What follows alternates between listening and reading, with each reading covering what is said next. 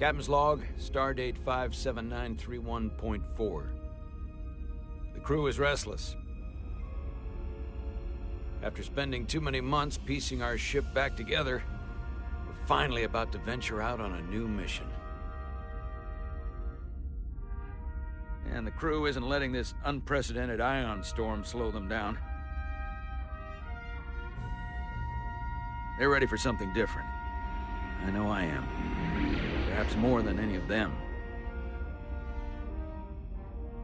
Fortunately, nothing ever stays the same.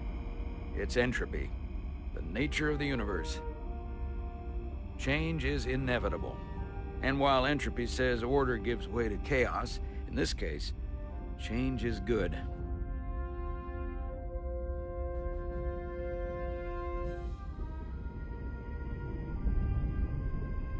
Our new first officer is en route to the Resolute.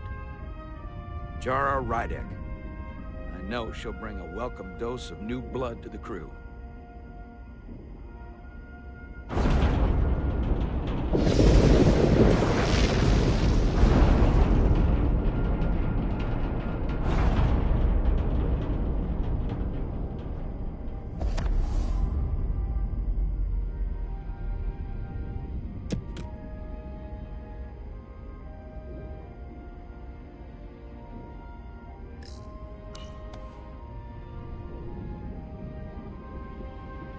Thanks. No problem. I'm not great with flying. But these little shuttles are the worst. Stick around in Starfleet and you'll be sure to see worse than this. I have. And you're here to talk about it. In the flesh. That's good.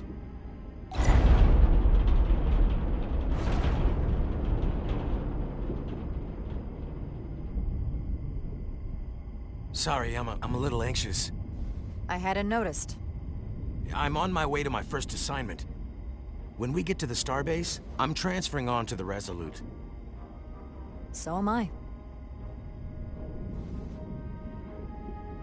It won't be easy for Jara to step in at the 11th hour like this.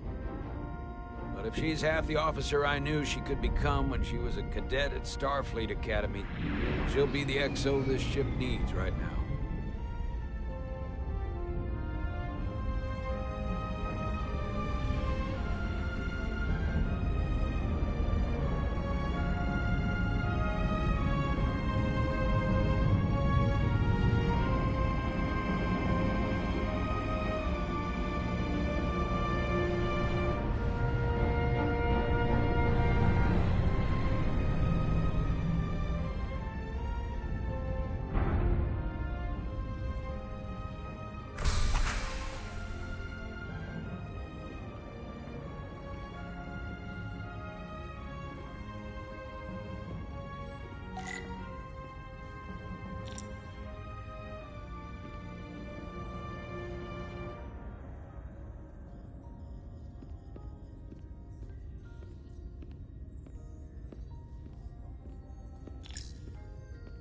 A starbase on the very edge of Federation space. Long way from home now.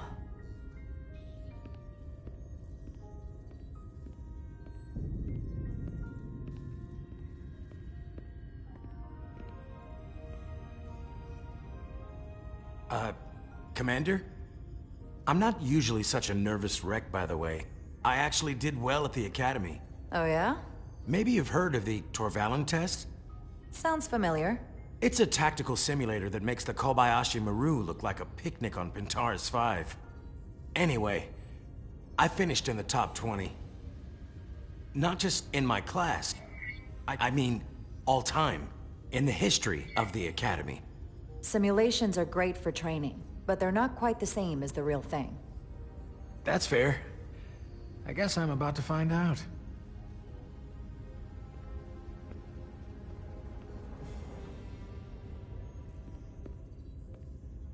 Please place your hand here. Hold it there for a few seconds.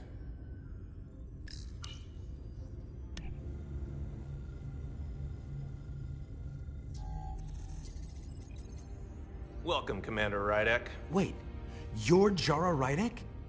You absolutely crushed the Torvalin test. You finished in what, like the top 3? That would be me. Now I'm really... It's an honor to meet you, Commander. Sorry, I didn't realize before. I just came off the shuttle and was glad to be on solid ground. Well, now you know. Keep your eyes and ears open and you might pick up on things. I believe Commander Ermot is expecting you. He's in the concourse just ahead. See you on the Resolute.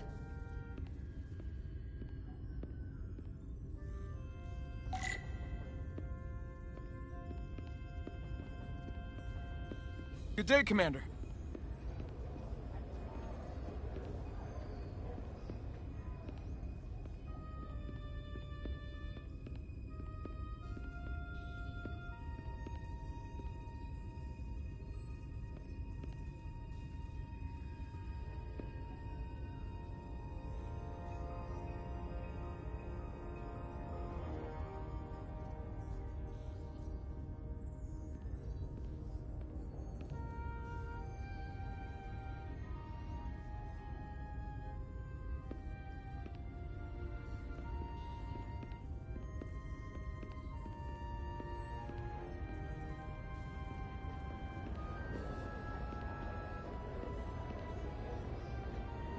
If I remember my briefing, Commander Ermot is a Bolian. So I'm looking for someone with blue skin. Not until I find Commander Ermot.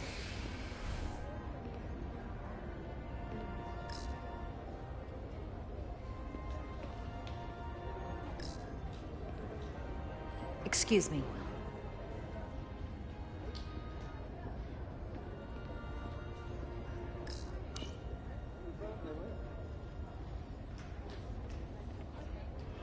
Welcome to the edge of the galaxy, Commander Rydek. I'm Commander Jan Ermot, Operations Officer on the Resolute. Commander? I hope there wasn't too much trouble getting here. This storm isn't making anything easy for us right now. It was a bit bumpy, but otherwise okay. My apologies. This storm is unlike anything I've seen before. We're grateful you were able to come fill our first officer vacancy at such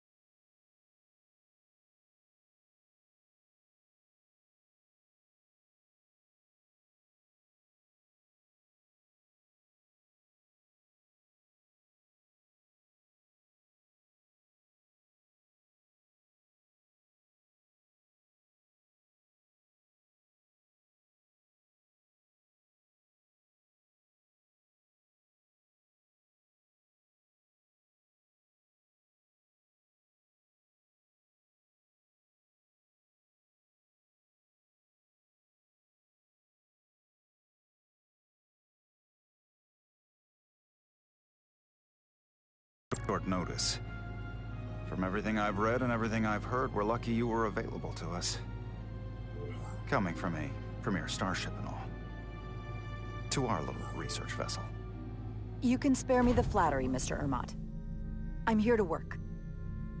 Duly noted. I'll, stick to the matter at hand.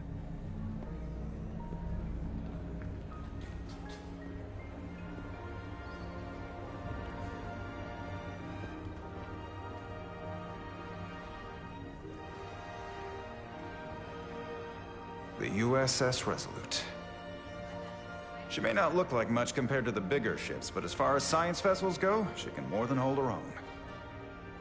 And she doesn't look so bad considering 6 months ago she was nearly cracked in half, venting plasma, fighting for her life. It was an accident? Equipment malfunction.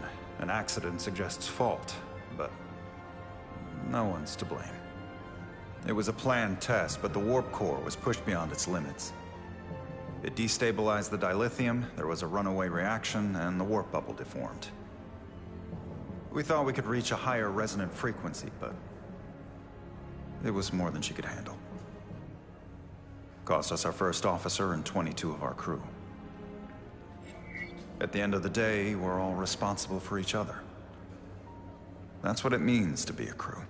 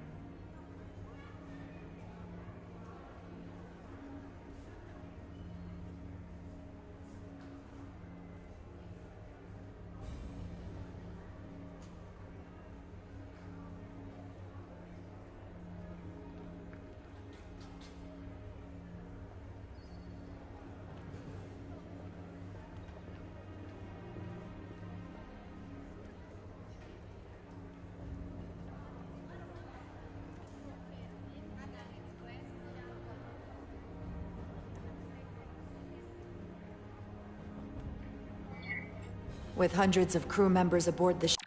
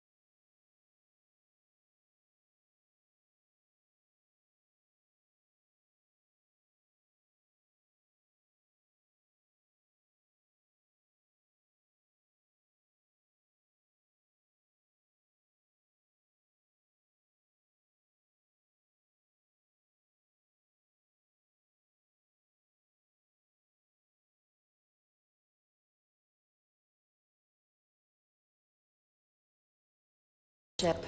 It could have been so much worse. True, but you never think about it that way. You can't help but replay events in your head and think about the things you could have done instead. Listen, I realize you've known Captain Solano for quite some time, and I'm sure you're ready to bring your best. But I should warn you that when the captain announced you would be the new first officer, there were those who felt it was a mistake, that he should have promoted from within. So you might want to tread lightly at first. Until they come to value your contributions as much as he does. All due respect to anyone that feels that way. They're gonna have to get over it. I'm here, and I have a job to do, just like anyone else. That's true, but I wouldn't say it like that. Starfleet has assigned us a high-priority mission to the Hotari region. I'll let the captain brief you on. I know he's eager to see you. Will we be mission ready in time? We have every intention. The crew has been working around the clock to get the ship ready. There's still so much to do.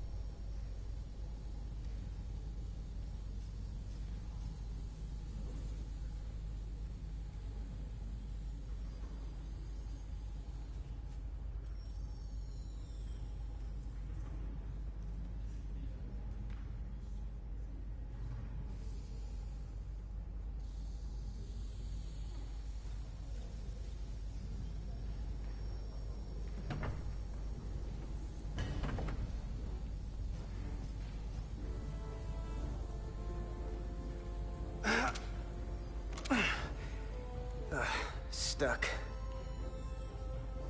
I got just the thing.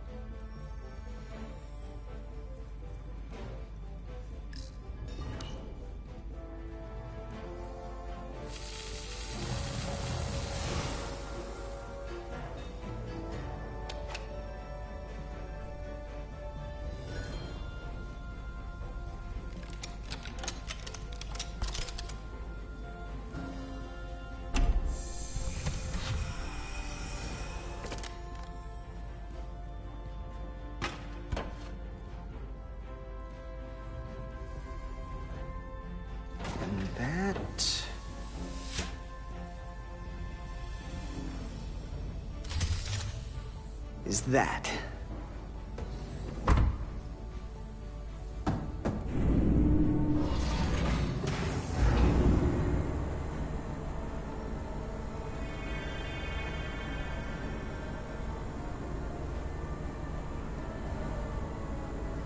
I thought the thing was totally fried.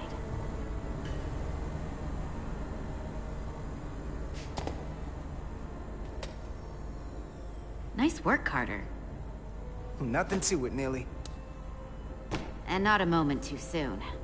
The boss wants us down in engineering. Like, now.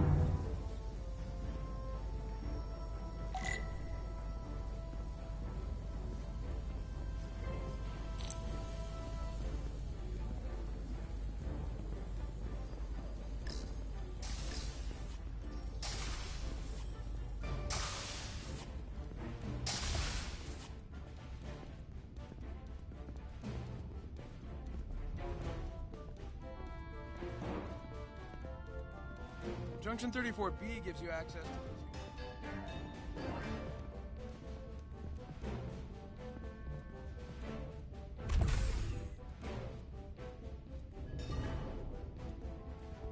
Engineering. I heard the new EXO just arrived. Won't be long before we get underway. I just hope whatever Chovak called us down for, it's something good. I can never tell with him. I'd rather not end up degaussing plasma manifolds. Hanging upside down makes me queasy. What's the matter, Neely? Afraid of a little hard work? A little hard work? Really? A little? 6 months of putting this ship back together is a lot of hard work. Yeah, and here we are. Just about ready to go.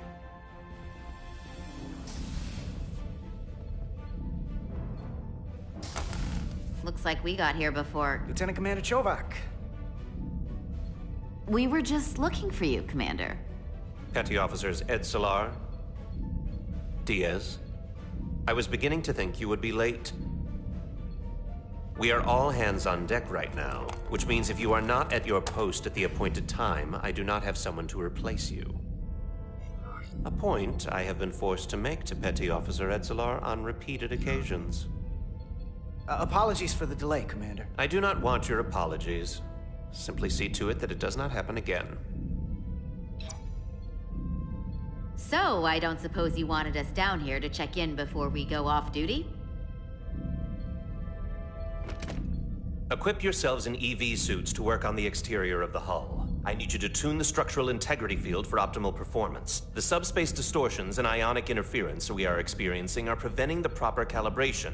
But this ship must be ready to depart shortly, despite the storm. The precise nature of these disturbances are not fully understood. But many systems have been affected by the wide band of emissive activity. How concerned should we be about the storm? Are you worried? Vulcans do not worry. We calculate the variables and take appropriate precautions to mitigate the risk. Right now, that entails making critical preparations, because long-range sensors show that these disturbances will be more severe at our destination, the Hotari system. You have your orders. Do not delay. Yes, Commander Roger that. Chovak. All hands on deck. What's that? All hands on deck. That's what Chovak said. You know what that means? It means this ship isn't ready to go out, and the brass know it. So they're throwing every warm body at it. And they're going to leave on schedule. You won't get an argument from me, Nelly. Sure seems like everyone's still scrambling. And I get it. When has a relaunch ever gone off without a hitch? But this isn't just any old refit or any old relaunch. Oh, whoa. Excuse me. A lot of new faces coming on board. It's gotta be tough coming as a replacement. That's for sure. Man, we've been through a whole hell of a lot as a crew. They're gonna have to prove themselves before they're really one of us. Yeah, you're right. Anyone could look serious in a clean uniform. Show me what you can do when everything's falling apart. Hold on. Now there's an old face I didn't expect to Leave without me, were you? Miranda, you're here? We thought you were staying on the Adirondack. transfer came in at the last minute, so I figured I'd slum it on this bucket of bolts. Looks like you got her back together pretty nicely. I wasn't sure what to expect. Wouldn't take long to reverse that transfer and get you right back on the Adirondack. I didn't know you had that kind of authority. Oh, Carter's going places. You'd be surprised what he can do. Still, I am glad to be here. He still owes me a bottle of Saurian brandy. Don't think I forgot. Oh yeah, it's coming back to me now. Maybe Carter can rustle up that bottle and we can give you a proper welcome. As soon as we wrap up this quick little spacewalk.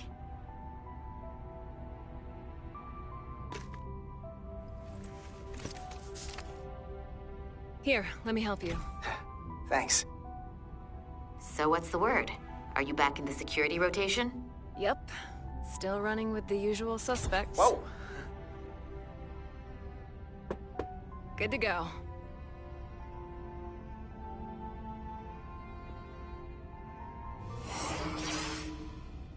See you on the other side. Activating magnetic souls.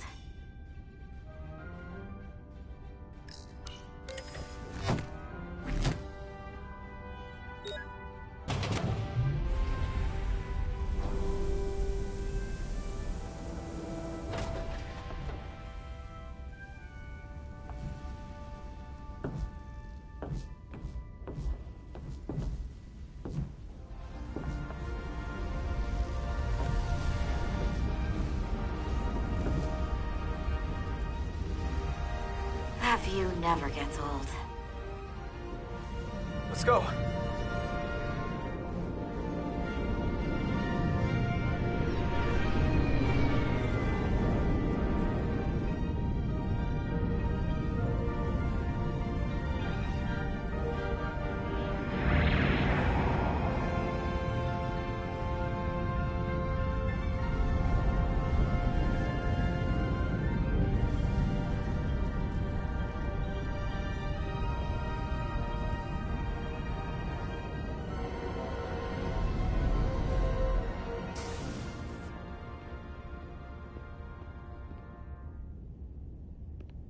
Captain Solano should be here momentarily.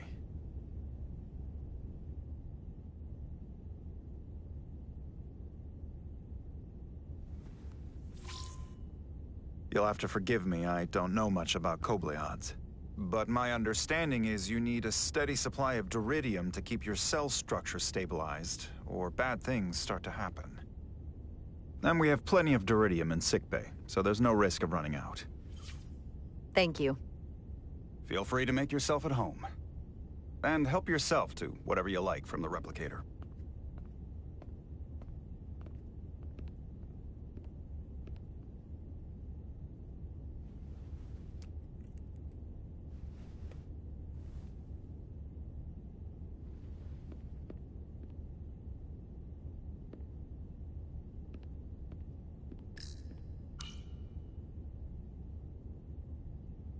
I can't believe he keeps this around.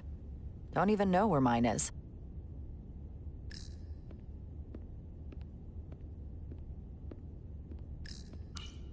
Just a sip of something.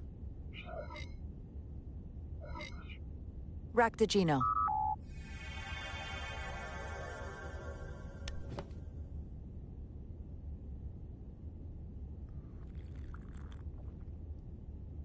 That sure has a kick.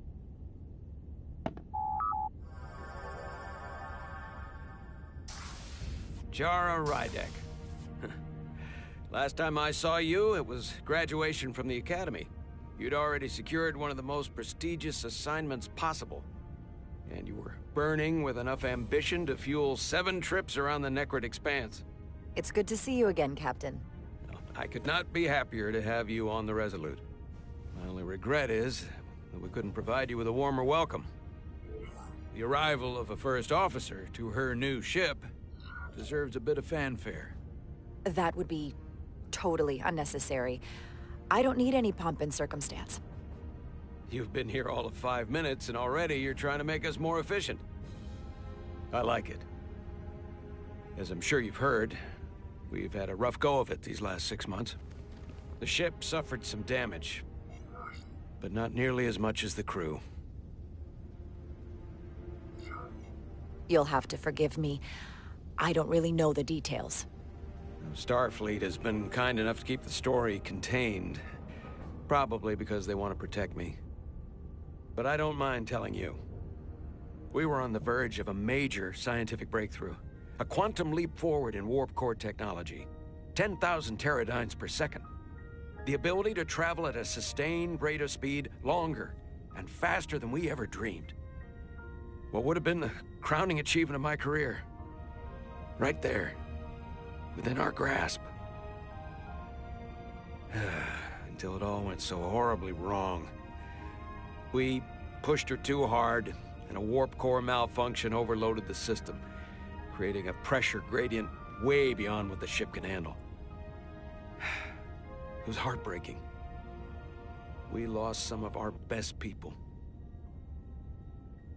As captain, I have to take full responsibility. It was my decision to make, and I have to live with the consequences. You're being too hard on yourself. It wasn't your fault. It's not a question of blame. It's about responsibility. No matter what the circumstances. In my defense, I will say...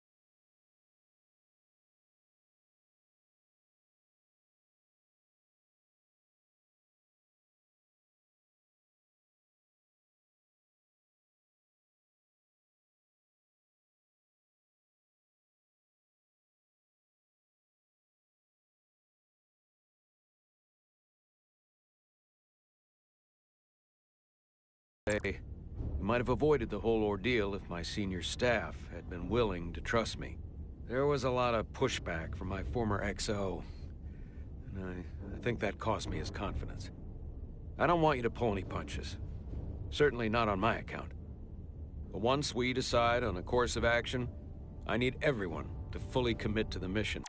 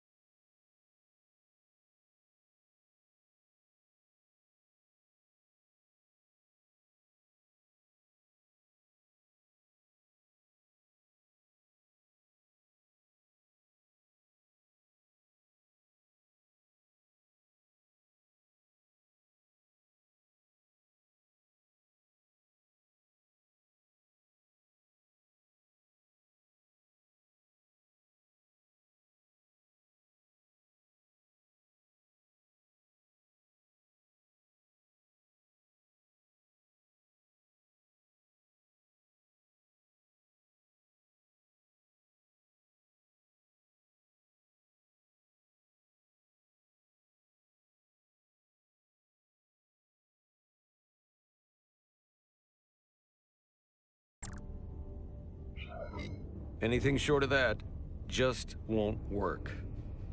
And that's when things start to go sideways. This is your ship, and you are the captain. So as far as I'm concerned, whatever you say, goes. That's the kind of support I'm looking for. Look, I'll be blunt. We can't afford another...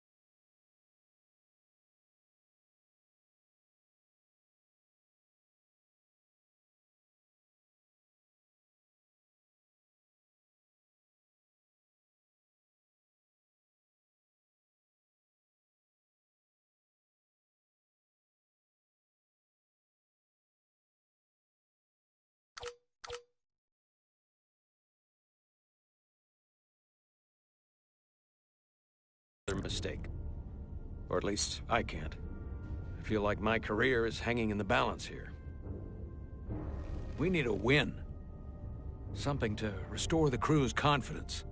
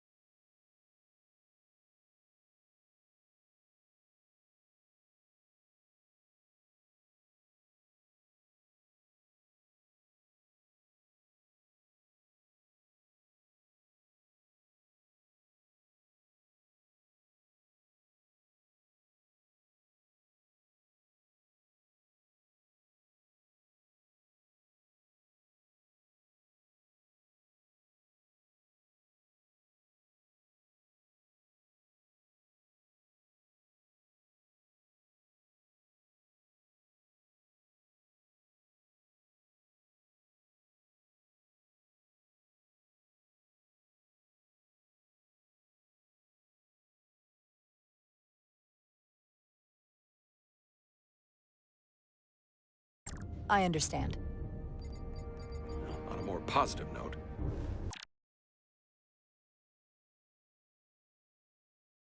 Starfleet has tasked us with what they're calling a mission of the highest priority. Escorting a senior diplomat to Hotari space. Two previously peaceful and otherwise non-aggressive civilizations now find themselves on the brink of all-out war. So it's a peacekeeping mission? I see it as a golden opportunity to not only prove what the Resolute and her crew are truly capable of, but also a mission for which we're uniquely qualified.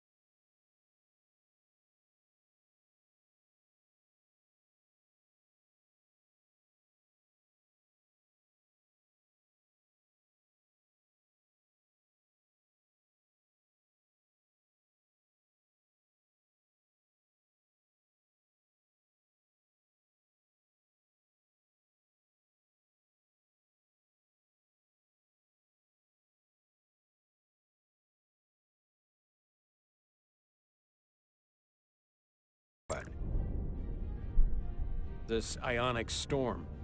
Our long-range sensors suggest it's several orders of magnitude stronger than anything on record. A total anomaly like nothing we've seen before. And you'll never guess where it leads.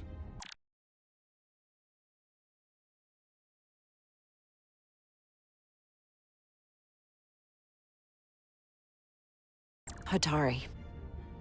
Exactly. Very nearly in the precise location where we're headed. Where I imagine the interference will be exponentially greater. Who is the senior diplomat we're escorting? That I don't know. Starfleet hasn't said. But I don't want to get ahead of myself. I expect we'll have some rough sledding when we arrive, so I need you to prepare the crew for the worst. There's just one more thing I want to clarify up front. The metric that for me will be the ultimate measure of your success. What is it? If after serving as my first officer, you don't one day find yourself with a ship of your own, then I will consider it my personal failure. When that might happen is entirely up to you. But it goes without saying, you have my full support. Hopefully, that day comes sooner rather than later. Pace yourself. Like I said, when it happens is entirely up to you. But first, you have to be willing to put in the work. Of course. Come. Let me introduce you to the crew.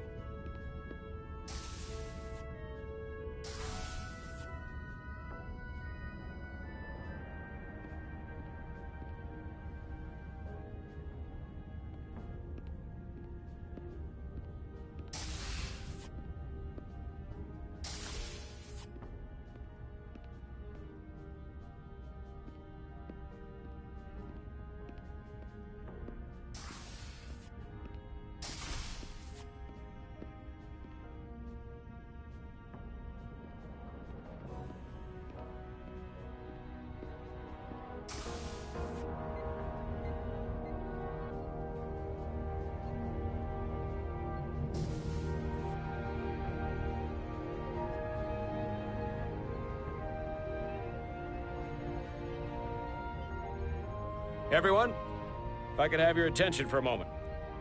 I'd like to introduce Commander Jara Rydek, our new first officer. Some quick introductions. This is Lieutenant Handar, our helmsman, one of the best in the business. One of?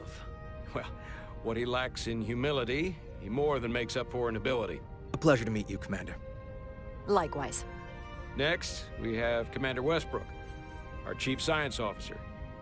I've come to rely on his expert counsel on a regular basis. Pleasure. Commander Rydek, it is such an honor to meet you.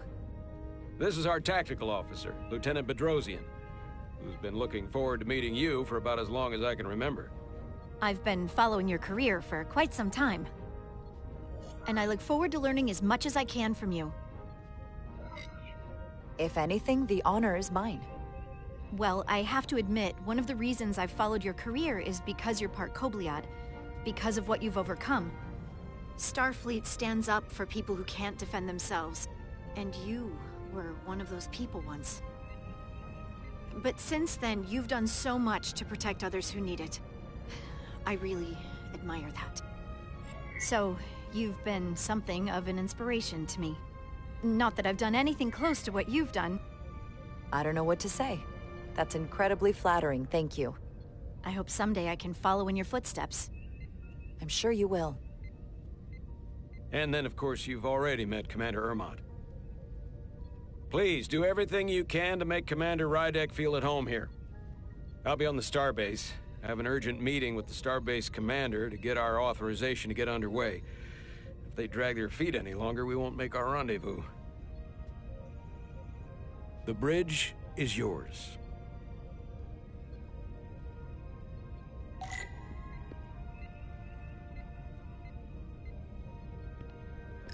Operations.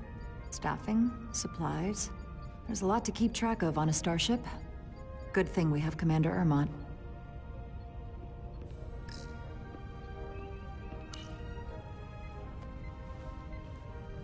Commander, Chief Engineer Chovak needs to lower the structural integrity field. He's sent a crew out to recalibrate the emitters in response to the danger posed by the storm. We just need your go-ahead. Permission granted. Lowering structural integrity field, now. Entering maintenance mode. Condition blue.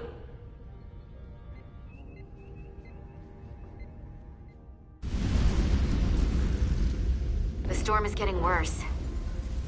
Looks like they turned off the SIF. Great. Let's get to that emitter.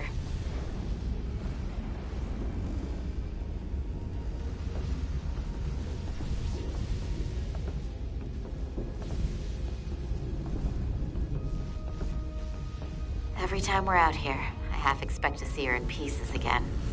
She's still got some scars on her. It adds character. When I joined Starfleet, all I wanted was a ride out of town. But this isn't exactly how I pictured it. On the outside of the ship? No. Sometimes it feels like we're just part of the machinery. Don't you want more than that? I mean, Starfleet is noble and all, but it's still a machine. I am more than that. And so are you. You wanted to get away. I enlisted because I didn't want to wait years just to get out and see the galaxy. I wanted to go somewhere, see new worlds, look up at a sky no one's ever seen before. Just because I'm cranking a hyperspanner up in a Jeffries tube today doesn't mean that's all I'll ever be.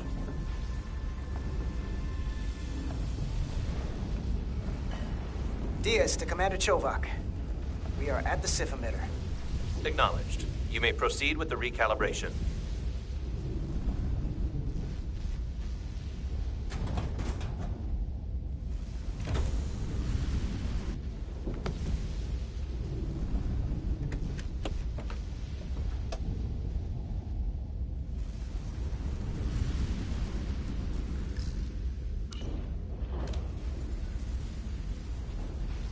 Beginning recalibration.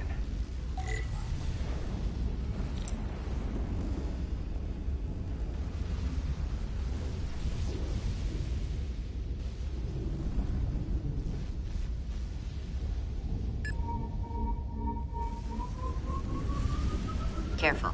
Too much action and harmonics will deflect the alignment.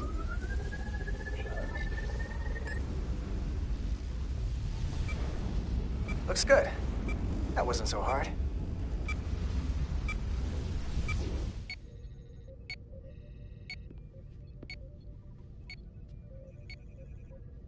Commander Westbrook, right? Chief Science Officer. You remembered my name and my rank. Impressive.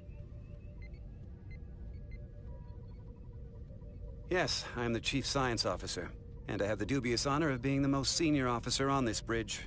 I know this ship inside and out. Better than just about anyone.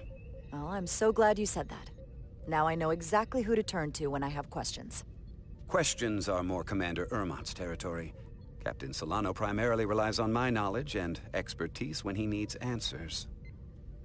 I'm curious, though. A Kobliad, or half in your case, is an odd choice for First Officer, given your vulnerable condition and all. But if, as an example, we found ourselves in a hostile situation, and you were suddenly incapacitated because you needed an infusion, what would happen then?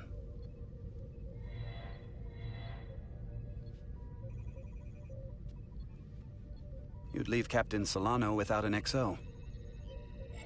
Granted, that would be a worst-case scenario, but not outside the realm of possibility. Captain Solano's familiar with my condition. I'm sure it factored into his decision. So I'd have to say it's not a problem. But we should probably have a contingency plan just in case. Listen, can I be blunt, Commander? I see no reason to stop now. Commander Sutherland, your predecessor, was one of the best first officers in all of Starfleet. His record was impeccable.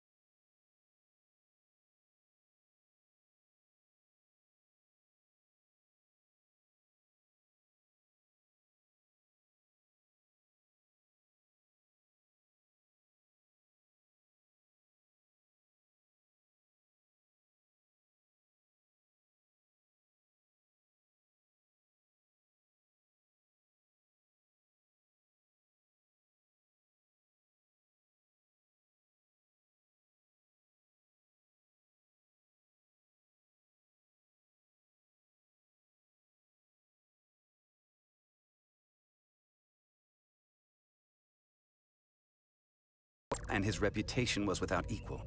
I mean no disrespect, but the shoes you're stepping into are almost impossible to fill. He was loved by the crew, and he was one of my closest friends. Mr. Westbrook, if you have some kind of problem with me, and you just met me so it has nothing to do with me, you're gonna have to figure out how to get over it. Because I'm here, and I'm not going anywhere. Do you read me? Loud and clear. I'll stick to science. That is what this ship is for. Very well. Seeing as Captain Solano is on the starbase, let me give you an update on this ion storm we're flying into. It's unusual, unlike anything I've ever seen. At the moment, I can't tell you if the Resolute will shrug it off or if we're putting ourselves at risk. However, if we learn more about its patterns, its nature, we can come up with a scientific countermeasure. Just a moment.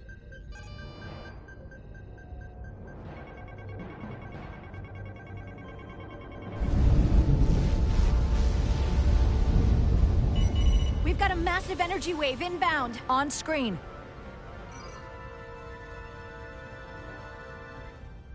Tracing its trajectory. Starbase docking clamps are holding. The storm's emissions are fluctuating, coming in waves. And if my projections are right, we're about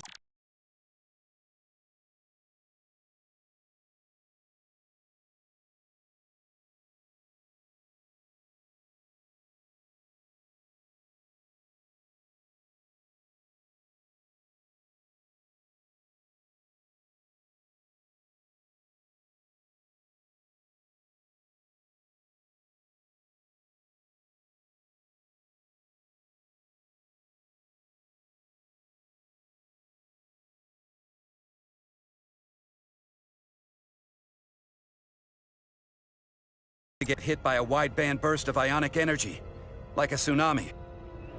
I'm reading power abnormalities all over the ship. Estimated time to impact, 2 minutes. Red alert. Aye.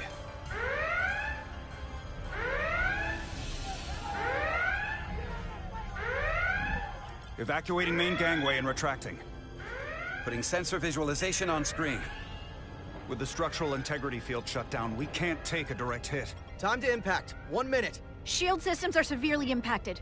We have limited protection. I need every available solution. What are our options? We can weaken the impact of the storm with a deflector pulse. There's a better way. I'm sending all auxiliary power to the deflector dish. Send the aux power to the shields. We can't reactivate the entire shield bubble, but it's a directional threat. So we can orient all we have towards the wave. You have to believe me. We only get one shot at this. We can't afford to get it wrong. Commander Westbrook, use the deflector dish. Already working on it. Optimal timing displayed. It's going to be tight. Good. Send the pulse on my command. Now! No, that was too early. We're...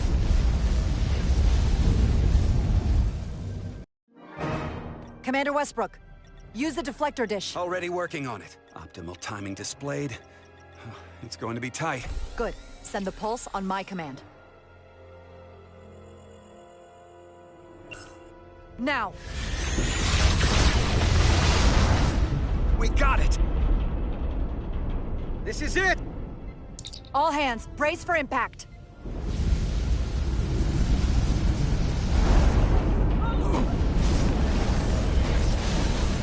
Whoa!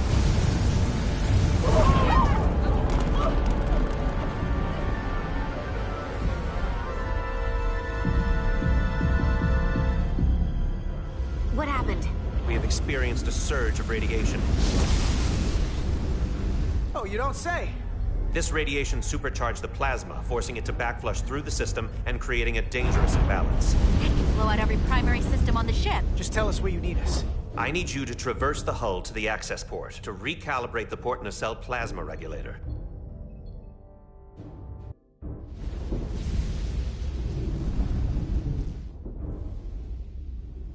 We've reached the first access point. Understood. Do you see the override for the level 1 failsafe circuits?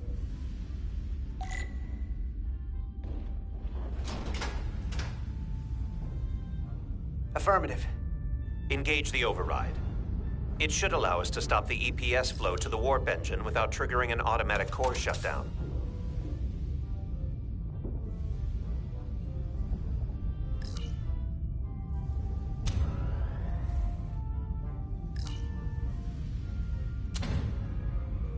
Failsafe override engaged. Are you sure? I am registering some crosstalk in the bypass circuit. We need to route the signals so they don't interfere with each other.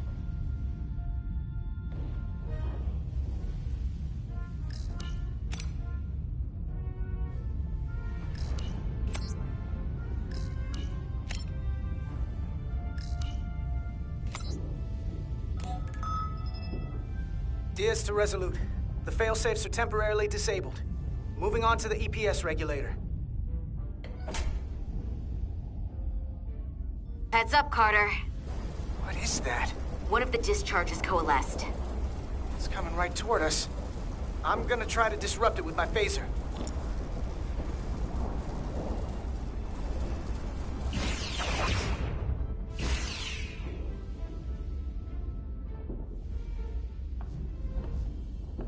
So we gotta climb up the pylon. Not that there's really an up, but, you know.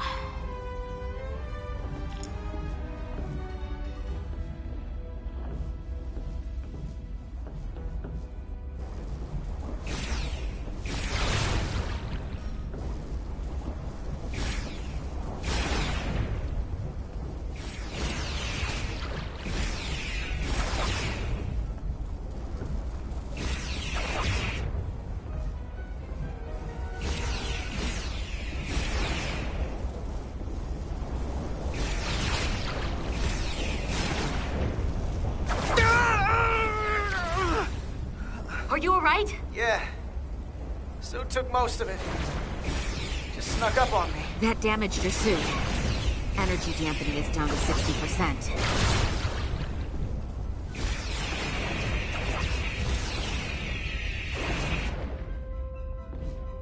We're almost to the regulator.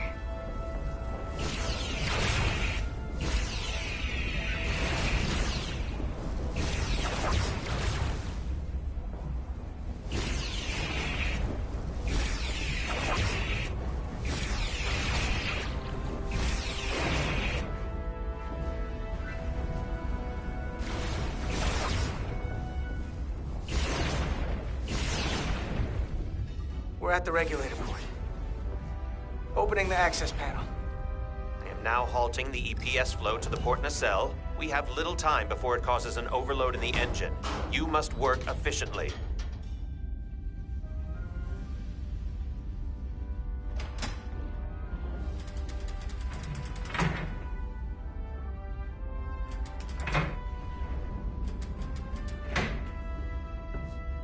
EPS manifold adjusters reset to neutral.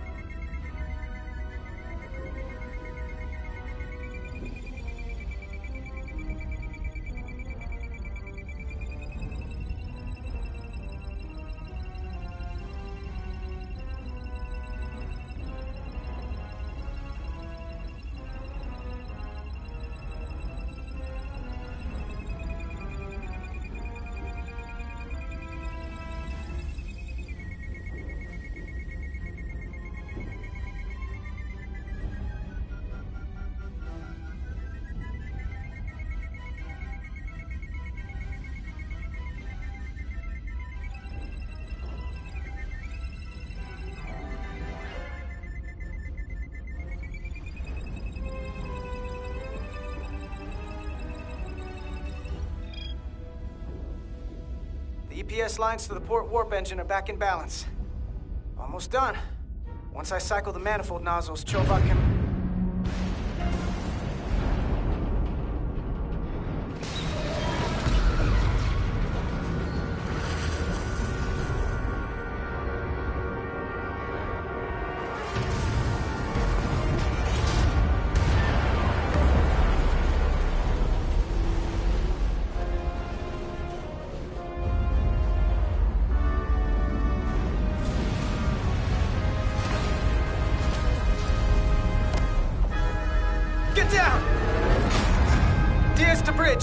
We just lost the docking clamp. We've got a lot of debris coming down. Hull vibrations, too. We can't finish the EPS regulation in these conditions. Please advise. We have to release the ship from that other docking clamp or the hull will be ripped apart. There's a problem. The clamps are supposed to disengage automatically in an emergency, but it's not working. Not working? What are our options? The docking clamps are fitted with exploding bolts for an emergency release. We've got crew out there. That'd be like setting off a bomb next to them. Maybe there's another way. Starbase is hailing us. Put him through. Resolute, the remaining mooring arm is failing. You need to disengage from the starbase now. The damage to the station will be catastrophic. All right, Starbase, we're on it. Acknowledged. Commander, hear me out. Reverse the polarity of the hull, which theoretically will repel the docking clamps. And repel the engineering crew right off the hull into the storm. This is Captain Solano. Put me on screen. Go ahead. Captain, we have a situation. Commander, what are you doing? Blow the bolts on the docking clamp. The captain doesn't know the whole story. I'm giving you an order. Jara? All due respect, sir, it's a more complex situation than when you Jara, disembarked. I need you to do the right thing. We can't have this go sideways before we even leave for the mission. The captain made himself quite clear. They're gonna get hammered with debris out there. Reverse the polarity.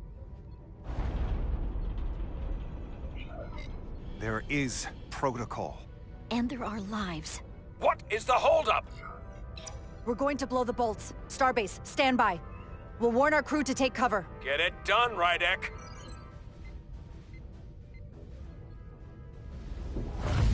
Repair crew, this is Acting Captain Jara Rydek. Be advised, you have more micro-debris incoming. Find cover. Cover? Neely, get under the access panel. It's armored with duranium. But what about you? Carter, maybe we could both fit behind this.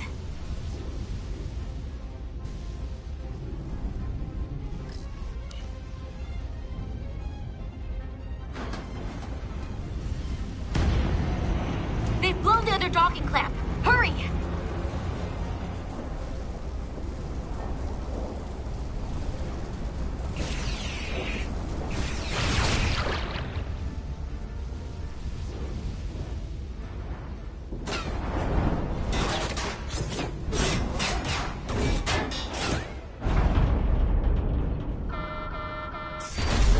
Plasma imbalance is reaching critical condition. We are moments from primary system failure. I got it.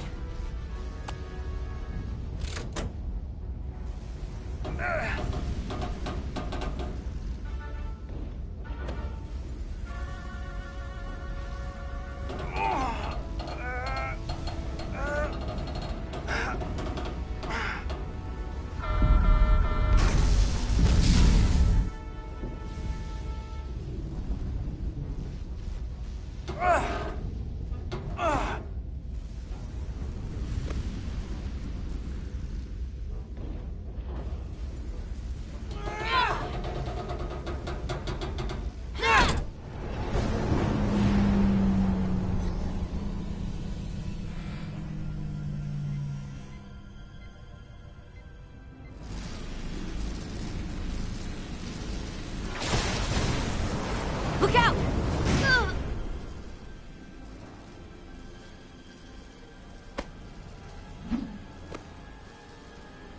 I got you. Petty Officer Edselar's hurt and unconscious. I'm gonna have to tow her back to the airlock. Mr. Diaz, the situation has changed. You are at risk of triggering a substantial electromagnetic arc if you approach the main hull the way you came.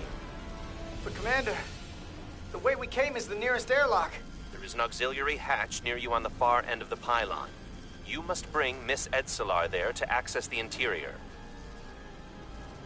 Roger that. Going there now.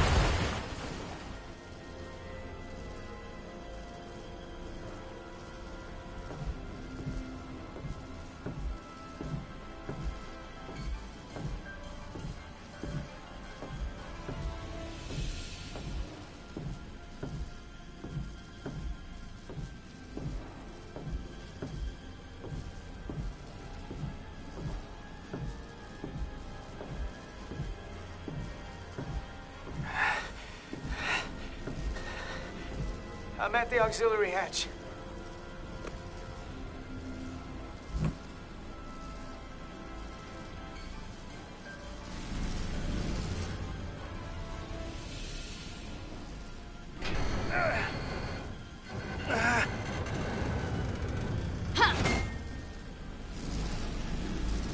You go first. What? Let me save you.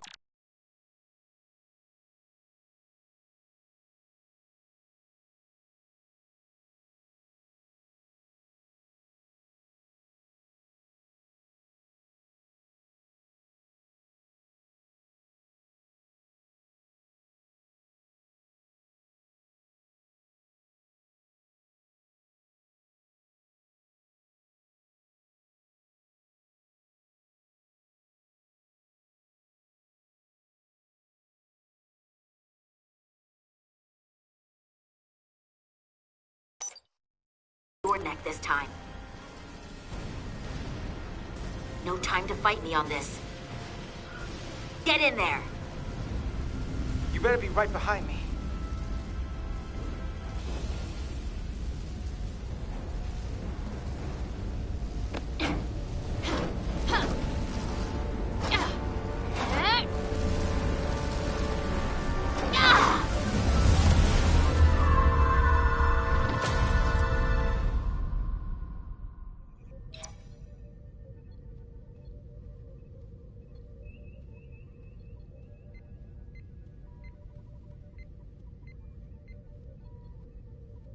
We're in.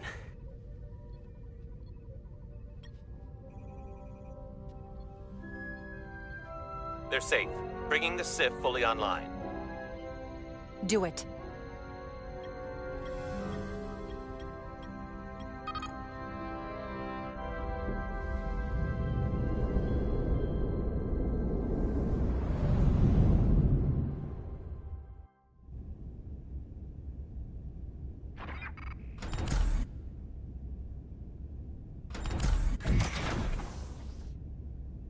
Carter!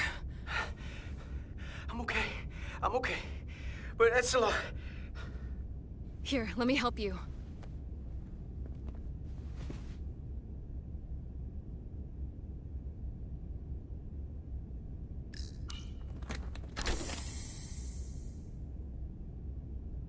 Medical. We've got one wounded at my location. Millie. Oh, man.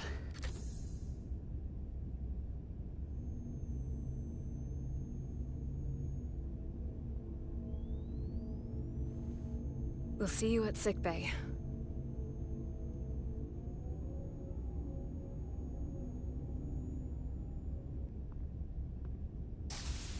Status report. The repair crew made it inside. EPS flow is back to nominal levels. The SIF is back up. How does this affect mission readiness, Mr. Ermot? The Resolute suffered damage from the exploding bolts. But we've successfully moored to the station. The ship is secure. Our systems are coming back online, but we have a fair amount of repairs before we're ready to go. Put a halt on the roll-off of Starbase engineering staff. We have a schedule to keep. Send updates to my ready room. Commander Rydek, with me.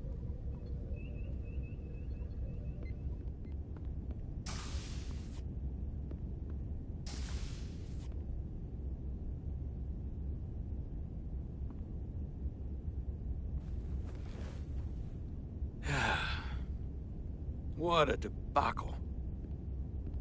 I was caught with my pants down. Not even on my own ship when the wave hit.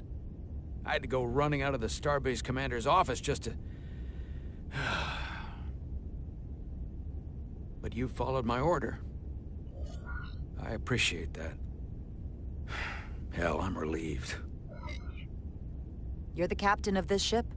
You give orders, and I'll execute them. That's right. But you see my problem, don't you? They were all against me on that bridge. And they were ready to go against my orders. I'm not blind to it. I think you're wrong about that. You still have the respect of the crew, and we have bigger things to deal with. We have a high-priority mission ahead of us and a lot to do to get ready. We're going to have a pretty big problem if I can't count on the bridge staff. To say nothing of the rank and file.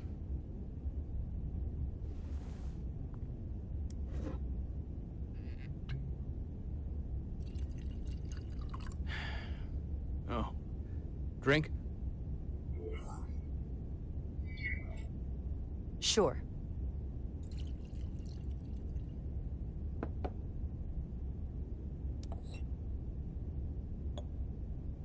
Thank you.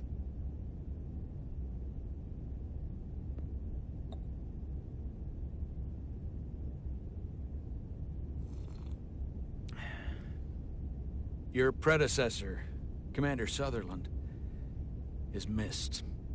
But for all the adoration of the crew, including the senior staff, I just couldn't rely on him. He would question, undermine me in front of the crew. I sometimes think they still hear his voice. That sort of thing has a way of lingering. And you can't argue with a ghost. I'm not Commander Sutherland. I'm not saying we won't have our disagreements. In fact, I'm sure we will. But I'm also sure they will be different disagreements than you had in the past. Perhaps that change will be enough. Now, this won't be easy. But I'm glad to have you here with me. Glad to be here, Captain. And despite it all, we got our final Starfleet clearance to depart. So if you'll fetch Mr. Ermot, we'll knock out the final details of any outstanding repairs, and then we'll set out for Hotari. Yes, sir.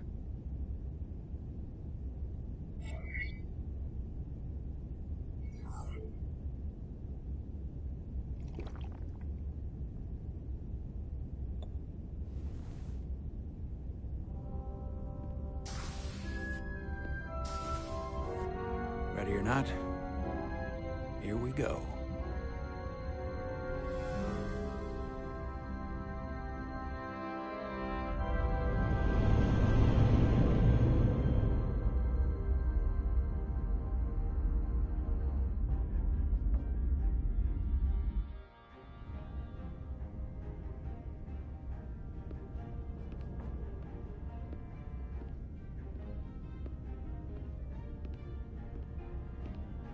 All departments reporting full mission readiness. We've got our full complement on board. This is my favorite moment, right now. The start of a new mission is always full of possibility. The Orion Syndicate could sell it as a drug. Don't let the Admiralty hear you say that.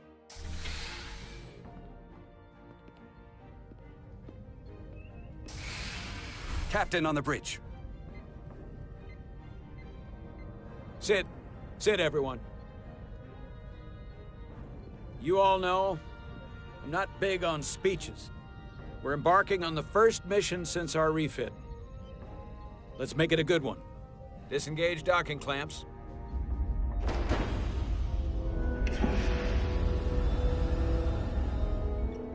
Docking clamps released.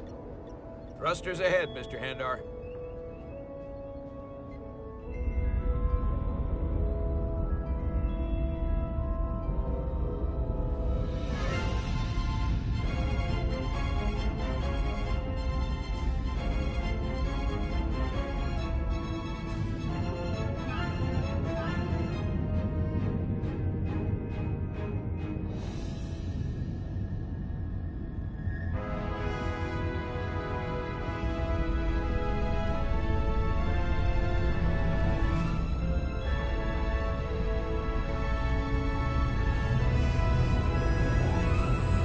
That should do it. Set a course for the Hotari system. Prepare to go to Warp 8. Aye, Captain. You know what? You take this one. Me?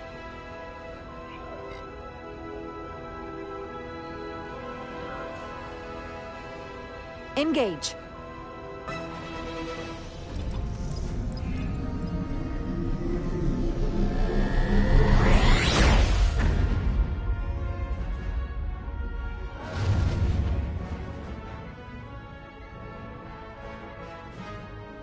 Simple, but effective.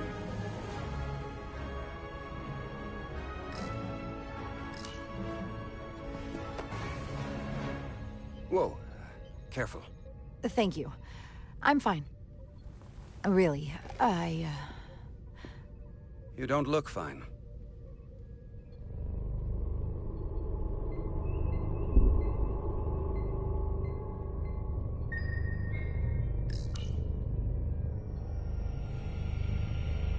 I have to get to sickbay.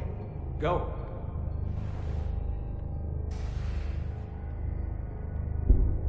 Commander, help me get her inside!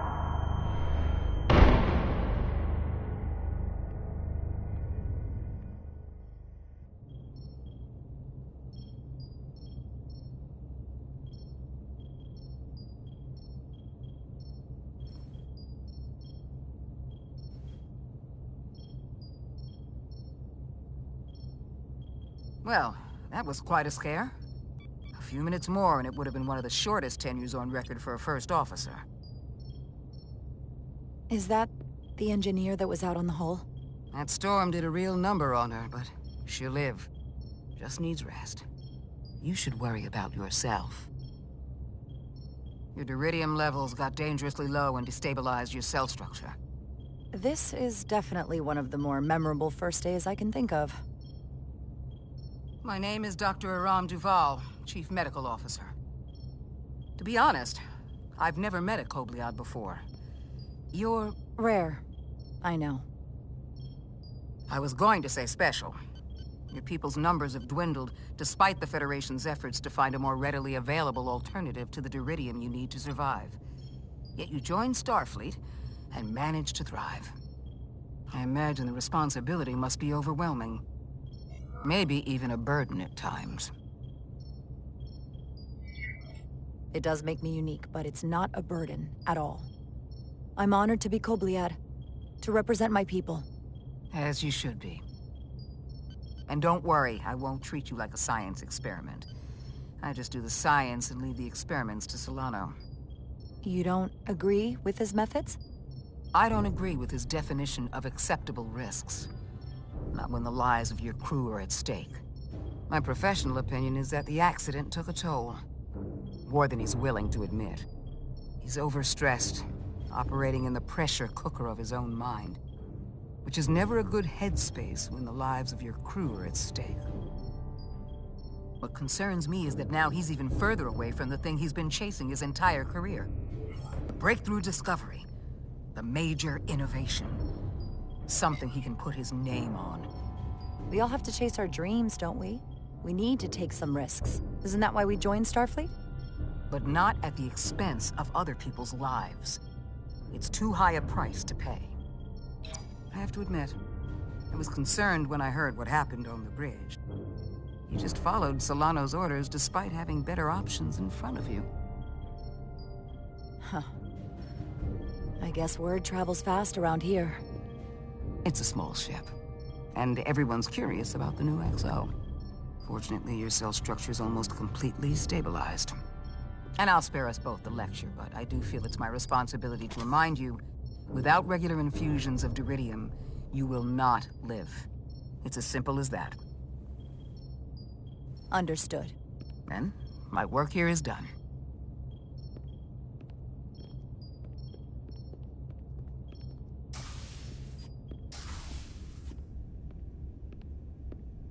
Sorry, I didn't mean to be lurking outside of sickbay. I didn't want to intrude, so it felt more appropriate to wait out here. We were all worried about you. Or I should say I was.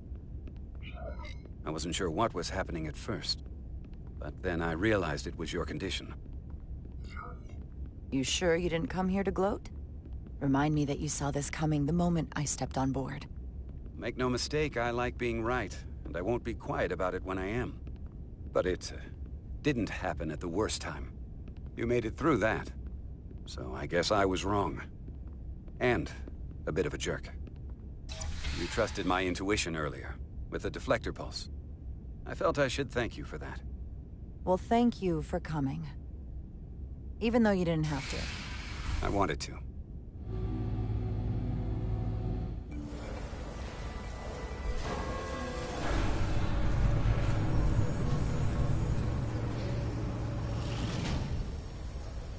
Complete the diagnostic sequence, and this shuttle will be cleared for service. Yes, sir. The storm in the Hotari region will interfere with our transporters, so we need all available shuttlecraft in working order.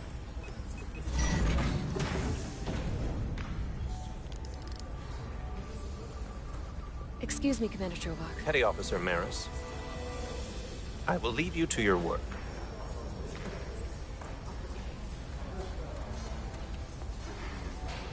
I stopped by sickbay and saw Nilly. I figured you'd want to know. Did she say anything about... Is she mad at me for going in the hatch first? She had some choice words. I tried to smooth things over, but I think you're gonna have to make things right with her yourself. Dr. Duval said she'll be back on duty soon, though. Come on. I have to run the final diagnostic.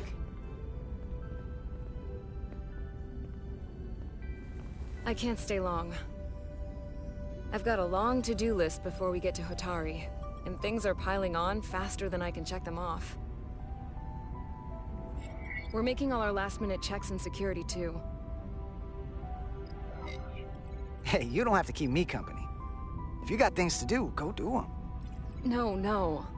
I'm here because of my to-do list. Oh?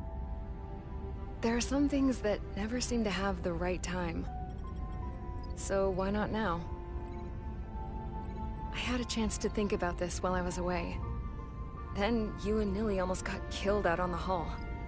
And I thought it was important that I just come out and tell you. Instead of tiptoeing around it. Or worse. Wait, are you angry at me or something? Oh, no, not that. I'm sorry. I'm probably making too big of a deal here. What I'm trying to say is, we've been really good friends for a long time. But I got back here and I couldn't ignore it anymore. I want to see if there's more between us than just being friends.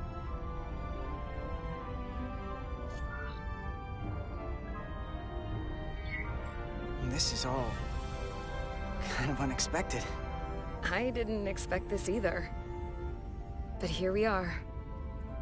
And I didn't want to ignore it. I just figured I'd steer right into it. Well, what do you think? I've been about as direct as I can stomach. You can do that too. I think we should keep things the way they are. You're one of my best friends, and you mean so much to me, and I don't want to risk losing that. I really don't. I understand.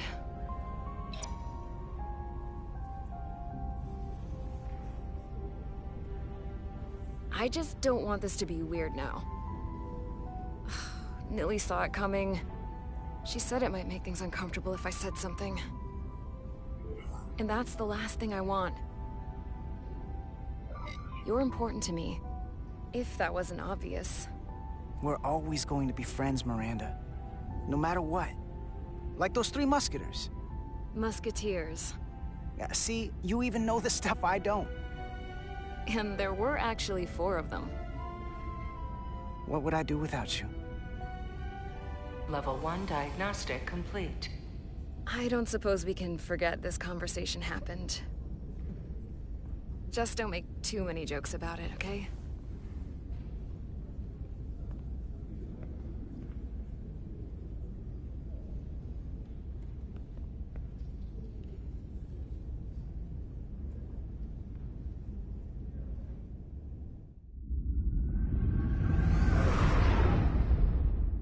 Approaching the rendezvous point outside Atari space. Helm, bring us out of warp. Dropping to impulse. Ionic interference surging, Captain.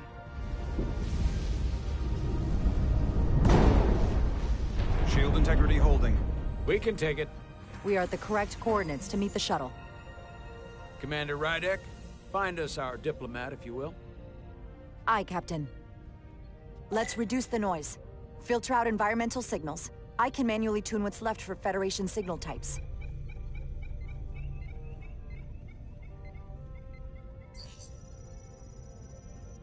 I've located the shuttle. Opening comms. On screen.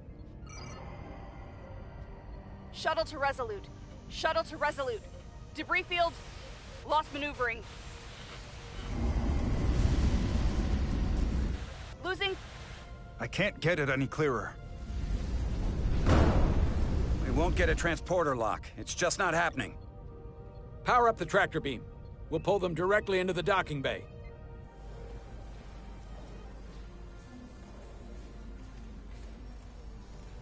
Diaz, you good to run the tractor emitter? Yes, sir. Come on, Diaz. First thing, lock onto the shuttle and stabilize the rotation.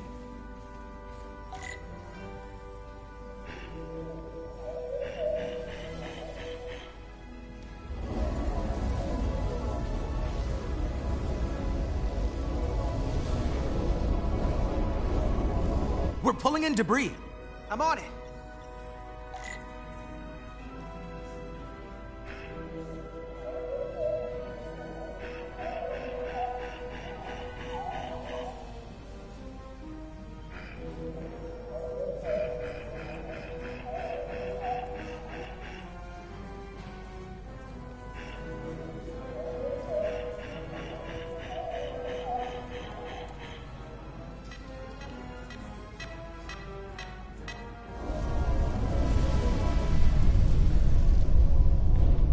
That's gonna take out the shuttle.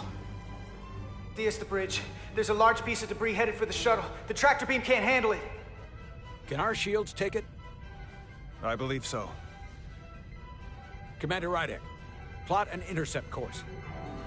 On it.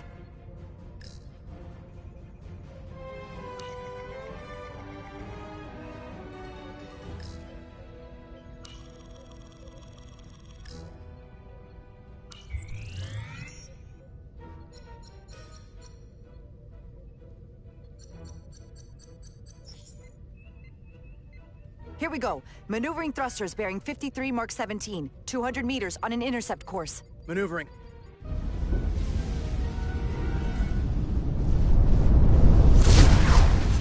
Got it. Whoa! Someone's working hard on the bridge.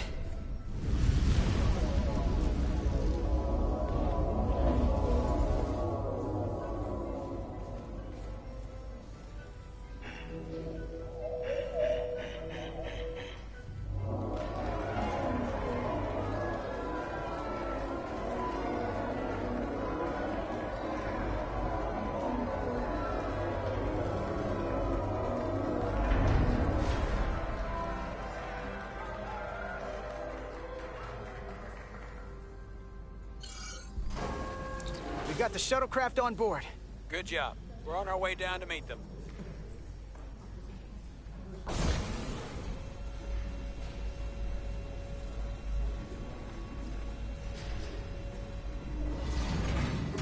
Terra firma, so to speak.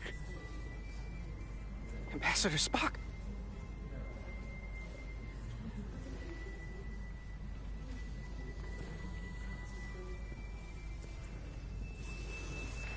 The captain will be right down to meet you, sir. In that case, I will wait for him here.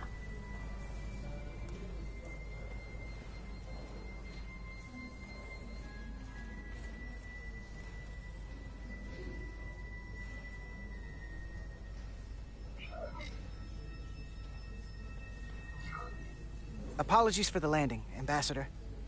I was operating the tractor beam, sir. I take responsibility. Our arrival was the smoothest part of our journey. Your artistry with a tractor beam is commendable. We thought we were prepared for our arrival in Hotari space, but it is evident my craft was not sufficiently robust for such intense ionic activity. The storm has been pretty intense. There was an element that was most unusual. Before you came to our aid, our maneuvering thrusters and impulse engines were rendered inoperable.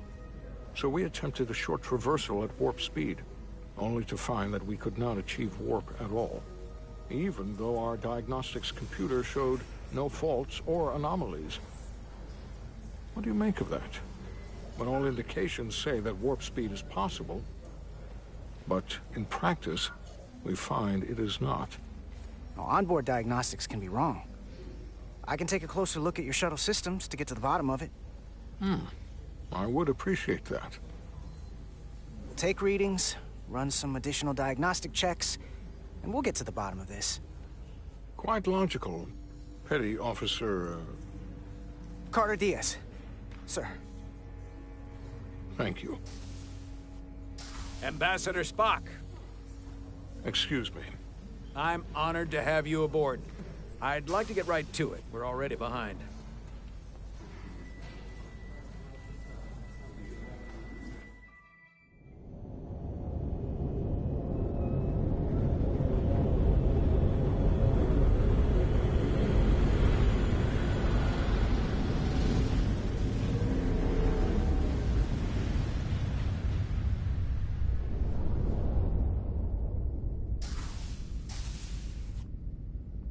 Ambassador Spock, my senior staff.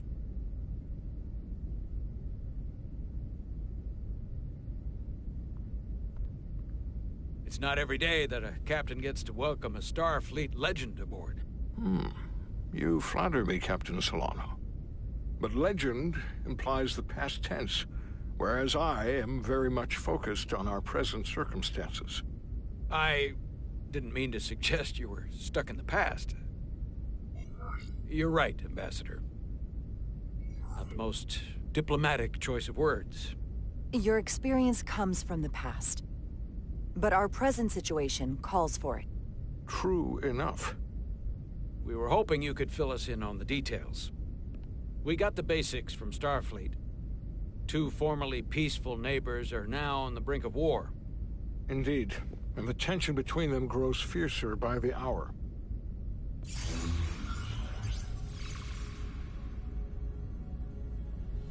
Ilidia and Hotari. The Ilidians are the more advanced species. They made first contact with the Hotari over a century ago. This is Tau, the Hotari.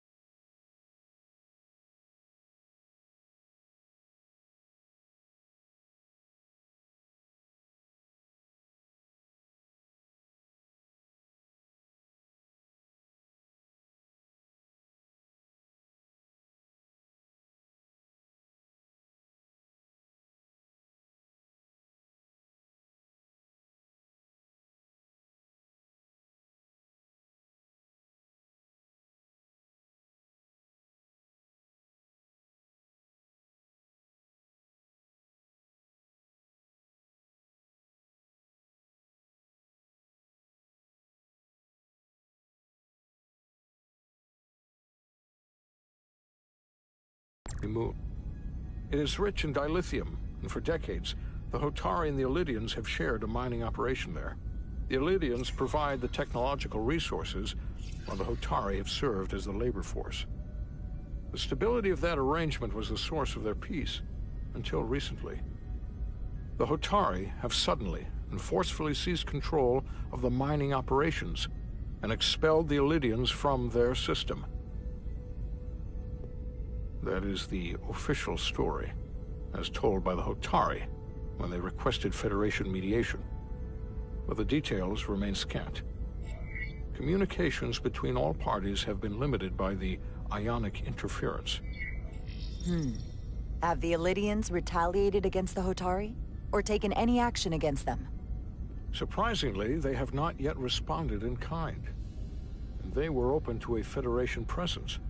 But it is unlikely the relatively primitive Hotari forces would stand a chance against the Ilidian fleet in open war. Left unchecked, this conflict will result in more bloodshed, which is what we are here to prevent. And the dilithium trade hangs in the balance. Clearly the Hotari have been exploited in this relationship. Maybe we can persuade them peace is the more profitable alternative for everyone. They both profited from the mines. And for the Hatari, something is better than nothing. Peace is our objective, after all. If we could convince them, it would restore the peace. But we would need the Hatari to accept a difficult compromise. Made all the more difficult by the emotions flaring on both sides, no doubt.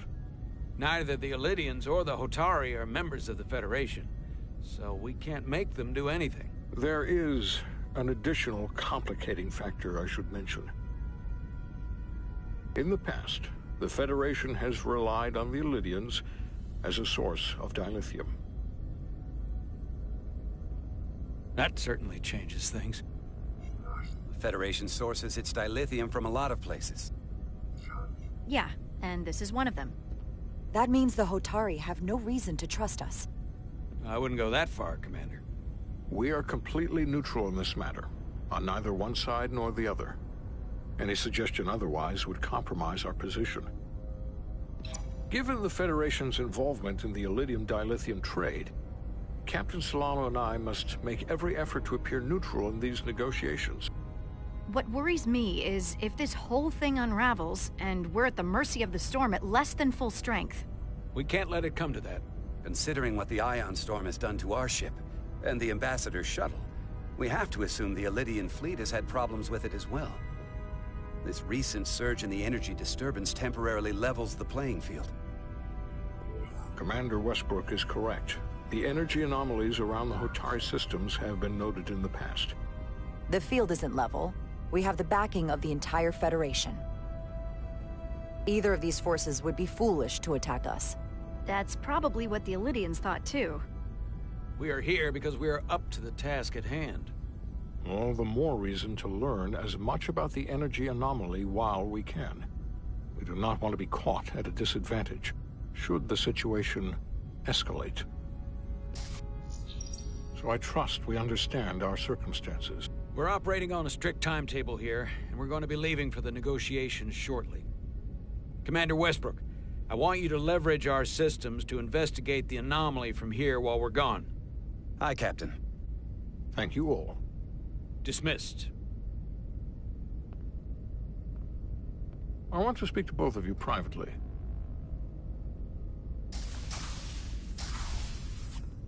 Ambassador Spock, I'd like to make a formal introduction. My first officer, Commander Jara Rydek. Commander, as you are aware, there are limits to what Captain Solano and I can do in our official capacity as representatives of the Federation. But someone in an unofficial capacity, your first officer, for example, would not be bound by those restrictions. Commander Rydek could ingratiate herself to certain parties behind the scenes, where they may be more candid in revealing information that could lead to a resolution. She certainly goes her own way. Maybe that helps in this case. With all due respect, Ambassador, I'm not a trained diplomat. That's exactly what we're going to leverage. I began my time in Starfleet as a science officer, not as an ambassador. We must be adaptable in the line of duty. Well, I hope Commander Rydek will have more luck finding out what really happened than we will through official diplomatic channels. The fate of the negotiations, the interests of the Federation, and the prospect for peace may very well depend on it.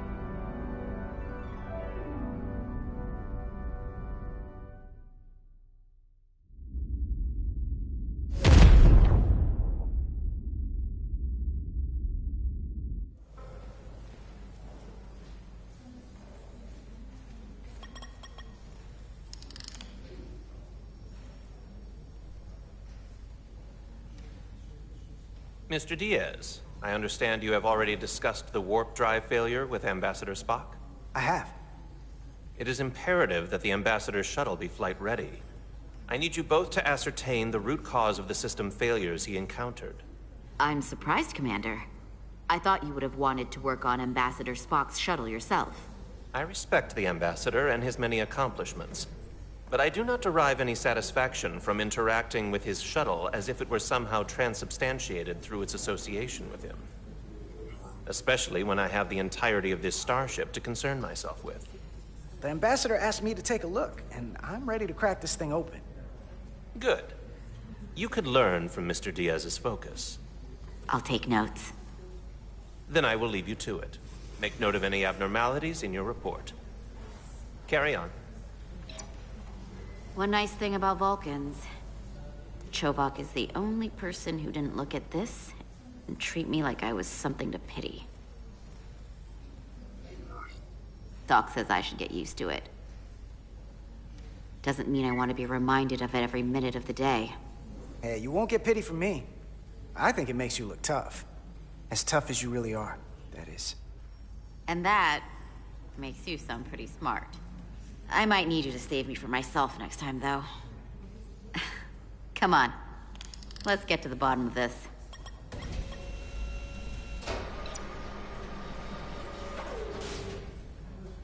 Ready to go? All set. Let's run the diagnostic.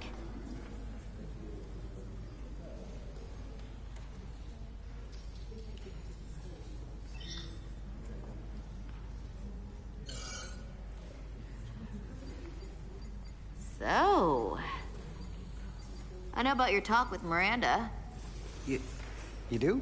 She sent me a Priority 1 dispatch right after your conversation. Knowing you two as well as I do, I thought you'd jump at the chance to, take it to the next level. Why'd you tell her you just wanted to be friends? I was surprised to hear that. I mean, we already know you like her.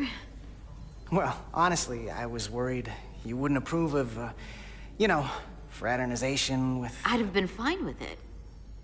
But this is simpler. Better. Just, when you see her, don't make a big deal of it. And I'll be there to smooth things over. Is that thing done? Yeah, it's wrapping up. Let's see. The relays along the primary EPS are blown. The backup relays are all intact.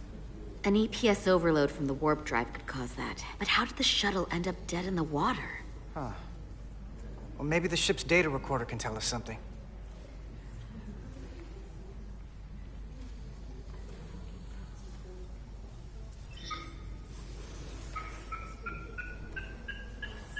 Here. They were only about 8 minutes from their plotted warp point. No faults, just those warnings. What are they?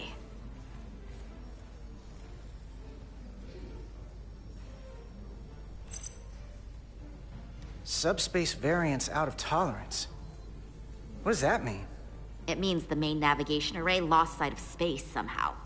Will the array going offline cause that? Yes, but it should have also thrown a fault code.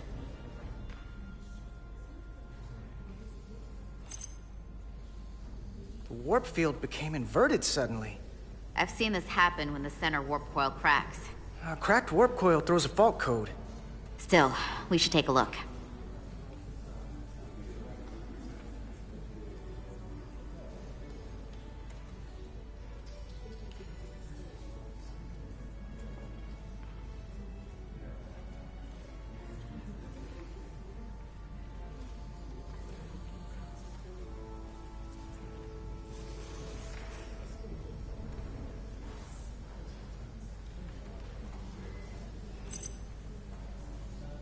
There was a complete warp cascade failure. Wow. They're lucky the shuttle didn't turn inside out. Makes me think the computer panicked on the warp field equation. Any one of these failures should have thrown a fault. If it was caused by a system failure. None of this caused the relays to blow. Roll forward to when that happened. Yes, ma'am. So here, they take a moment to get their bearings and they attempt to re-engage the warp drive. There. That's the relays blowing. And look, there's another warp system alert. They're all the same. Subspace variance out of tolerance, or warp inversions. Finally, there's a complete warp cascade failure. Then it's one of two things. Either a warp coil is cracked, or the navigation array is offline. That makes sense. Divide and conquer. You want to check the warp coils or the navigation array? I'll check the other. Let's Let's not overcomplicate this. One of these systems is likely broken. I'll check the navigation array.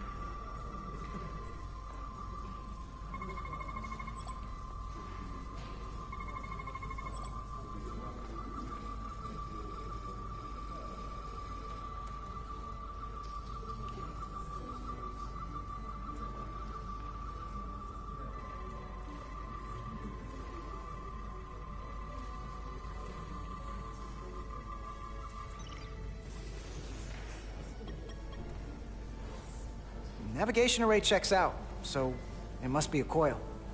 Except it's not. Checked and double-checked. Well, the readings don't lie.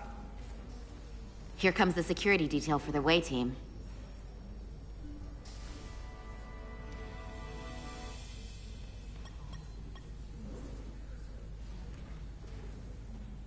Hey, going planet side? Yep, as soon as the negotiating team comes down from the bridge. Apparently, we don't get to leave just because I'm ready.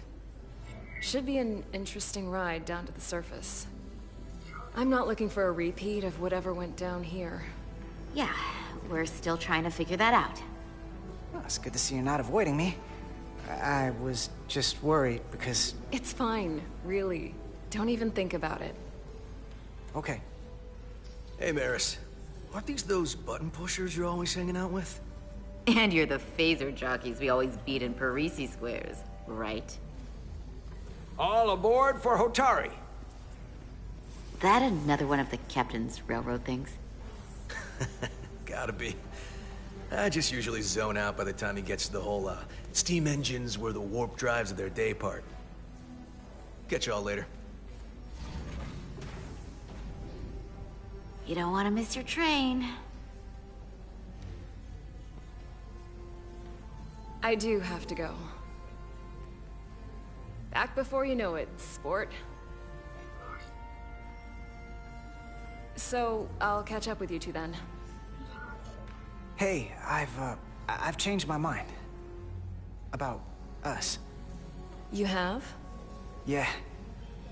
I want to be more than friends. Well, then I'll just see if I can move this whole negotiation along so I can get...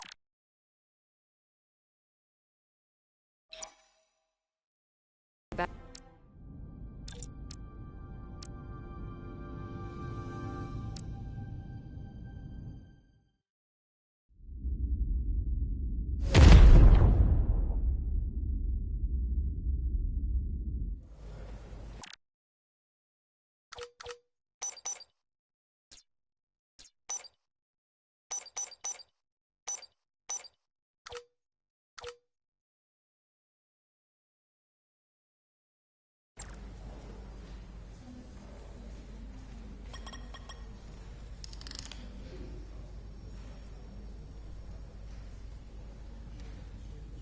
Mr. Diaz, I understand you have already discussed the warp drive failure with Ambassador Spock? I have. It is imperative that the Ambassador's shuttle be flight ready. I need you both to ascertain the root cause of the system failures he encountered. I'm surprised, Commander. I thought you would have wanted to work on Ambassador Spock's shuttle yourself. I respect the Ambassador and his many accomplishments, but I do not derive any satisfaction from interacting with his shuttle as if it were somehow transubstantiated through its association with him. Especially when I have the entirety of this starship to concern myself with. Commander Chovak, is there anything you do enjoy? I take pleasure in the satisfaction of a job well done. I suggest you try it sometime. Make note of any abnormalities in your report. Carry on. Was that a joke? No, couldn't have been. One nice thing about Vulcans, Chovak is the only person who didn't look at this and treat me like I was something to pity. Doc says I should get used to it. I don't know what you're talking about. Nothing to see here. Good. Look, I hate saying this, but every once in a while you shouldn't listen to me. Like when I'm half concussed telling you to go first. This isn't one of those times, though. Come on. Let's get to the bottom of this.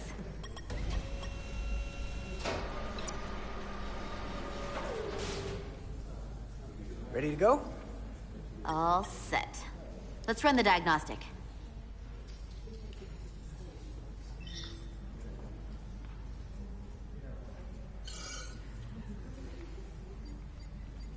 So... I know about your talk with Miranda. You do? She sent me a Priority 1 dispatch right after your conversation. Knowing you two as well as I do, I thought you'd jump at the chance to, take it to the next level. Why'd you tell her you just wanted to be friends? I was surprised to hear that. I mean, we already know you like her. Because I do think we should just stay friends. I don't want to do anything to mess that up. Fair enough. I get it. And a direct, honest answer is gonna make it a lot easier to stay friends. Just, when you see her, don't make a big deal of it, and I'll be there to smooth things over. Is that thing done? Yeah, it's wrapping up. Let's see. The relays along the primary EPS are blown. The backup relays are all intact. An EPS overload from the warp drive could cause that. But how did the shuttle end up dead in the water? Huh. Well, maybe the ship's data recorder can tell us something.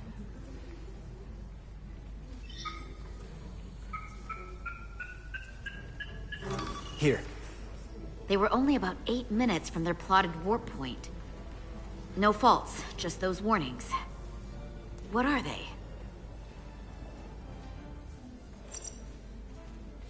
The warp field became inverted suddenly. I've seen this happen when the center warp coil cracks. A cracked warp coil throws a fault code. Still, we should take a look. There was a complete warp cascade failure. Wow. They're lucky the shuttle didn't turn inside out. Makes me think the computer panicked on the warp field equation. Subspace variance out of tolerance. What does that mean? It means the main navigation array lost sight of space somehow. Will the array going offline cause that? Yes, but it should have also thrown a fault code. Any one of these failures should have thrown a fault. If it was caused by a system failure. None of this caused the relays to blow. Roll forward to when that happened. Yes, ma'am. So here, they take a moment to get their bearings and they attempt to re-engage the warp drive. There. That's the relays blowing. And look, there's another warp system alert. They're all the same. Subspace variance out of tolerance, or warp inversions. Finally, there's a complete warp cascade failure. Then it's one of two things. Either a warp coil is cracked, or the navigation array is offline. That makes sense. Divide and conquer. You want to check the warp coils or the navigation array? I'll check the other. Let's not overcomplicate this. One of these systems is likely broken. I'll check the navigation array.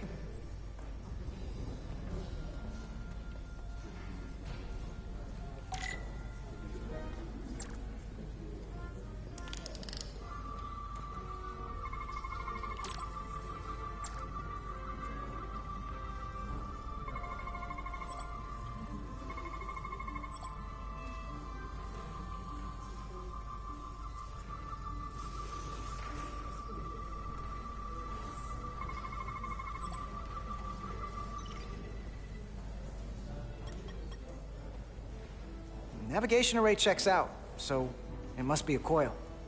Except it's not. Checked and double-checked. Well, the readings don't lie. Here comes the security detail for the way team.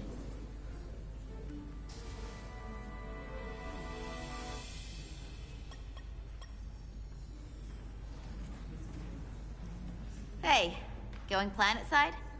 Yep. As soon as the negotiating team comes down from the bridge. Apparently, we don't get to leave just because I'm ready. Should be an interesting ride down to the surface. I'm not looking for a repeat of whatever went down here. Yeah, we're still trying to figure that out. How dare they keep you waiting? Don't they know who you are? I mean, how hard can this diplomacy stuff be? I'm sure I could handle it myself. No doubt about it. Hey, Maris. Aren't these those button pushers you're always hanging out with? And you're the phaser jockeys we always beat in Parisi squares, right? All aboard for Hotari. That another one of the captain's railroad things? Gotta be. I just usually zone out by the time he gets to the whole, steam engines were the warp drives of their day part. Catch y'all later. You don't want to miss your train. I do have to go.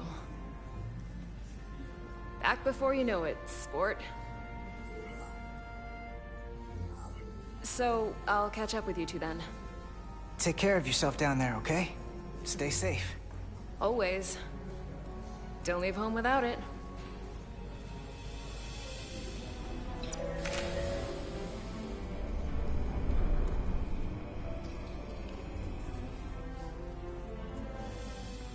That went well enough. It'll be fine. All right, where were we?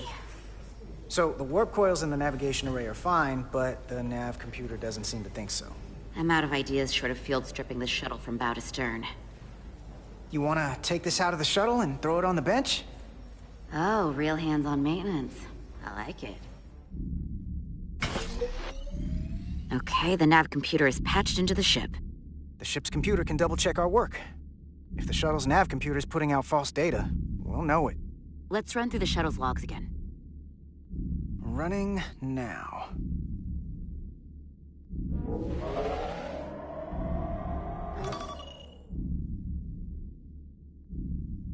Same. Warp field inversion and a cascade failure.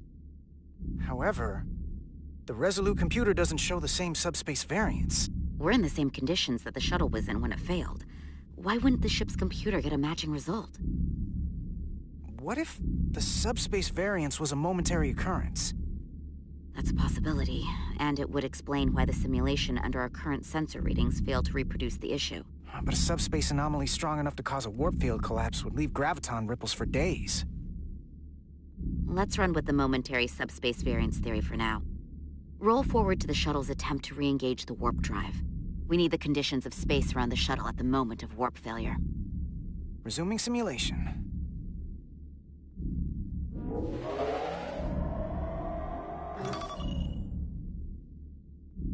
Error in warp field calculation. Cochrane formula variables are out of range. That right there. Take the shuttle sensor data from that moment. Computer, why did the warp field calculation fail? Warp field pressure returned non-orthogonal. Results are undefined. That doesn't help. Wait, what if we use a different ship?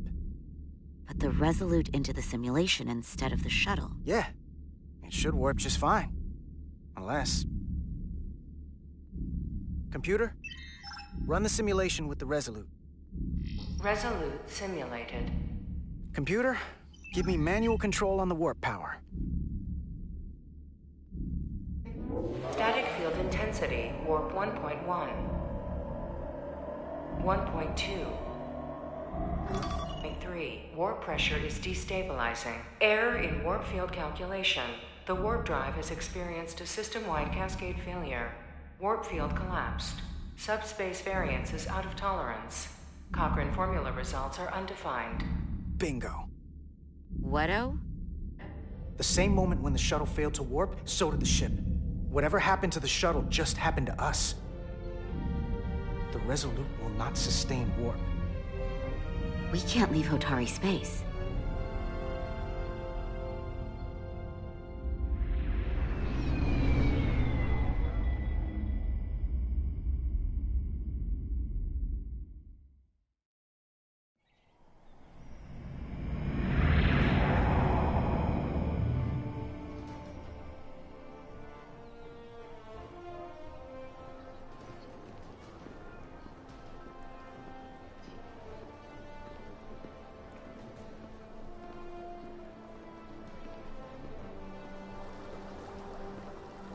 Ambassador Spock, Captain Solano, welcome to Hotari. We are honored you have come. My name is Tylos Altaris, Minister of Diplomatic Affairs. The honor is ours, and this is Commander Jara Rydick, first officer aboard the USS Resolute. You'll find she has a keen mind, and unique insight into the dynamics between the Hotari and the Illidians. We are honored to be here, as representatives of the Federation. I'm so glad. These must be the representatives of the mighty Federation. The reigning authority in the galaxy. Or so we've been led to believe. Whether that's true or not remains to be seen. But, either way, we're grateful you've made the time to come to our little corner of the universe. And you are? This is Galvin, and this is Citron, the heroes of the revolt in the mines.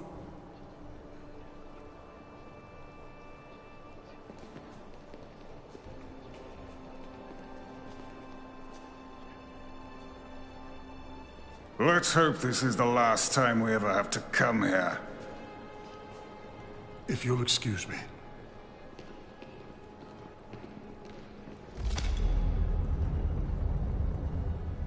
I think we're about to begin.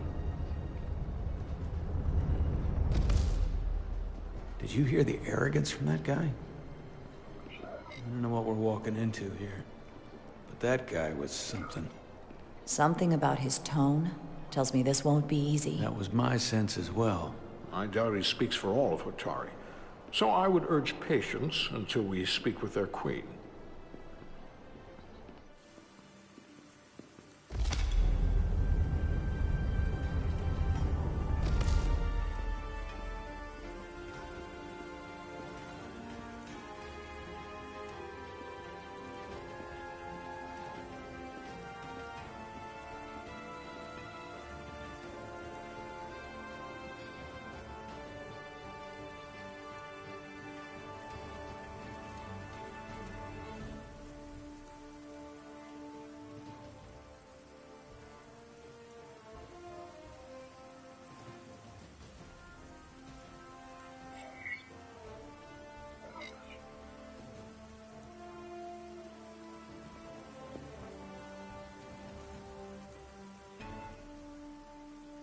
Ambassador Spock, welcome to Hotari Prime. The honor is mine, Your Majesty. That the Federation would send one of their most respected representatives is not only an honor to the Hotari people and their queen, but a recognition of our stature and importance. Let's get on with it, shall we? With all due respect to the Federation and their ambassador, they have no authority here. We are not members of their alliance. We are not subject to their rule, nor yours.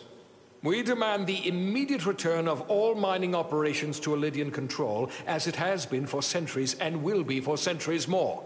That has always been our understanding. That understanding has changed. Then you invite war! And if you cannot remain silent, you will be silenced. But his point is well taken. What is the Federation's interest in this matter? Perhaps you would have us trade one oppressor for another? The Federation remains neutral. Our only interest is the peaceful resolution of this conflict. We are here at your request, Your Majesty. For now. Saying this wouldn't be easy was an understatement. I thought they wanted us here. Was there something you wanted to say, Captain? Oh, no. My apologies. And what about the Kobliad? She's not She can speak for herself, can't she? Then let her.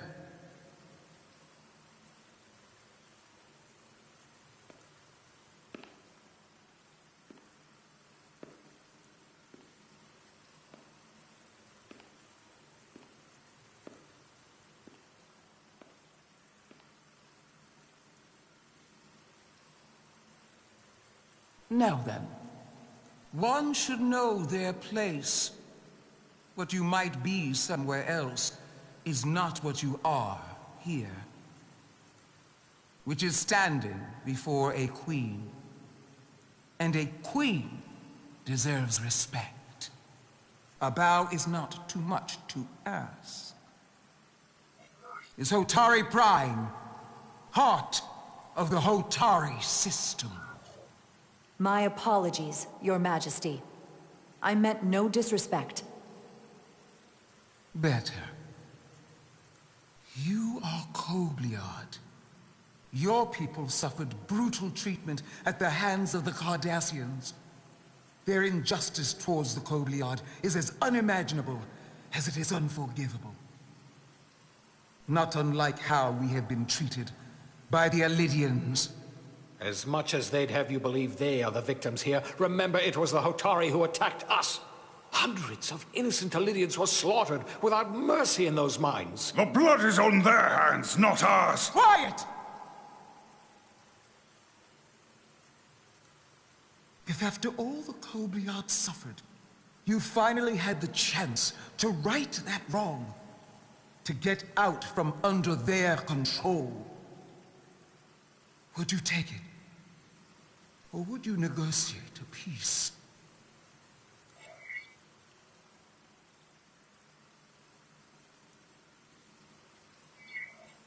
I can't speculate on something that never happened, Your Majesty. Sadly, that opportunity never came for the Kobliad. No, it did not. But we'd be wise to learn from their example, before we too find ourselves facing extinction. The Federation is the most powerful, most advanced alliance in the galaxy. It's widely known we have an abundance of dilithium in our mines. And it's in your interest to secure a steady supply. Your Majesty, if I may. Ambassador Spock would have us believe you're here as a neutral party in the interest of peace. So why are you really here? I want the truth, not your Federation rhetoric. As Ambassador Spock has said, we've come seeking a peaceful resolution to this conflict, and have no interest in your dilithium. I'm not nearly as naive as you must think. The Federation has done business with the Alidians for decades, which makes me question your motives. What they haven't said, but cannot deny, is a simple truth. The dilithium trade would not and will no longer exist without Alidian involvement. We created it for the benefit of everyone, especially the Hotari. We've given them warp technology. We've let them share in the profits. We've made their lives infinitely better than before dilithium was discovered. All of that goes away if the Federation turns a blind eye to their treachery. That is enough of your lies! The Hotari are quite capable of running the mines. We've done so for centuries. So tell me, who deserves control of the dilithium trade and the mines on Tau? Who should the Federation recognize? The Hotari or the Alidians? It can only be one or the other, not both.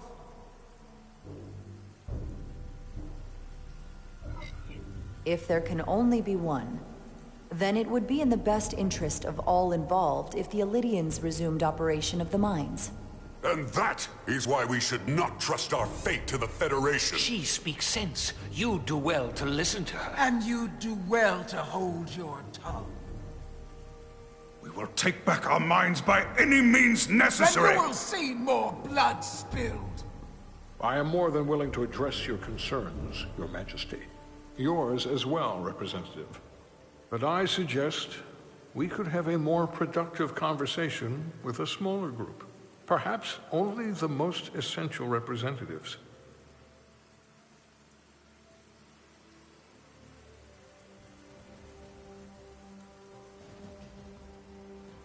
I would agree, Ambassador Spock.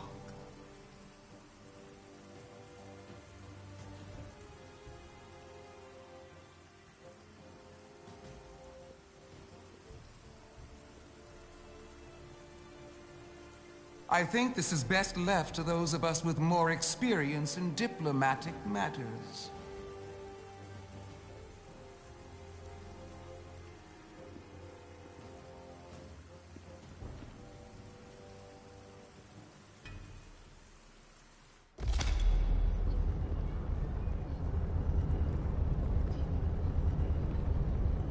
Spock and I will cover everything on the diplomatic front. You make nice with the locals and see if you can get some answers. We need to find out why the Hotari are so willing to risk war. What happened in those mines?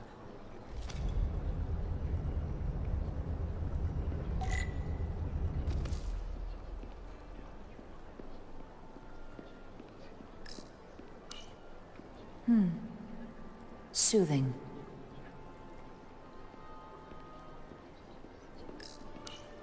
Commander, after hearing so much about the Federation's sense of fairness and justice, I was surprised that you sided with the Illidians. In all honesty, I expected more, especially from someone like you. To be clear, I'm not on either side of this conflict.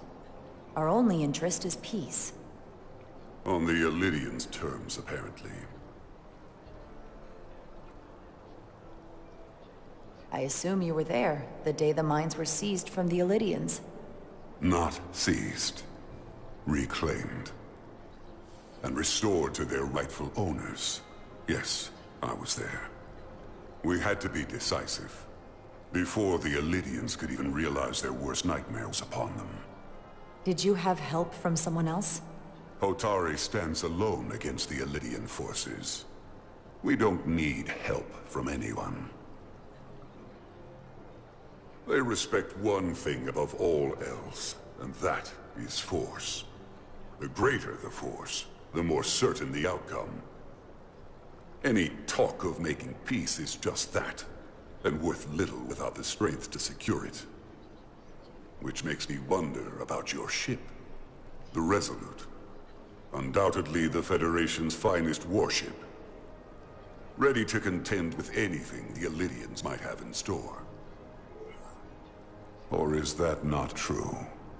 Maybe I've misjudged it. It wasn't designed as a warship. More for scientific research and exploration.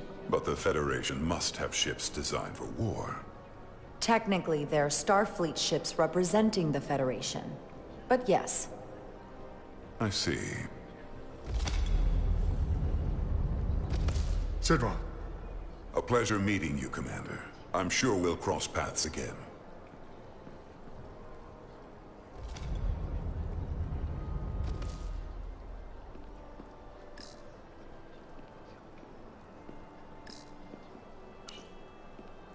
I have to say, I fully expected you to side with the Hotari.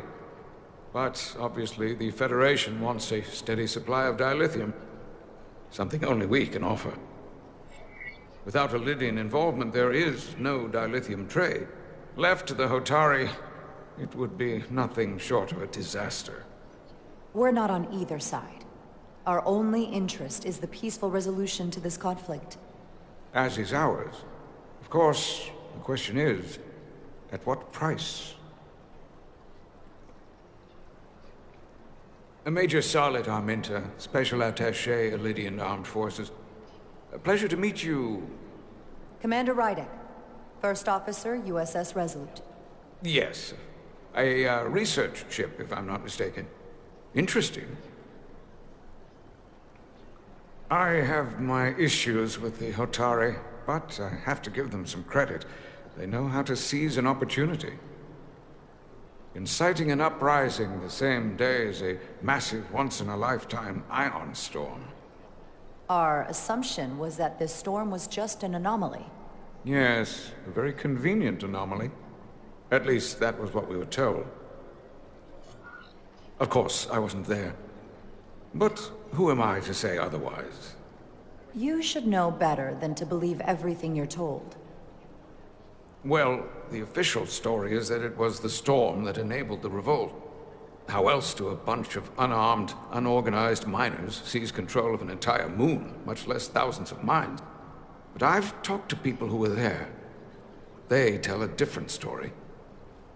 They say they're lucky to have escaped with their lives. That it was more than just the storm.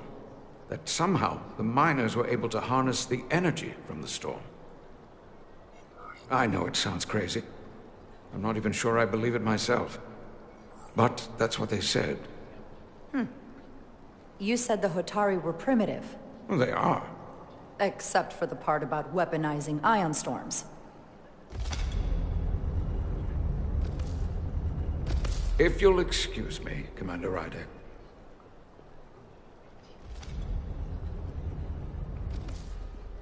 Commander, if I could have a quick word with you. Of course.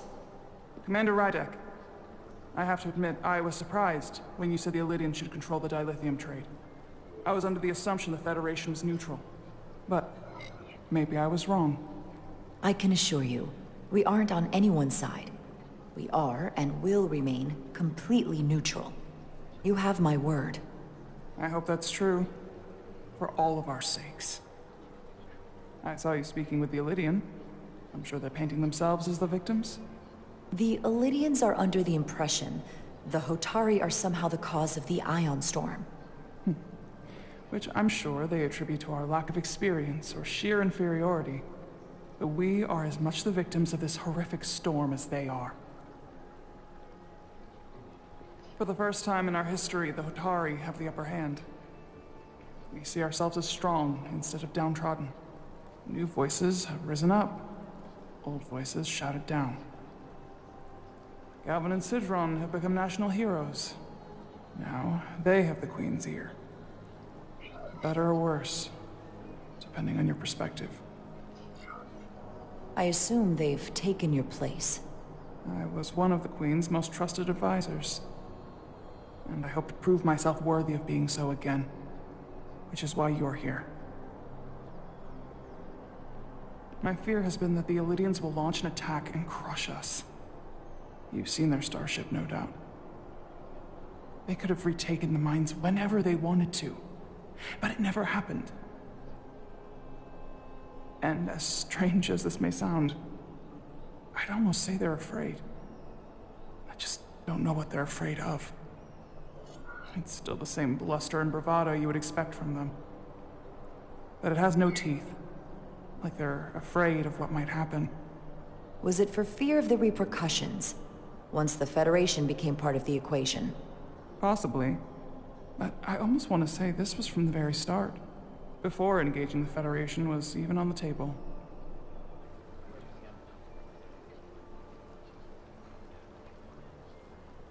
Since the day of the revolt, Galvin has seized control of the mines and restricted all access. No one's allowed without his personal authorization. And they've taken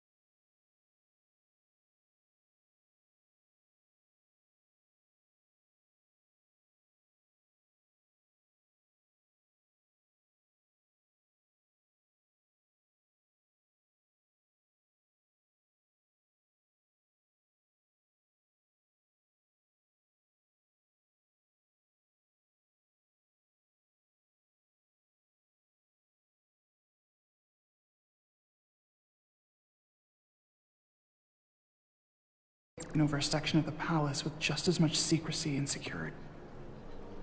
I'm told it could be something they brought back from the mines. I've made inquiries, but everyone pretends it doesn't exist.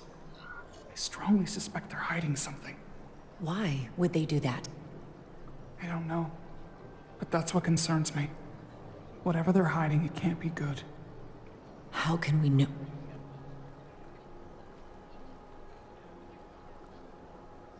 I'd better see what's happening.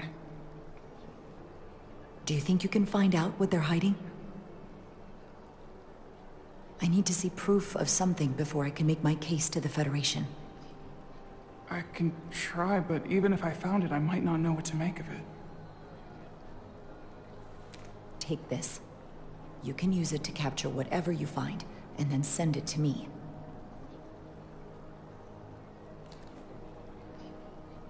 Thank you. I will let you know what I find. And I look forward to our meeting again.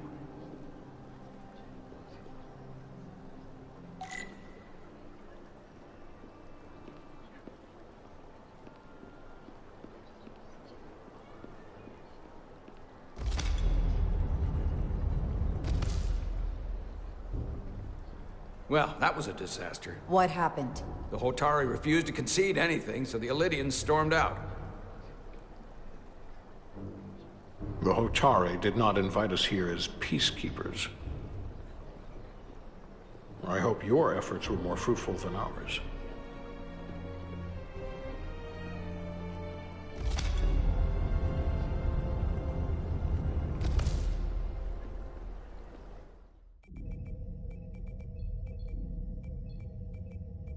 Gravitational harmonics failing to resolve. Warp bubble stability degrading. Increase output to maximum. Increasing warp output to maximum. It's happening again.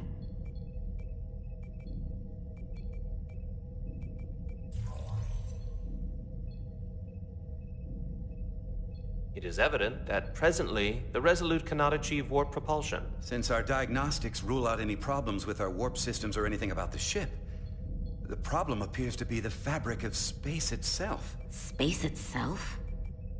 You're saying something about this region of space prevents warp travel? Prevents it, or can't sustain it. However improbable, that appears to be the case. We need to know more. The storm didn't stop us from leaving space dock and traveling here. But could it still be causing this interference with warp travel? We must follow sound investigatory principles. Do not let an assumed conclusion drive your analysis. Sometimes we need a little inspired thinking, Mr. Chovak. Captain Solano is on his way back from the negotiations, and I want to have some answers for him when he gets here. Indeed. Given the facts at hand, we may be able to deploy subspace probes around the ship to construct a clearer picture of the phenomenon. Around the ship. I'll prep a shuttle.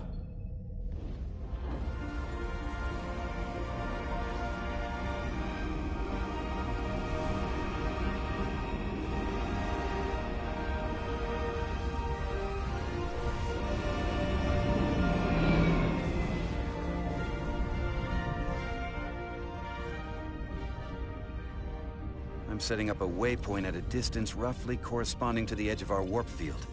When we get there, I'll deploy the first probe.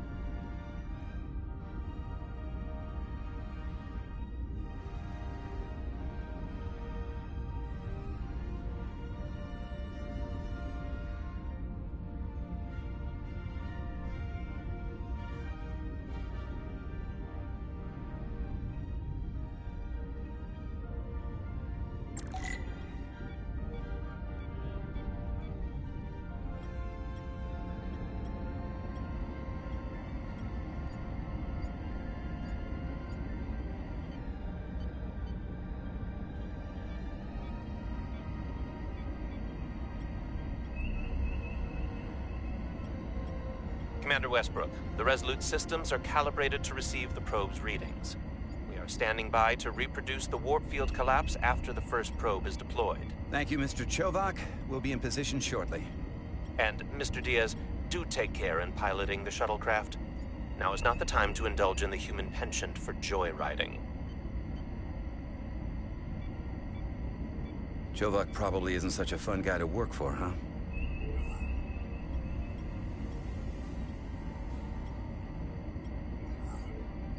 Nah, Lieutenant Commander Chovak's not so bad. You know, once you get used to him. And, I've learned a lot working under him. I have a feeling I'm going to have to work harder to be a political animal like you, with this new first officer coming aboard.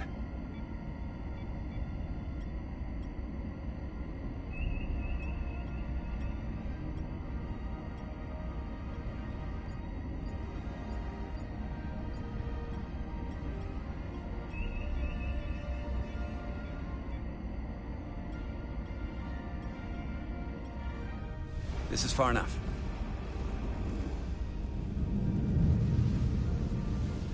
Transporting the first probe into position.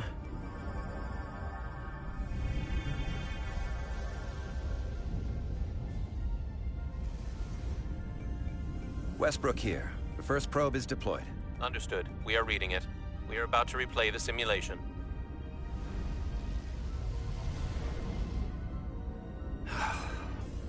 Problem? I just can't get a handle on her. Commander Rydek. On the one hand, she went with my idea to use a deflector pulse against the storm surge. On the other, she wouldn't listen to me when I was trying to get you through the hull walk alive.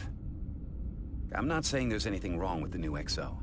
I'm sure she's a fine officer, even if we don't see eye to eye. But she didn't go through what the rest of us did. You know that. And it's hard to figure out why she'd be the one Solano chose instead of, well, one of us. Well, I don't really know anything about Commander Rydek. Yeah. Not many do. But you're right. She's definitely an outsider.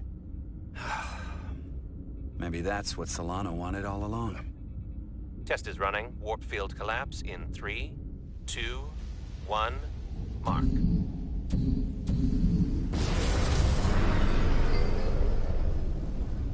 Whoa. All right, that is definitely a problem with the fabric of space. We need to get another probe out there.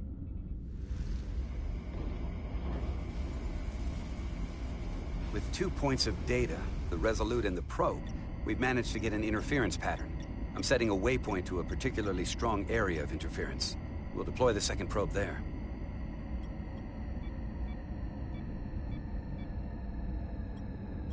Listen, I'm gonna give you a piece of advice I wish someone had given me. Make sure you're never just one thing. And don't get so focused on what's in front of your face that you lose sight of the big picture. Before Rydek showed up, the captain pulled me into his ready room and told me he didn't think I had the people skills to be first officer. What a load of crap. I mean, if he'd said that about Chovak, sure. Is that why you're being so friendly to me? Politics? That would be clever, but I think you give me more credit than the captain does. You're all right, Diaz. And you've got potential. You're a capable engineer. You're good in the field. Keep up the good work, and who knows? A solid jack of all departments like you could be Commander-in-Chief of Starfleet one day. Hell, Admiral Jellicoe started as a shuttle pilot. And there are places to go in the enlisted ranks, too. You know, I'd be the best leader Starfleet ever had. Lower decks always have to fix all the problems Command causes. Maybe I'd just save everybody some steps. Well, don't forget about us little people when you're running things. Of course not. You gotta remember where you came from.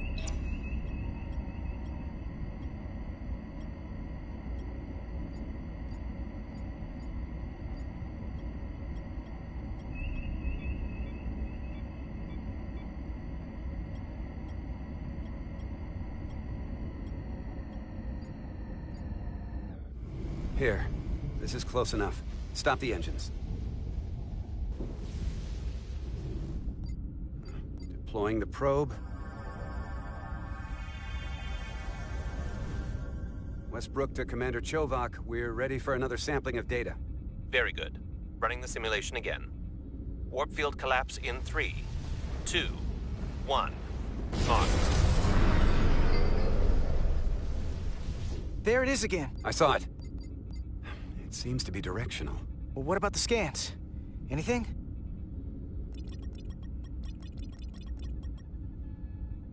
Here's the readings in relation to our local space. We've got the Resolute, Otari Prime, and the probes. All this interference is overloading the sensor buffers. We're gonna have to triangulate the sensors manually.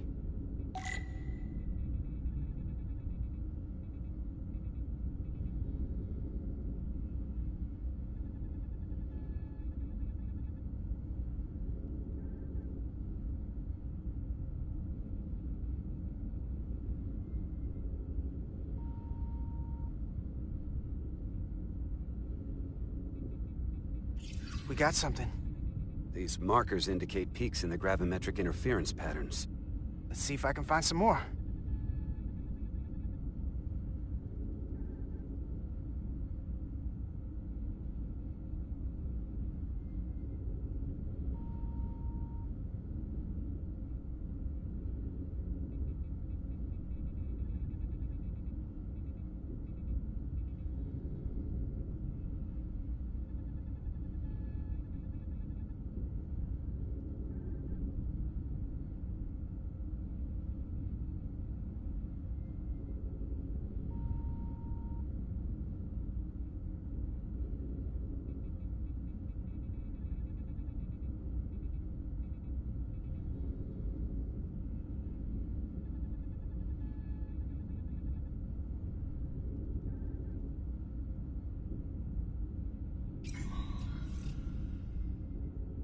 Hold up.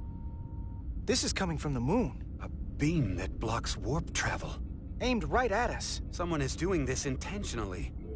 I don't know how they're doing it. This is like nothing I've ever seen. When someone punches you in the face, you hit back, Commander. Right. But we need to know where and how to do it. Now, look here. It's current readings of the ion storm. These concentrations, they line up with the interference pattern. The storm and this beam, they're coming from the same place. Carter, whatever petty local conflict brought us here, it's just a small part of something much bigger.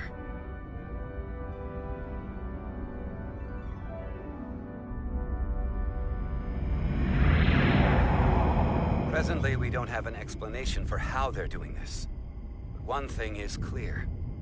This is no fluke. Thank you, Mr. Westbrook. I want a full briefing when I'm back on board. Solano out. A targeted weapon that inhibits warp travel. Coming from the moon Tau. That would explain the difficulties my shuttle encountered. More importantly, the tenor of the Hotari during the negotiations. And here I thought the Elydians would be the problem. Coming to peace talks in a warship. This wasn't supposed to be so complicated. For all their posturing, every indication is that the Elydians are afraid of the Hotari. They didn't bring their warship as a threat. They brought it because they're scared. From everything we witnessed, I would say that is highly likely. But what are they afraid of? Tylus, the Hotari representative, said she thought they found something in the mines. Galvin and Sidron brought it back to the palace, but they're keeping it under tight security.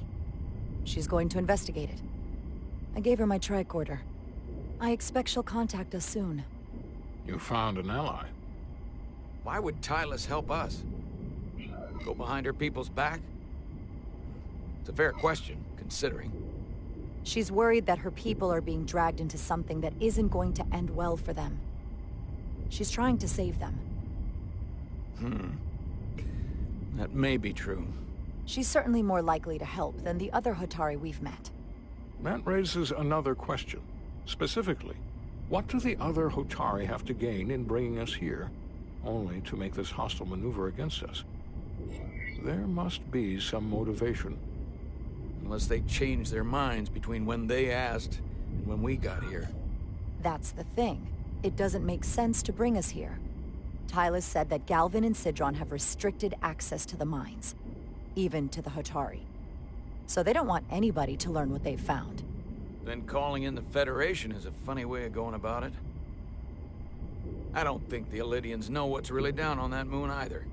Major Armintas said the revolt defied explanation. That the Hotari miners somehow harness the energy of the storm. Harness the energy of the storm? Doing that is beyond even our capabilities. So is a weapon that disrupts warp travel. There have been civilizations and entities, both past and present, far more technologically advanced than the Federation. The Elydians and Hotari don't fall into that category. But that is all the more reason to investigate further. Commander Rydek, sorry to interrupt. We've received an urgent call from Hotari. The Queen's advisor, Tylus, has asked to speak with you. Put her through.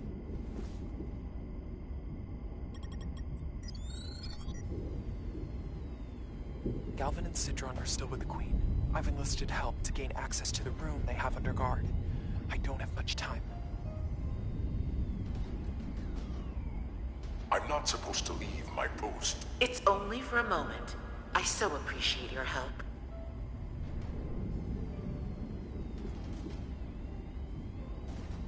I found something. I'm sending you a scan.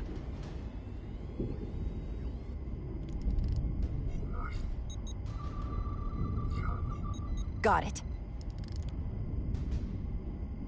Tylus, if we needed to gain access to the mines on Tau, is that something you could help us with? I suppose it wouldn't be easy, but I have to go. Tylus. Can we reconnect? Sorry, Captain. We've lost all contact. We can only hope she escaped without harm. It was hard to tell. I'm the one who got her into this. If something happens to her, it's my fault. She's one of the Queen's closest advisors. I'm sure she'll be fine. Assuming the Queen isn't part of this. Let's see the scan of whatever the hell that was.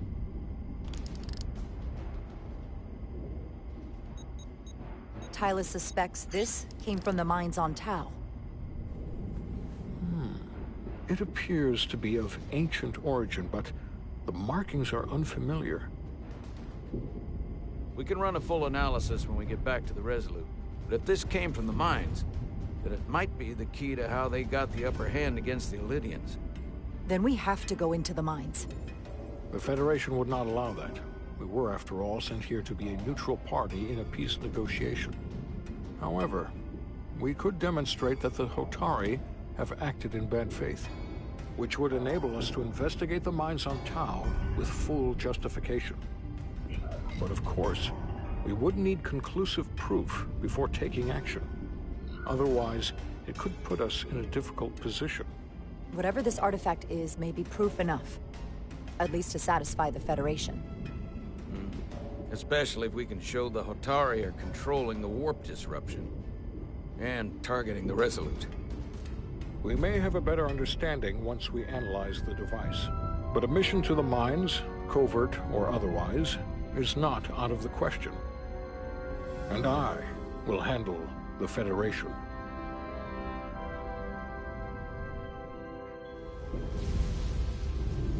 As I was telling Carter, I want all the data I can get on this warp problem.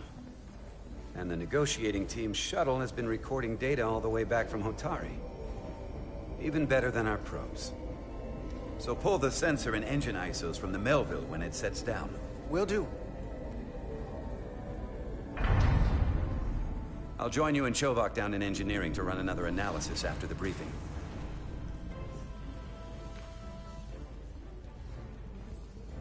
I didn't like this warp problem when we thought it was some astronomical anomaly. And I like it a hell of a lot less now that we know someone is doing it to us. How does it work? What do we even do about it? What do you say we pull these chips and find out? Took some damage on the way.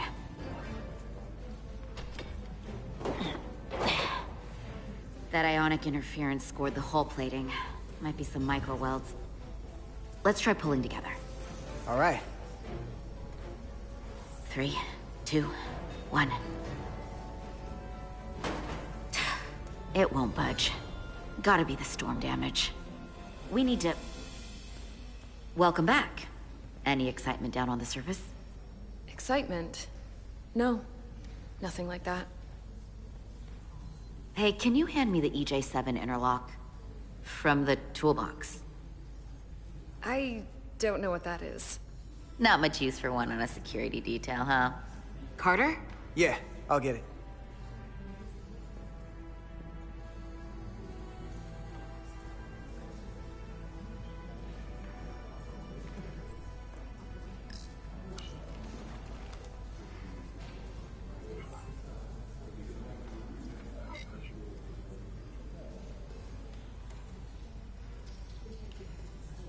Okay, I'll apply pressure while you decouple the panel.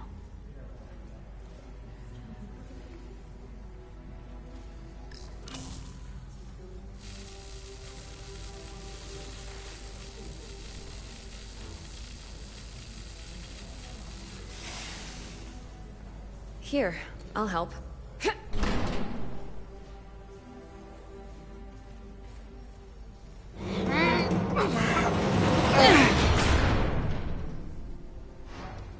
We've got this. Open up and say ah. Thanks for the hand. We have to get these isolinear chips down to engineering. No problem. You really know everything about these ships, don't you? The tools, the systems. Like a walking Starfleet technical manual. Oh, I thought security was the detail to be on. Now all of a sudden you're interested in engineering? Just making an observation. Come on, start pulling chips.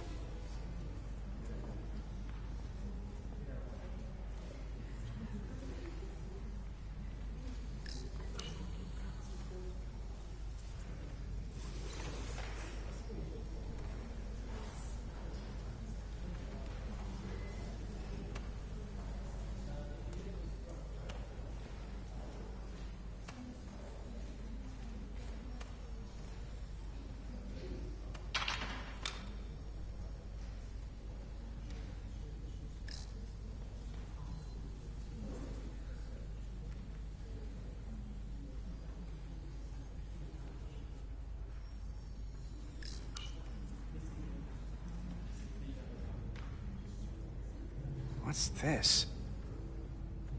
Some kind of crystal formation?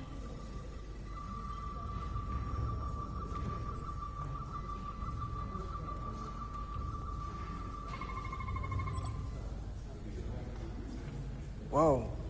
This substance is a quantized spin crystallization of hydrogen, carbon, and lithium. It's emitting tetrametric pulses at an interval of 3.8422 seconds. Quantized crystallization isn't natural. I mean, it's only theoretical as a means to engineer matter on a subatomic level. What's it doing in there?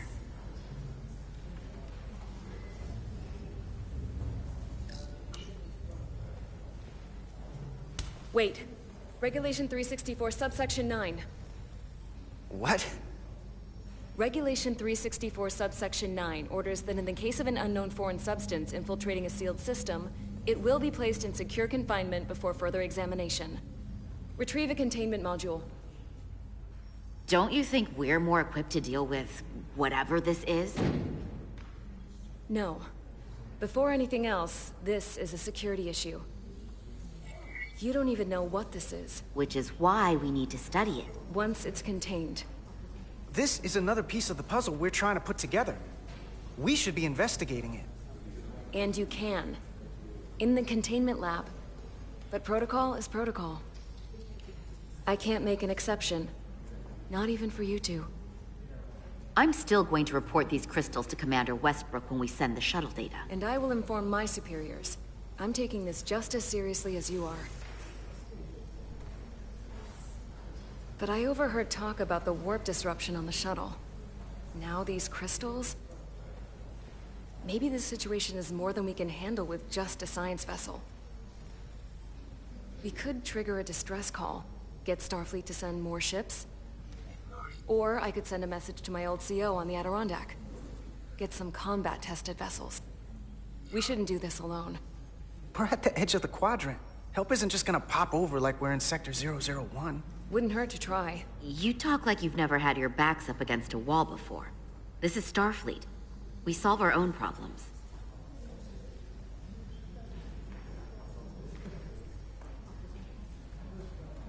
Okay, stand back.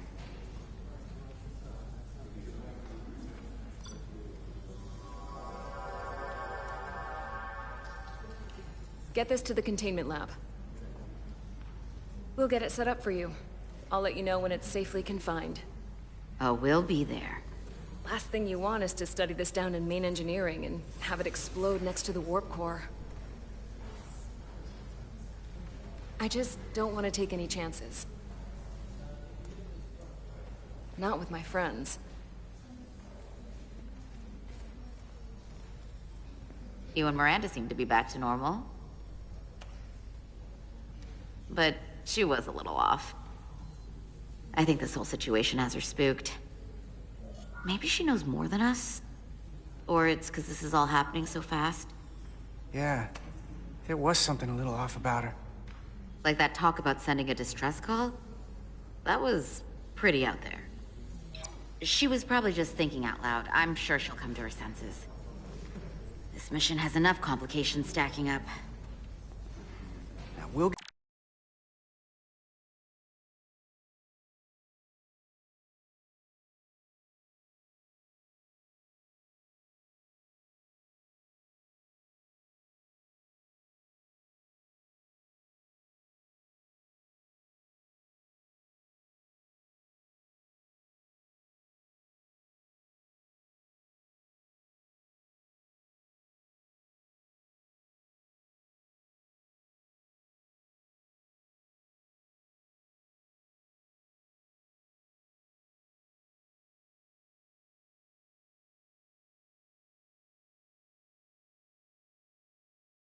through. You, me, and Miranda too. Commander Rydek was able to work behind the scenes during the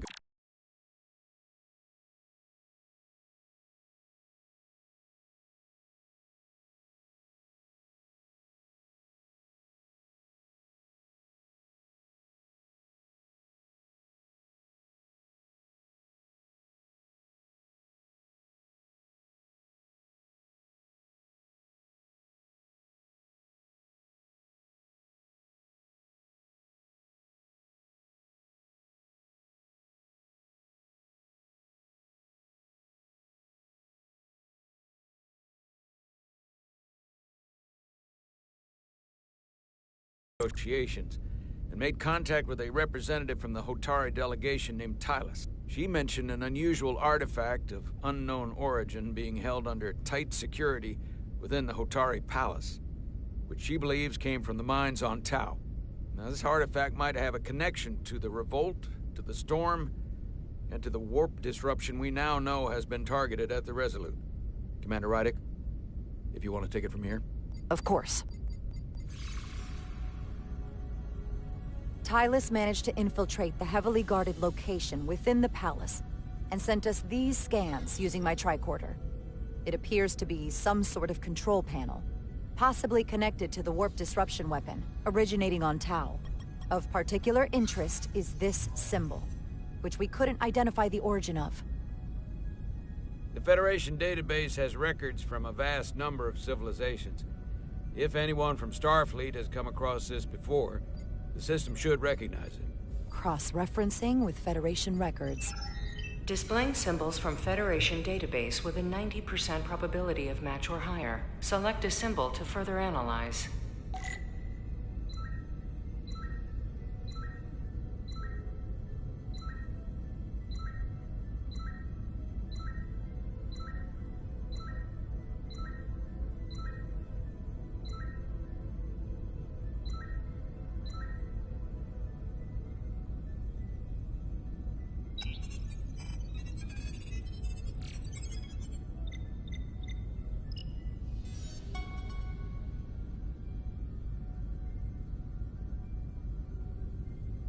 99.2% match. Got it.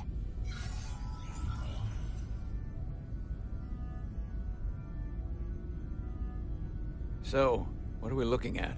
The design and composition indicate this is a glyph associated with the ancient Tkon Empire. Their civilization collapsed over 600,000 years ago, but once spanned millions of systems with a population numbering in the trillions. Fascinating. The Tkon were once the most advanced, most powerful civilization in the galaxy. Is it possible the Hotari found Tkon technology? I wonder if they even know what they have. Our knowledge of the Tkon is limited. I have only encountered passing references to them. We don't have the first idea what this is or what it means. And we have all of the Federation records available to us. Perhaps we should see what else the Federation records show. Computer, what is the last recorded discovery of other Tkon artifacts? On stardate 41386.4, the USS Enterprise D, under the command of Captain Jean-Luc Picard, discovered a Tkon outpost in the Delphi Ardu system. According to the mission summary, an unbreakable energy-draining field was deployed against the Enterprise and a Ferengi ship. The Enterprise was only able to escape after negotiating their release with an entity known as Portal 6-3, Guardian of the Tkon Empire.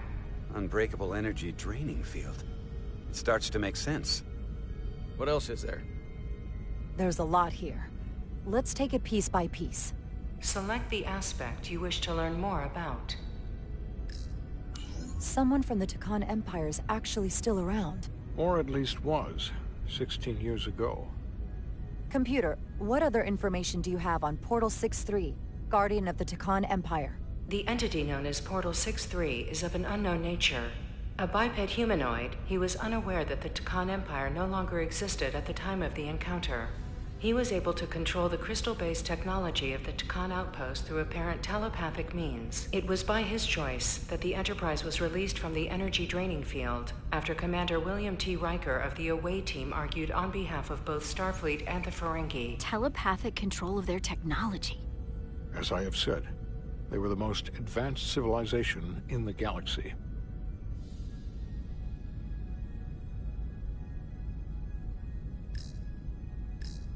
What sort of planet is Delphi Ardu 4? Delphi Ardu 4 is an M-class planet, a barren rocky world with little to no vegetation and frequent ion storms.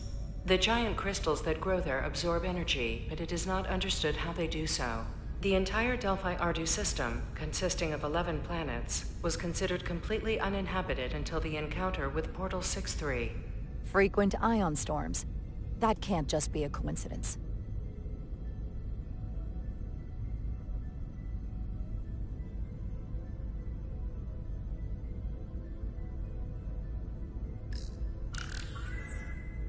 There appears to be some sort of restriction order from Starfleet. Computer, explain this restriction. A Starfleet directive similar to General Order 7 forbids entering the Delphi Ardu system or attempting to make contact with Portal 6-3. Starfleet doesn't throw up a no trespassing sign for just anybody. I suppose it makes sense considering what happened to the Enterprise D.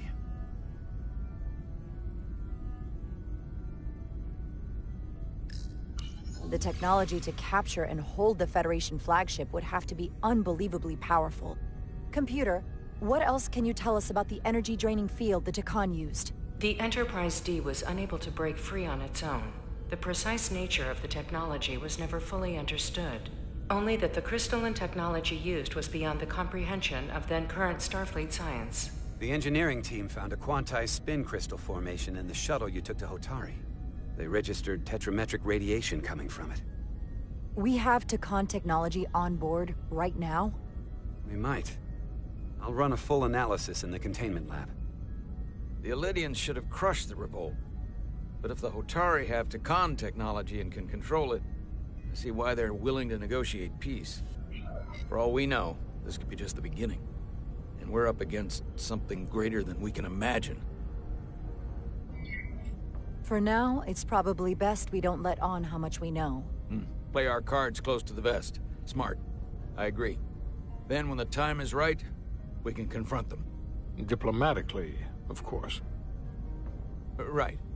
We've been able to triangulate the source of the ionic interference and warp disruption to a specific mine on Tau.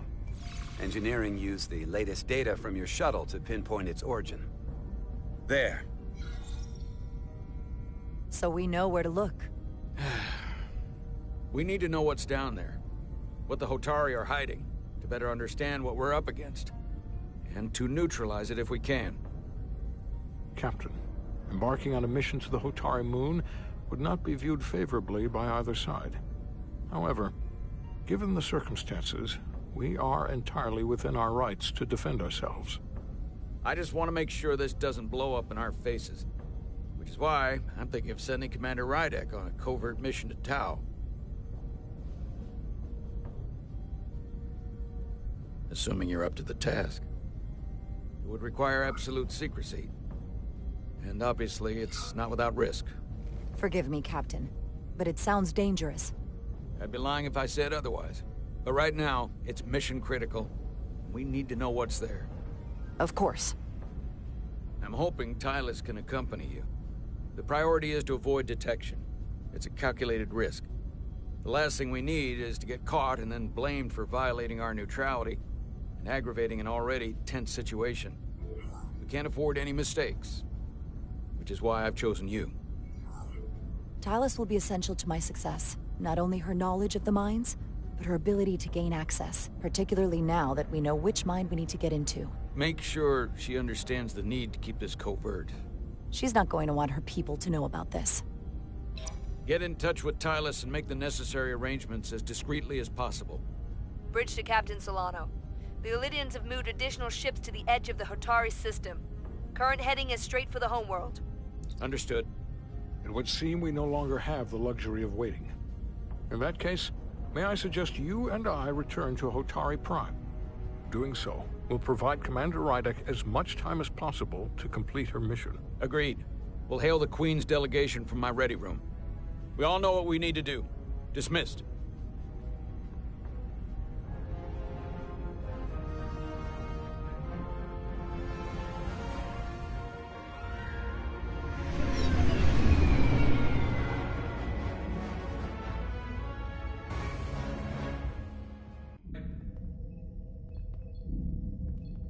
Petty Officers Diaz and Edsolar, where is the crystal formation that you found in the shuttle?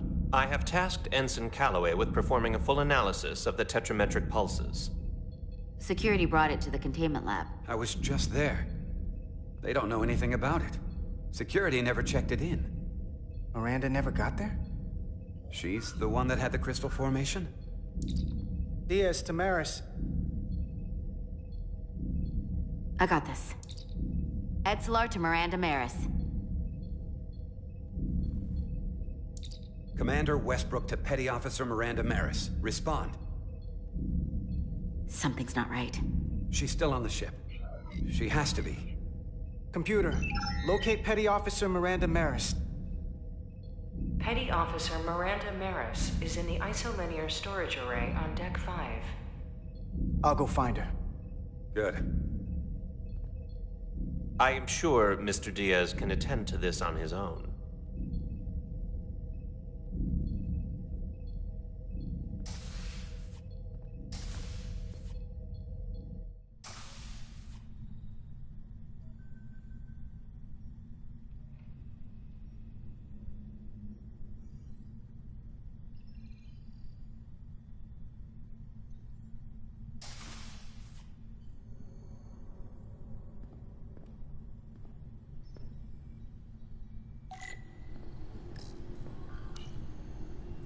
Someone improperly pulled these isolinear chips.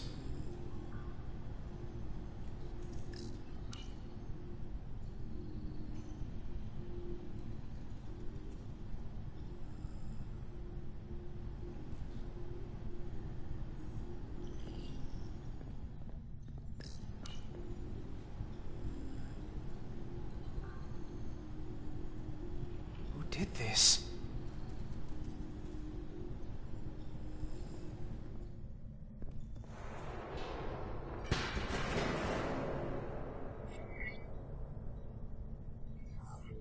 Miranda? You in here?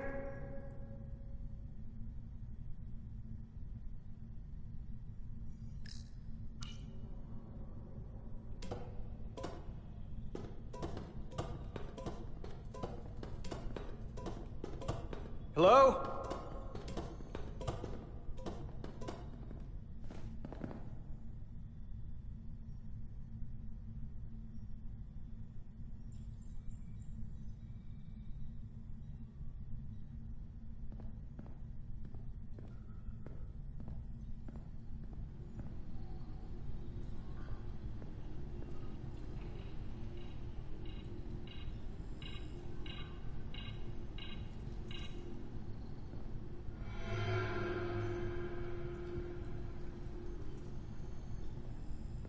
Hello?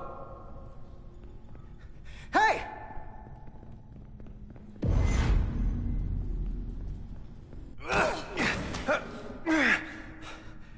Miranda?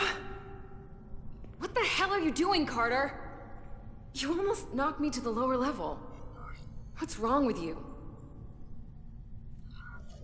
What were you doing running from me? I didn't know it was you. There's no reason for you to be in here. Commander Westbrook said the crystal formation we found in the shuttle never made it to the containment lab. I don't know why he'd say that. I brought them there myself. Whatever he told you, he got it wrong. If that's the case, let's both go down there and find them. It's that simple. I don't have time for that. I have work to do. Now, if we're done here, I have to go. Do you mind?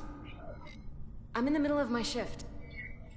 I saw the data terminal and the isolinear chips. Were you copying data? There's no one else in here. I wasn't. I was performing a security sweep of the area. And you didn't see the open terminal? I want a straight answer, Miranda. What are you doing here? Carter, you don't have to treat me like a stranger just to prove a point. We're friends. You can still act like it. Unless you don't want that either. Nah, don't put this on me. You're the one acting strange. I don't have to explain myself to you. Especially if you're not going to listen to my answers. Etzelar de Diaz. What's the holdup? Don't answer that. You and I can work this out. Please. You are seriously out of line, Miranda. First you tried to run, now this? I'm not going to stand here and debate you. Etzelar de Diaz. Are you okay?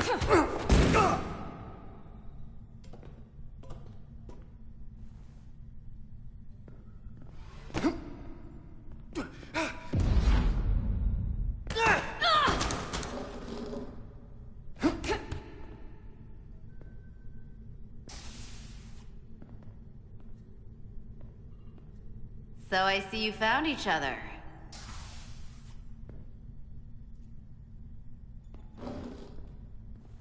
You were taking so long, the commander sent us to see what the problem was. Diaz, you were sent here with specific orders, and fighting your crewmate wasn't one of them. What the hell is going on here? Let's just let them explain. I'd like to hear that, because I know what it looks like. There's something seriously wrong with her. She's not herself, I'm telling you. What does that mean? It doesn't mean anything. Well, for one, she was copying data onto this.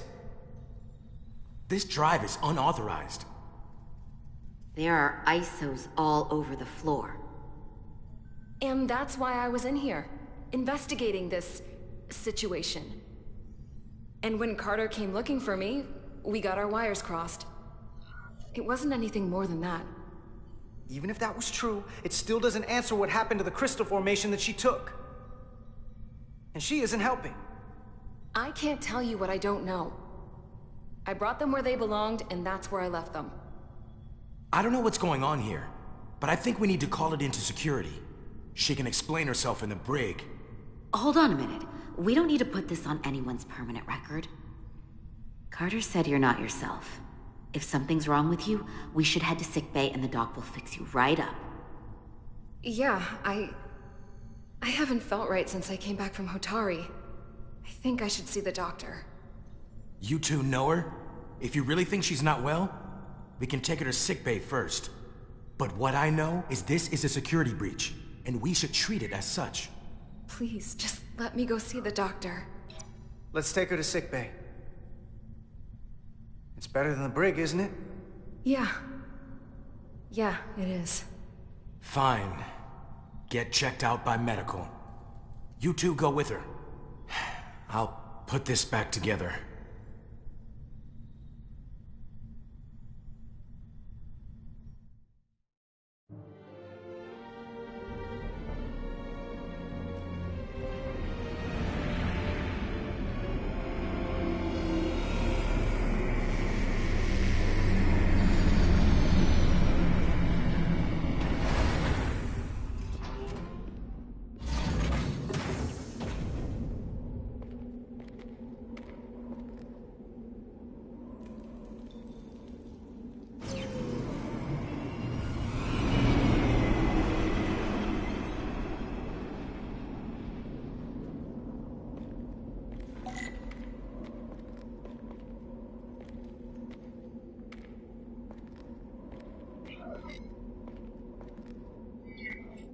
Rydick here.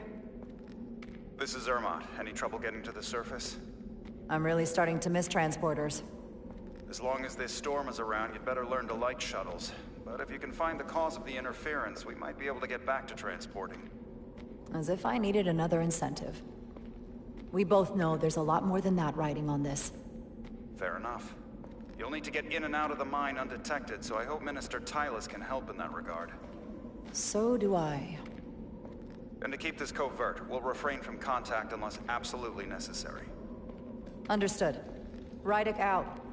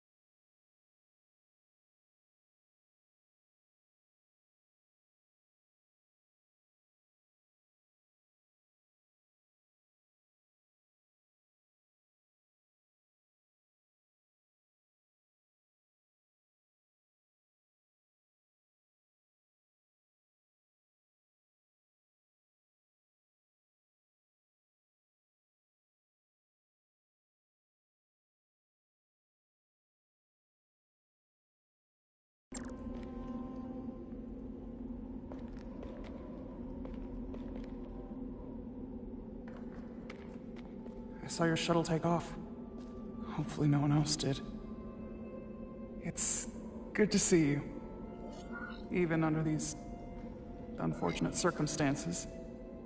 You came alone? Of course, why wouldn't I have? We've recently discovered a great deal of deception on the part of the Hotari. Can't be too careful. Well, I suppose I can't fault you for that. Though I thought I'd earned a little more faith by now. Lead the way. I'll fill you in on what we've learned about the situation. Follow me.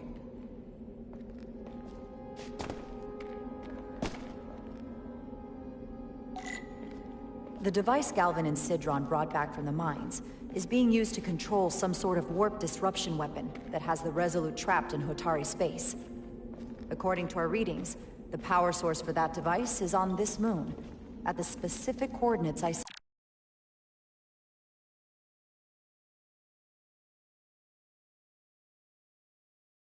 you. That sounds impossible. But explains the rumors of the Hotari controlling the ionic storm. We strongly suspect the device was created by an ancient empire known as the Takan.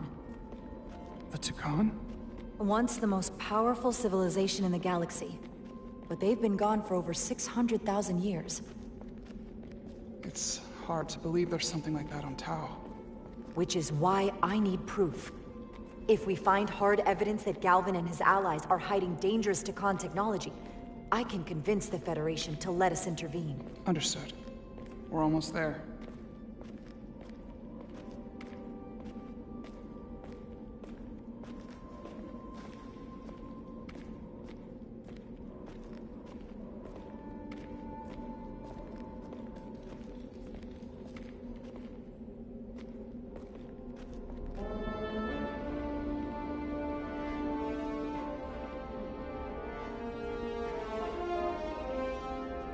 That's the mine? Prospect 614 North, Subdivision 20. It's enormous. Just one of the thousands across Tau. The pride of Hotari. How do we get inside? The structure that circles the mine has entry points for transporting equipment into the lower levels. They're guarded, but nothing I can't get past using my authority. Well, that's good to hear. As long as you can avoid being seen, I should be able to talk my way past any miner. And provide a little distraction for you in the process. How do I avoid being seen? You don't use the door.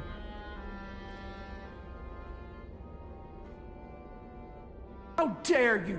Don't you know who I am? I am Tylus Altaris, Minister of Diplomatic Affairs. That's not... The Queen would be furious to hear you tried to deny me entry. The Queen? But I just... You just what? Just now realize the trouble you've made for yourself? And who exactly do you think you're going to report this to? Because I'll be reporting it as well, to someone much further up the ladder. You have no authority here. Do you understand who pays your wage? Force field. I can inform the Queen. Looks like it was installed recently. There's no... You'll regret safe way around it. You said here today. You should have opened the doors the second I appeared before you. That's not the protocol. I didn't know you were... Let's get a look inside you. Be recorded, processed, and permanently marked on your record. I can't believe this. Does your brain function? Do you speak our tongue? Minister, I have orders. How could a fellow Hotari not understand this? Full system access. Let's see if I can just... Escort me to the maintenance bay. I told you, I can't just... Now!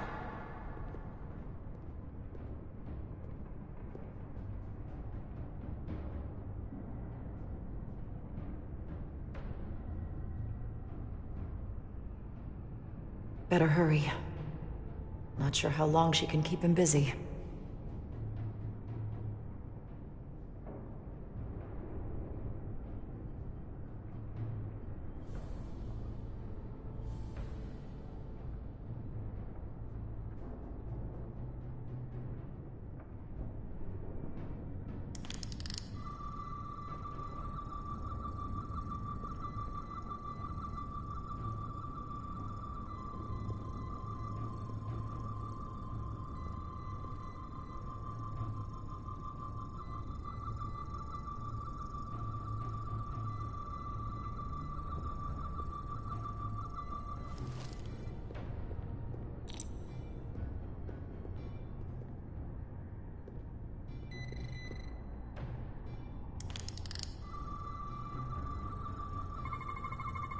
Something in here is keeping that door closed.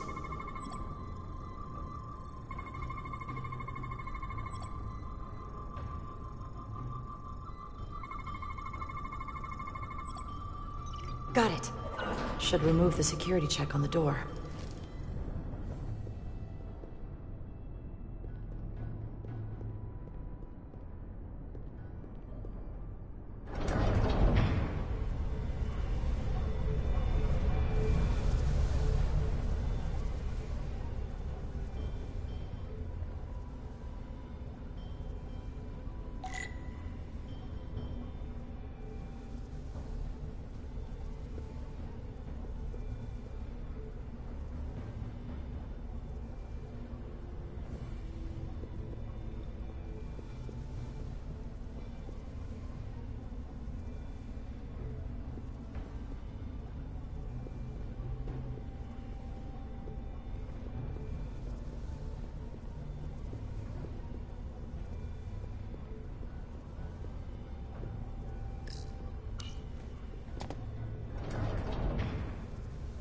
I didn't come here to educate an imbecile on royal protocol. Of course not, Minister. So I will be about my business here, and you will take yourself out of my sight.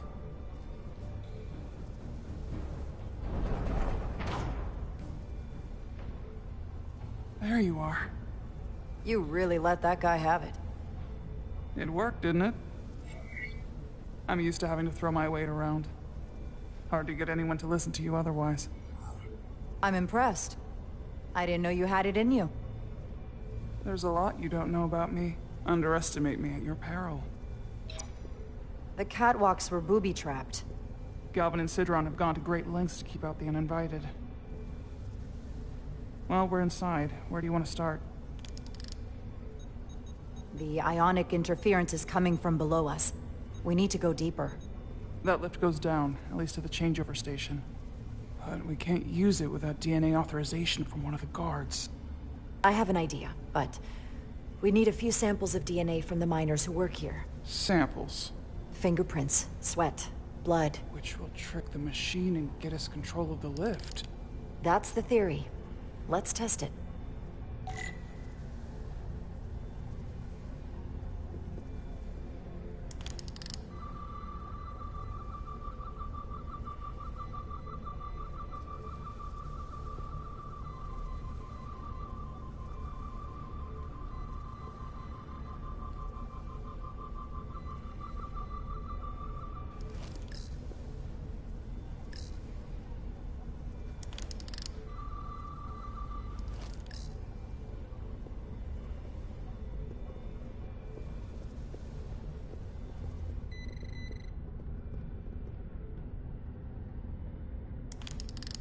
Wow, that is a lot of DNA.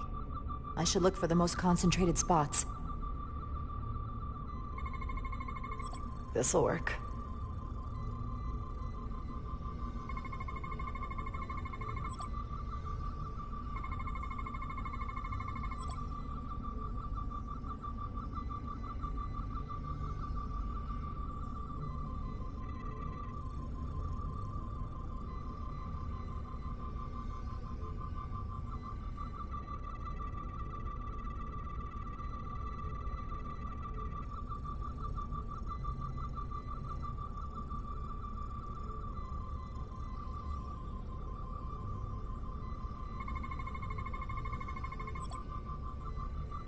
That's a stable DNA sample.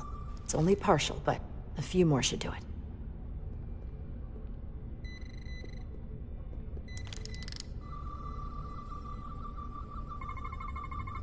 There's gotta be stable DNA here.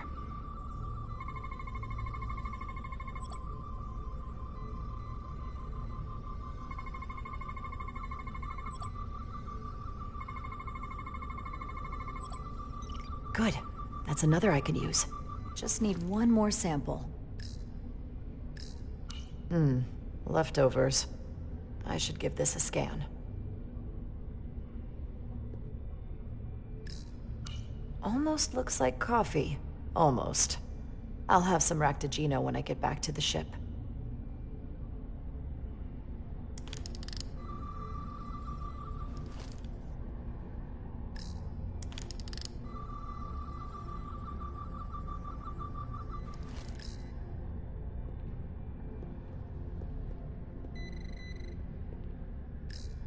Hygiene clearly isn't a priority down here.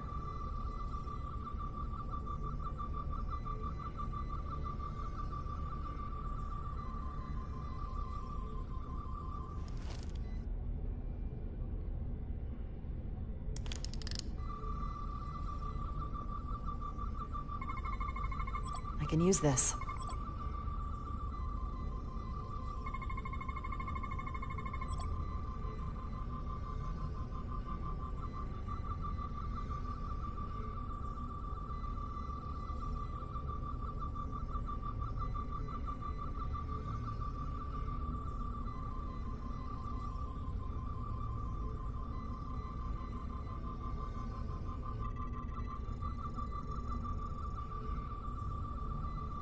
Perfect. That's enough to make the DNA profile. Time to go back to the lift.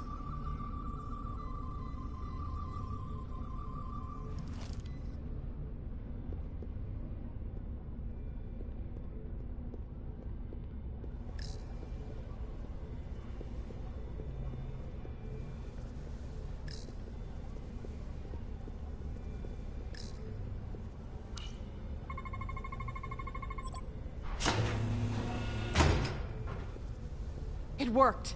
Theory proven. I'll get it started.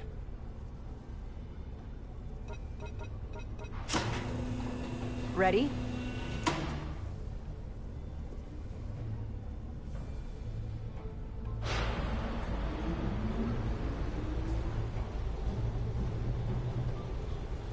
I'm a little afraid of what we might find down there. We'll be okay. I've survived worse than this. Well, I haven't. But I'll put my faith in you. For now.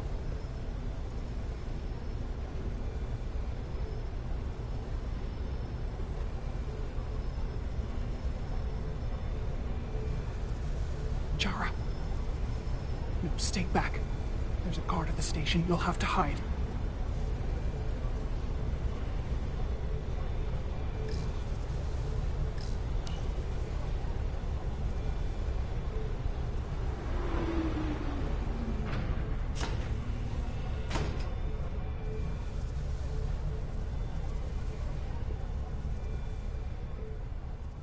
Who are you?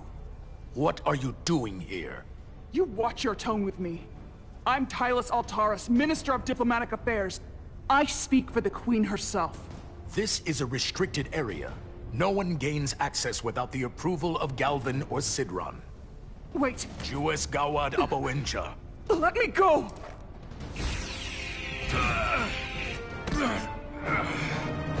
Are you all right? I don't know. Are you injured? No, I thought if I could talk my way through like always, I'd be fine, but... I'm a diplomat. This isn't what I do. I've never even fired a weapon. This is just... It's real now. I wasn't ready for this. Tylus, I understand how you're feeling, but we don't have time for this. I need you to get it together. Can you do that? I'll try. My authority has never been challenged like that. It meant nothing to him. So we should assume any Hatari we encounter from here on can't be reasoned with. Agreed. The only loyalty they have down here is to Galvin and Sidron. Can you switch over the lift? The guard should have a scan card that will allow us to operate the switch.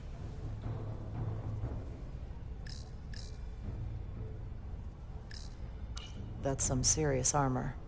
Conditions in the mines are harsh, even for Hotari. An Illydian disruptor.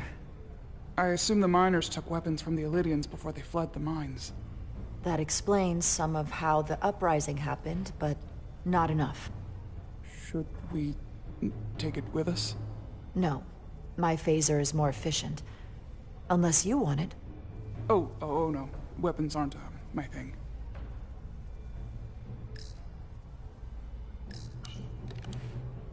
Got it.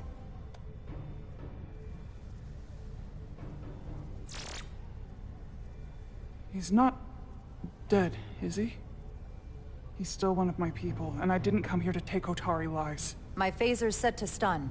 He'll be perfectly fine, just unconscious.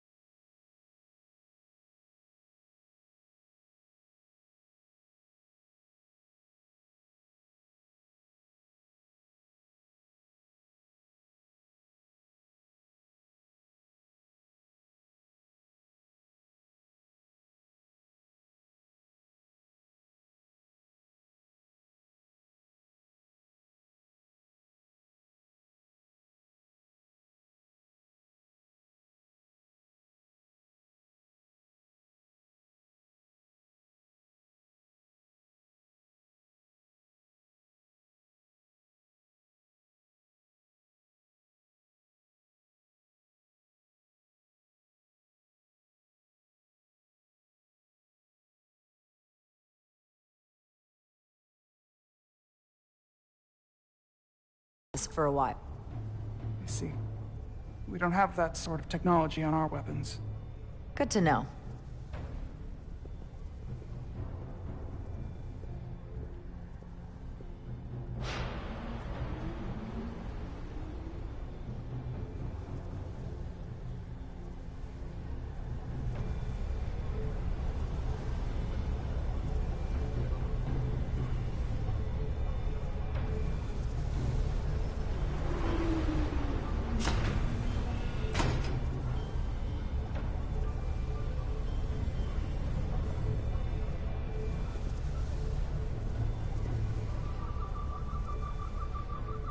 The energy readings are emanating from this tunnel.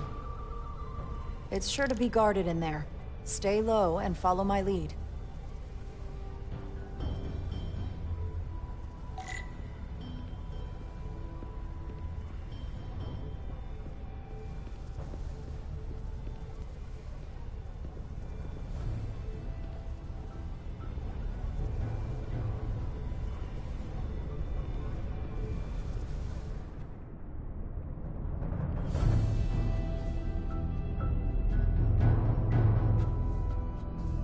More guards. I take that as a sign we're getting close. I'll get a closer look.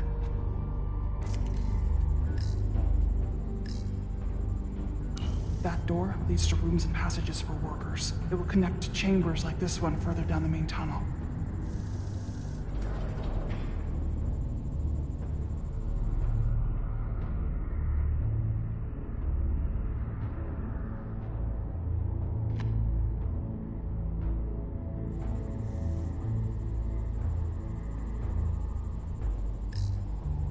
We need that particular card, don't we?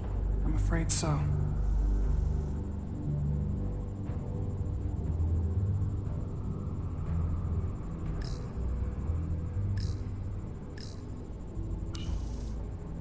Looks like they've improvised a barrier.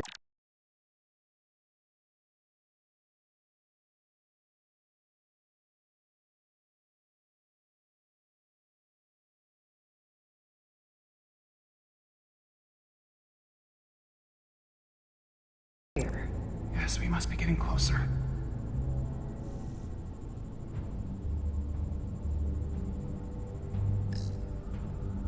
We don't have time to wait for them to finish whatever they're doing. We'll have to try to keep low and sneak past them. I'm starting to see the utility of a phaser. I wouldn't stand a chance against all three of them. I don't like our options here. I have to get us that card so we can open the door. How? If they detect you, Galvin and Sidron's followers are clearly willing to kill to protect whatever is in this mine. Hey, I'm trained for this. I'll be fine. What should I do? Avoid being seen. Stick to the edge of the room, and meet me at the door.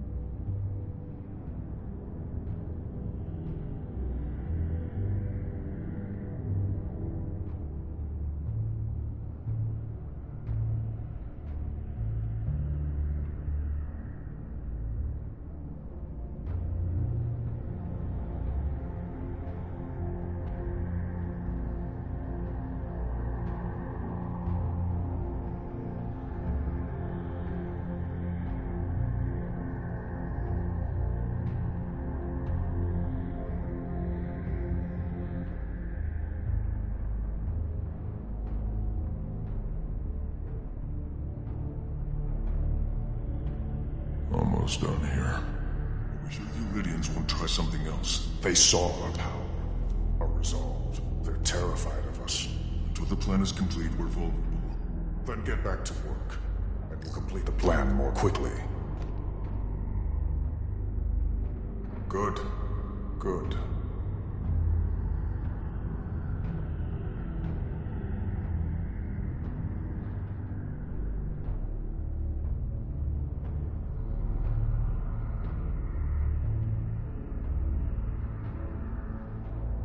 Someone is here.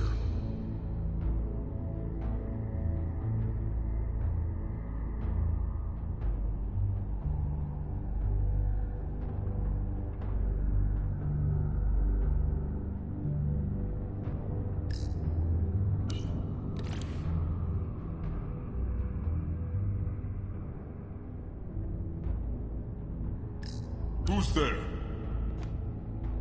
It's so dark in here.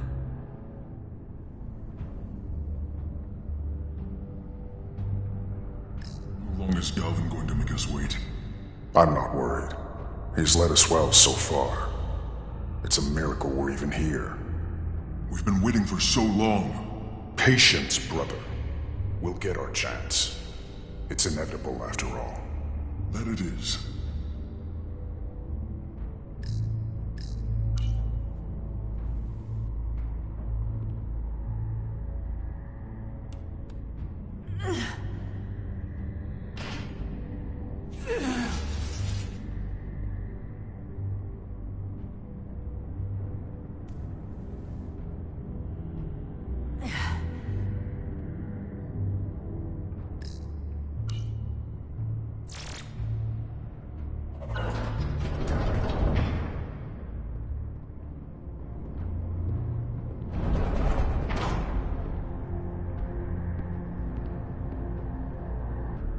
Stay close.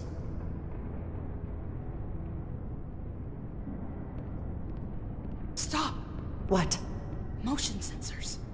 They'll trigger an alarm. We'll be found. Invisible to the naked eye. They could be anywhere. How will we get through?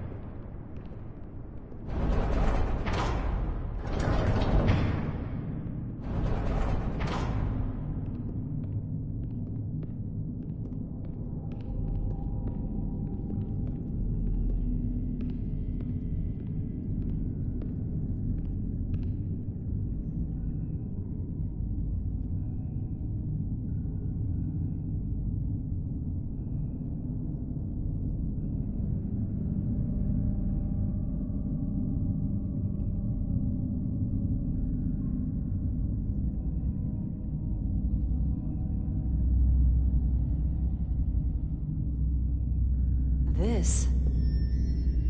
It's where the uprising started.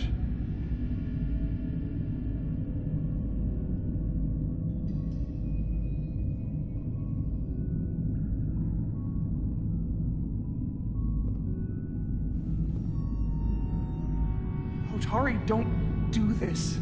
We defend ourselves, but we don't kill on this scale, this level of savagery. There's no such thing as a bloodless rebellion. I don't know if we should keep going. So much death. If you're going to lose your nerve, you could stay behind. I'll finish the mission and save your people by myself. No. No, I told you. We Hotari are stubborn people. We keep going. You go first. Whatever happened here, it made the Illydians abandon the mines. Let's find out what they're so scared of.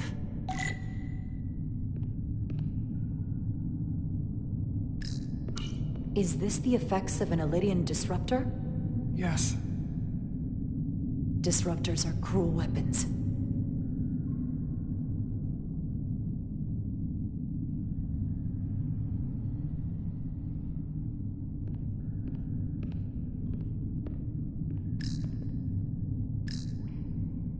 The Hatari fortified the side of the room opposite the door. It's a good tactic, but a few crates aren't going to stop fully armed Illydian soldiers. How did they win? Tylus. What? What kind of weapon did this? This is like nothing I've ever seen or heard of. My people don't have a weapon that does this. What else can you tell me?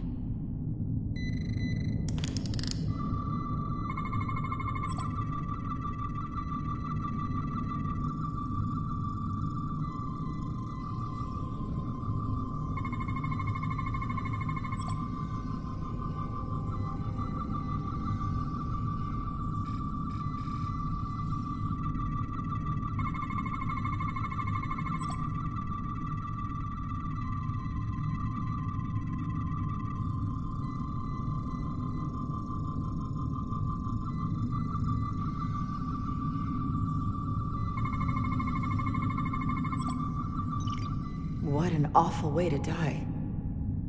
This must be why the Illydians are so afraid.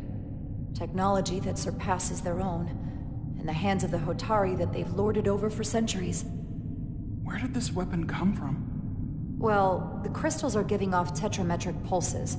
If I set my tricorder to search for that frequency, it'll lead us right to the source.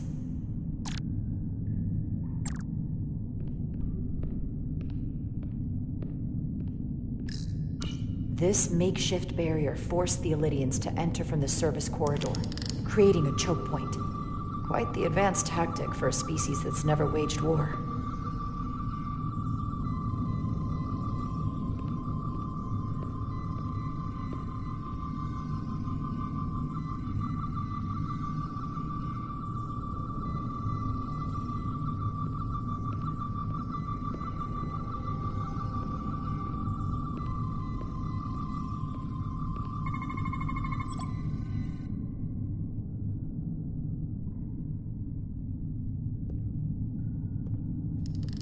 Think they parked this here on purpose? One way to find out. Need any help? I've got it.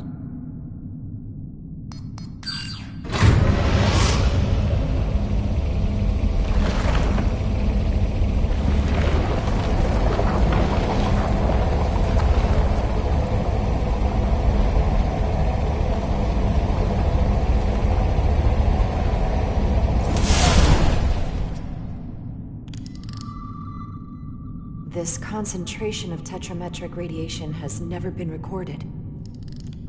Whatever they're hiding, it's right through here.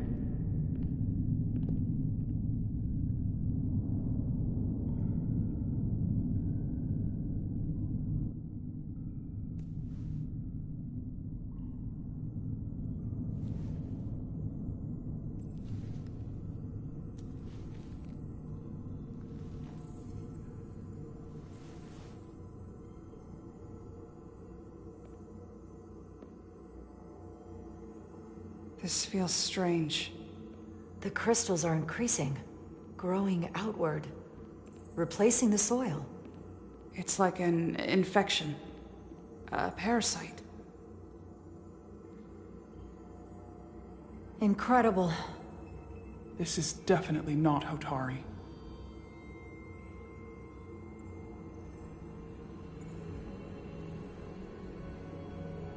It's the remnants of the Takan Empire.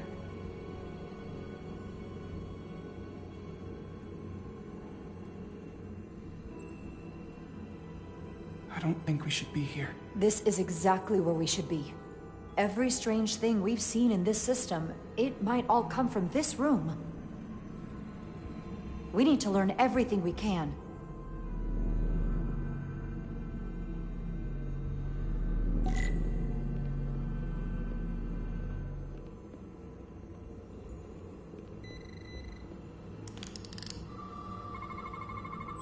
What are we looking at?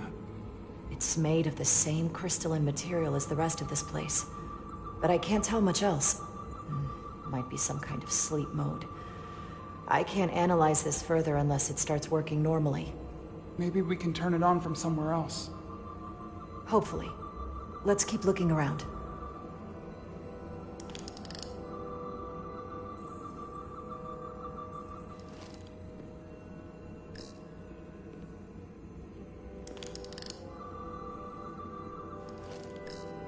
Somewhat resembles a transporter pad.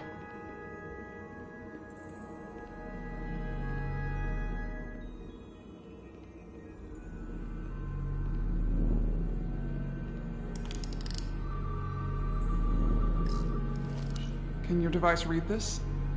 It can roughly translate the words, but we don't have enough Taconian language on record to understand how it's structured. Oh well.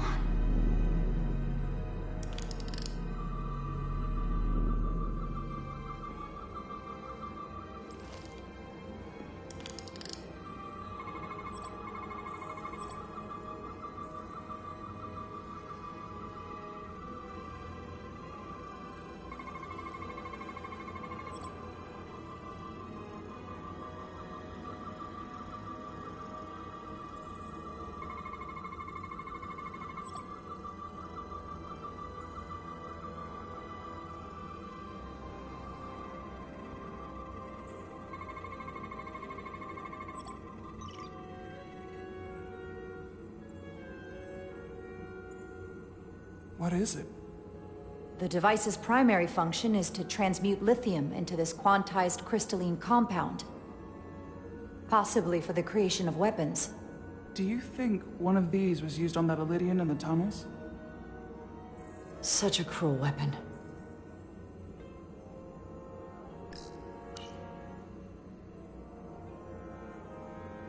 Looks like some sort of replicator. I can't get it to work. It has power. Must be looking for some other kind of authorization.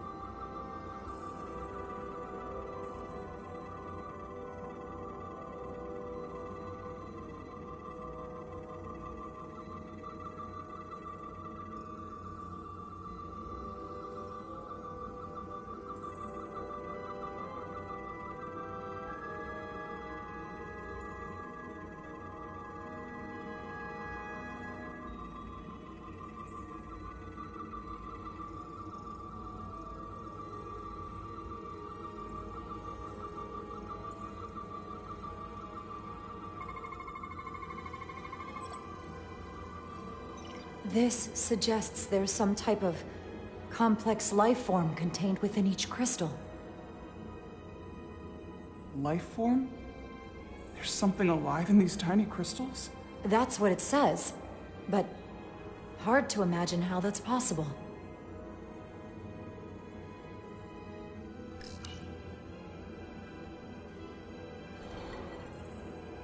Our science division will have a field day with this. We need to study it on the ship.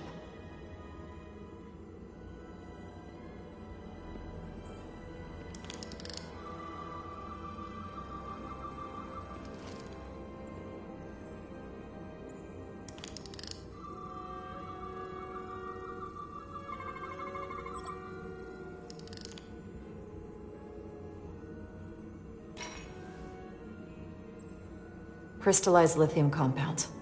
Its internal structure is extremely ordered. In fact, the states of these crystals on a subatomic level suggests a storage device of some kind. Energy levels are both stable and ordered, like information. Some of them appear to be depleted. What kind of information would you deplete?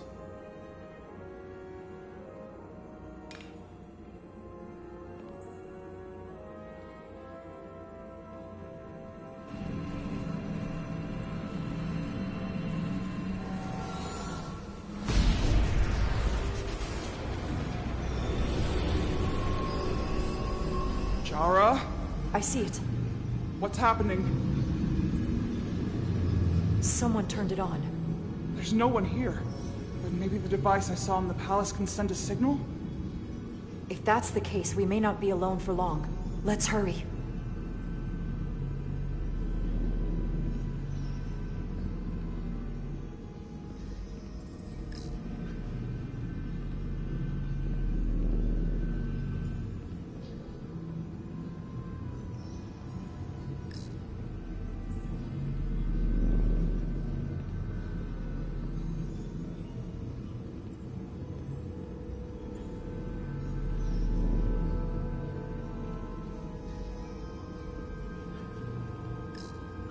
How are you holding up? I knew Galvin and Sidron were dangerous. Now I know they're more powerful than I could have imagined. But the worst of it is knowing they got there by turning our people against their own.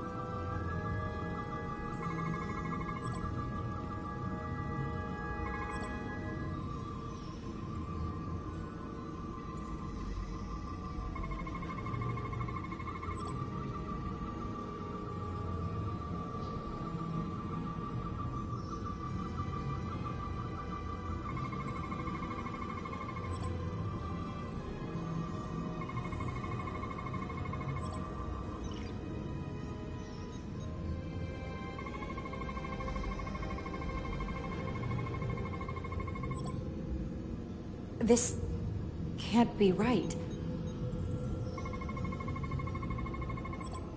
It's putting out almost 50 zettajoules of energy. I assume that's a lot? Enough to power this entire quadrant. This amount of power, the kind of radiation it's putting out, it's the cause of the storm. The warp disrupting beam, all of it.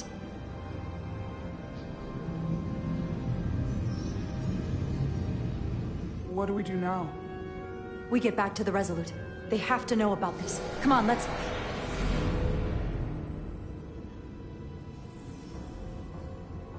Quickly. We have to hide.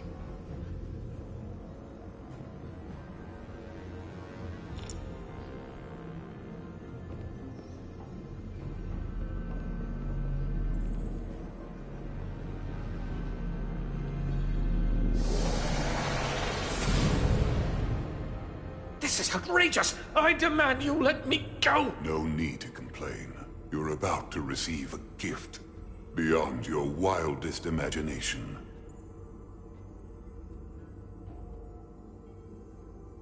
If anything, I consider it an honor.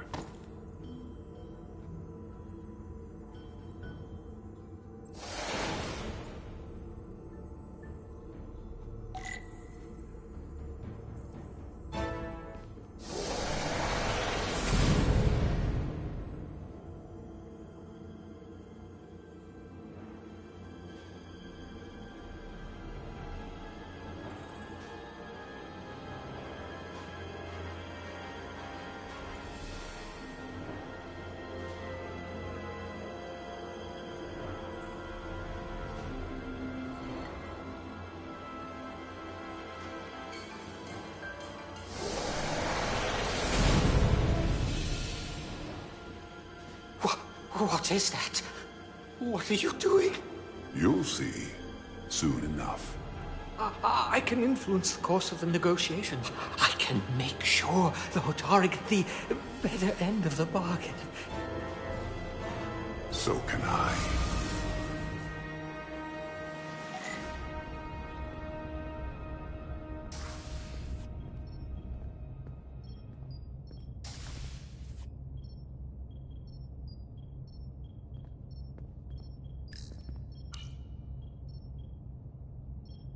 She'll get better.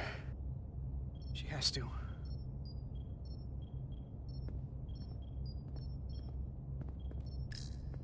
Dr. Duval must not be back yet.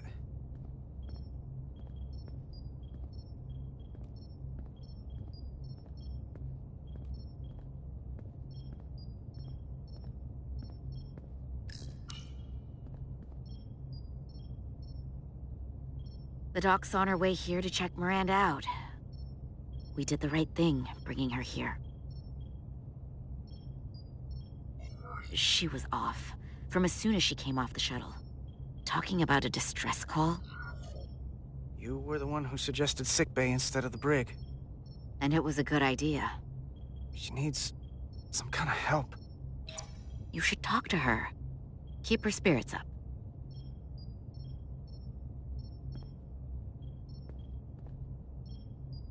And to think, yesterday I couldn't wait to get back on the Resolute.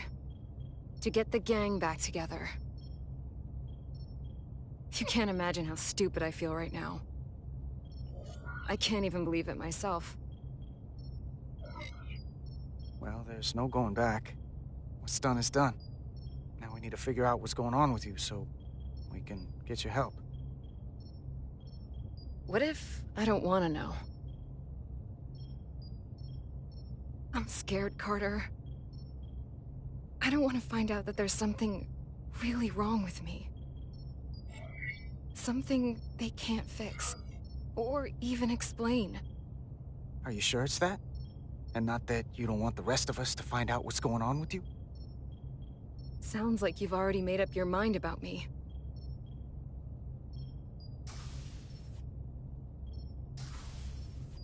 There she is. It's good that you brought her here. Petty Officer Maris and the rest of the security away team skipped the bioscan when they came back from Otari. And they've been impossible to track down since. We don't know what kind of pathogens they might have picked up. Is that going to... Sit still. This will just take a moment. You're looking at me like I'm some kind of science experiment. Or a monster. Did you realize you skipped the bioscan? I mean, if you weren't feeling right... Don't try to blame me for this, Diaz.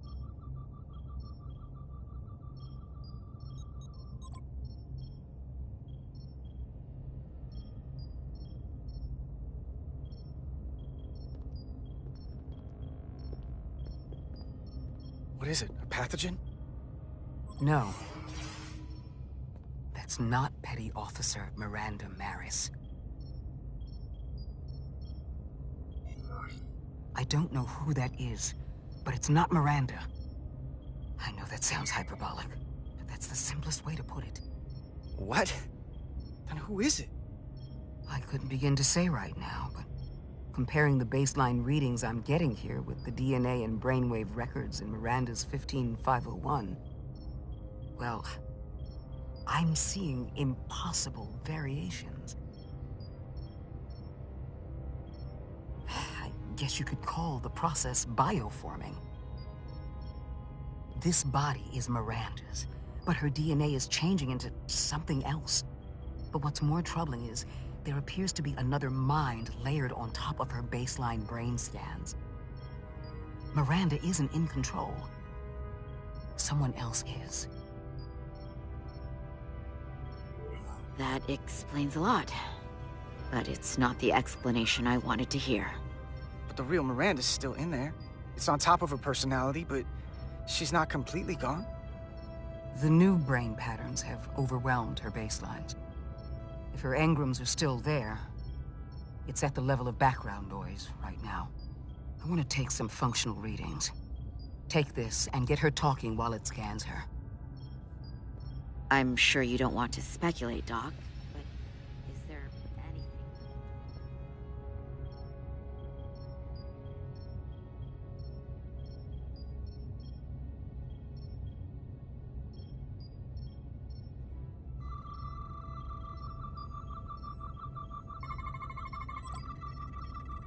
I don't want to be incinerated as biohazard.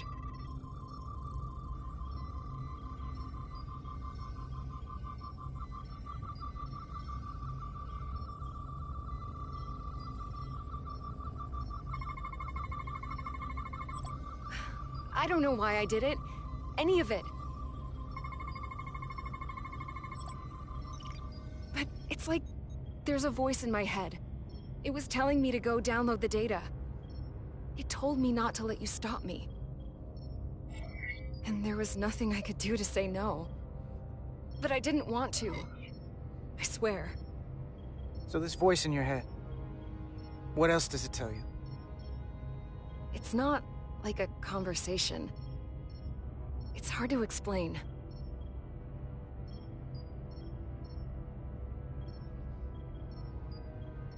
While I still can, I just want to say, Carter, I'm sorry. I really am. You don't need to apologize. You just need to get better. I'll be better than ever.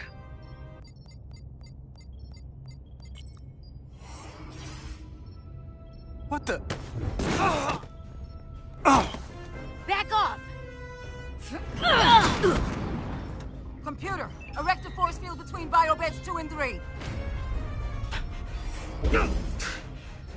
Computer, lower force field! You do not have authorization. I just want to live. I have a right to exist!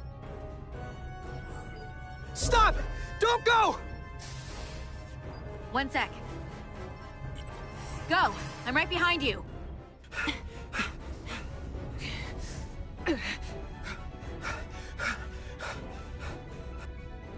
Osmia Kellam Kalujo. Wedges I go notice texta. What the hell are they saying? It's not in the Universal Translator.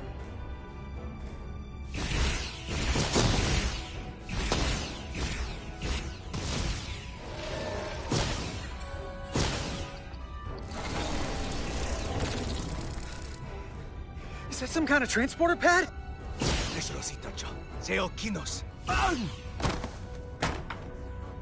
The drive!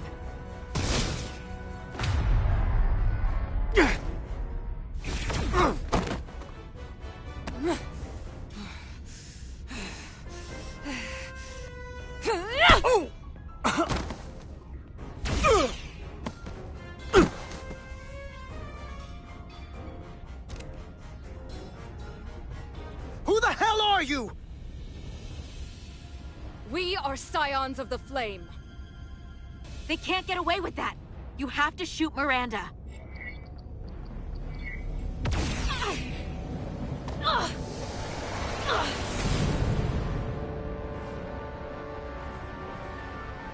Scions of the Flame? I don't like the sound of that.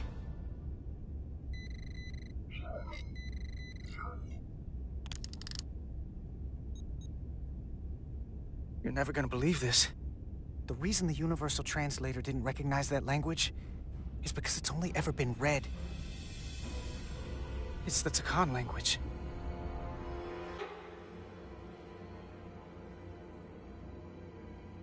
Get your filthy Hotari hands off me! We'll burn your planet to the ground. Animals. Wait. No.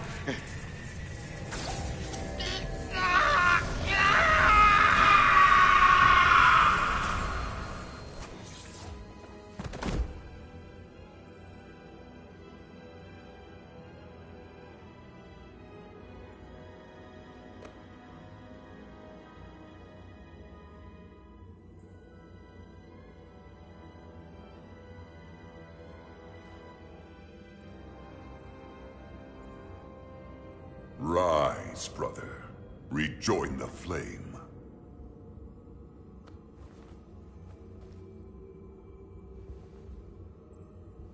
This can only mean our time has come. I'm only sorry I couldn't find a more suitable host for you. All in good time. This is only the beginning. They're working together? An Elidian and a Hotari? They did something to him.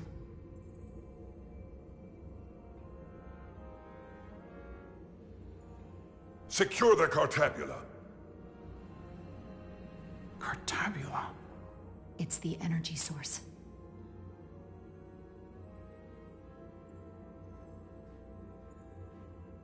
Spread out. Search the vault. Go back through the mine. Cut off their escape. Find them! Time to go.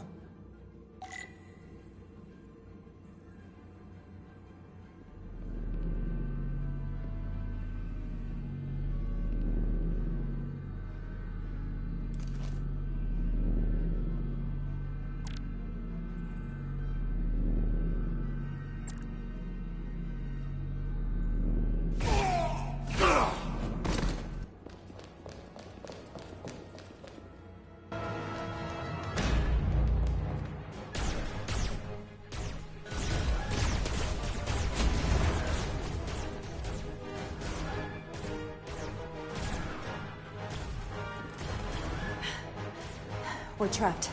They're blocking the only exit.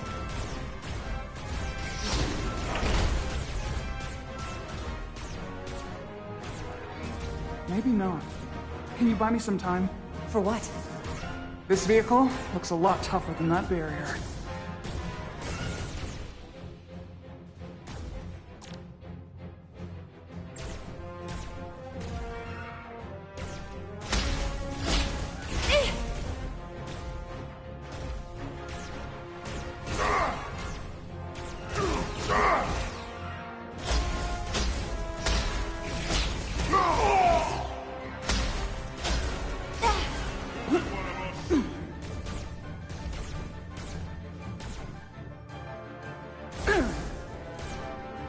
Shoot the Hotari woman!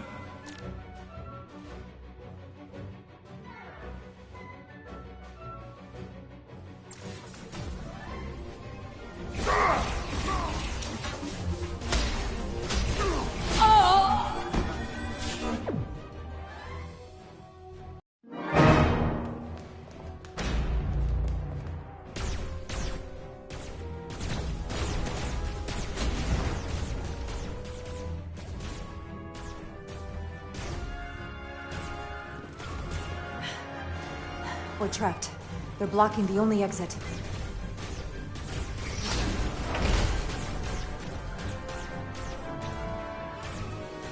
Maybe not. Can you buy me some time? For what? This vehicle looks a lot tougher than that barrier.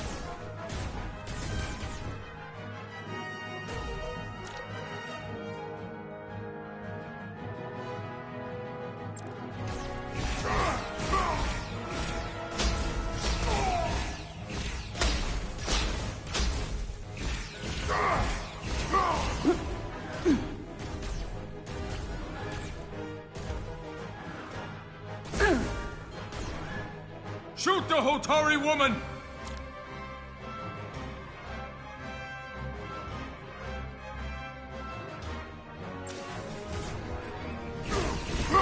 You'll be one of us soon.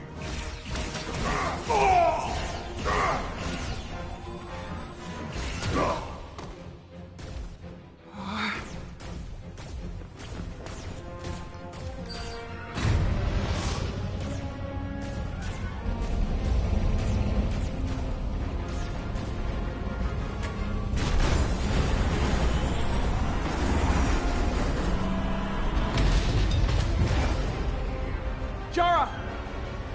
Get on!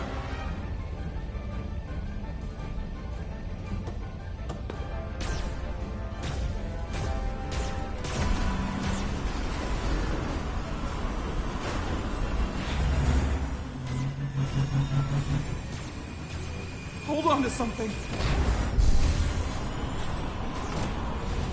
Ah!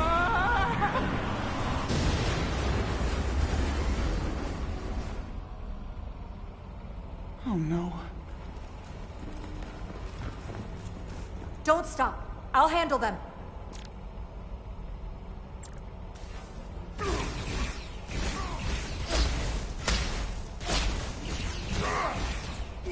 Shoot the one driving the machine!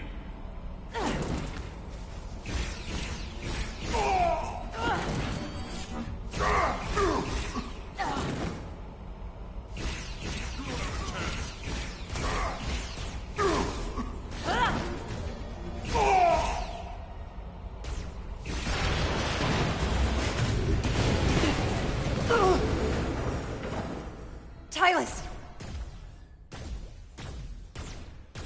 We're surrounded. I'll get it working. I just need some time.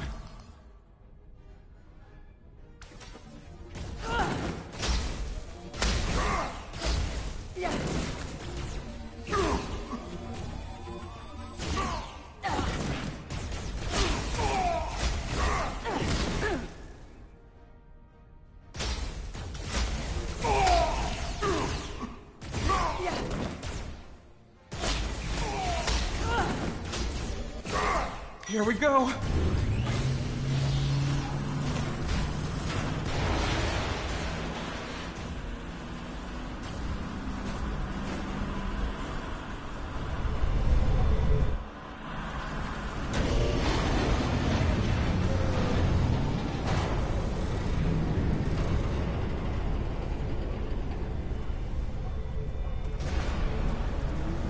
The lift. We're trapped. Resolute, 2 to beam up immediately. Resolute, come in. Jara!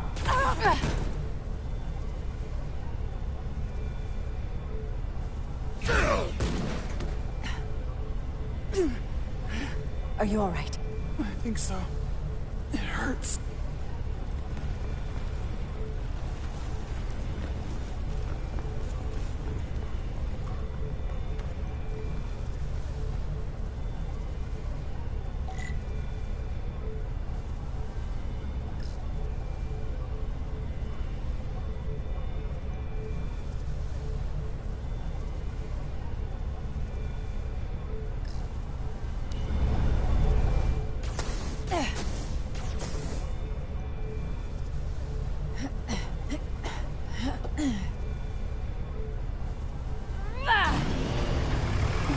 What are you doing? Hold on to me.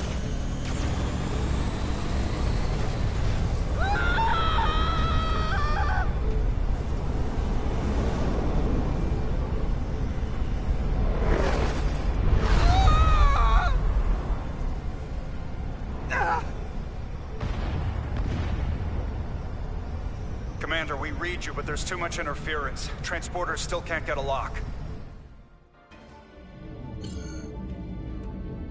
Miranda was able to transport through the storm. There has to be some path through that we're not seeing. Tetrametric radiation is saturating our sensors. There is too much interference to pick up the residual transporter signature. Wait. Tetrametric radiation. Of course.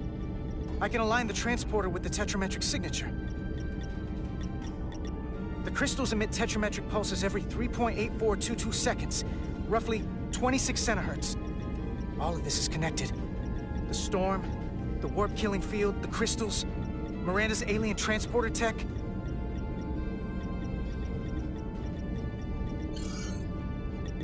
Okay, I've got the transporter in calibration. There are a lot of biosigns in that mine, all stacked on top of each other. I need something to identify the commander's signal. Something loud, energetic. Understood. Commander Rydek, we have penetrated the storm's interference, but we are unable to pinpoint your signature. We need you to generate a high-energy event to help us... High-energy event. Got it. Tylus, are you still with me? I am. Good. I'm going to shoot my phaser at some dilithium to cause a piezoelectric rupture. What? Why? Signal flare.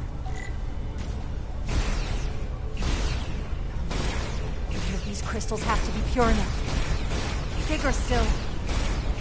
Come on. Damn it. No good, too small.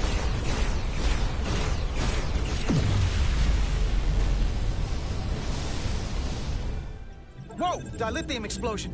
Is that energetic enough? More than enough. I can lock onto their biosigns now.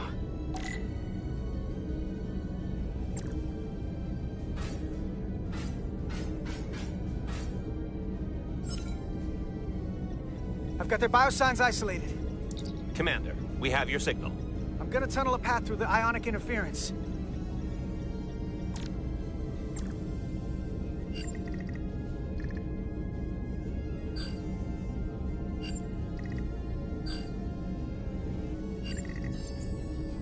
I've got a path.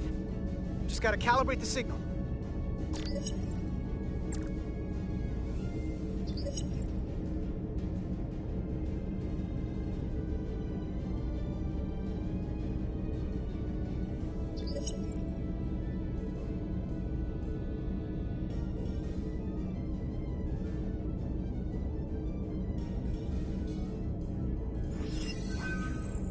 I've got a lock. Energize.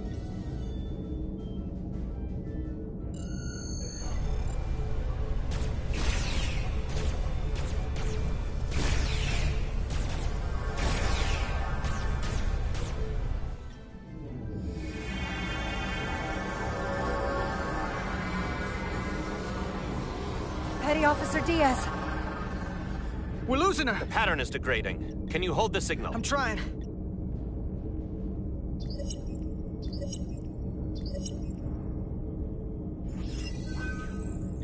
I got it. Oh, come on, come on.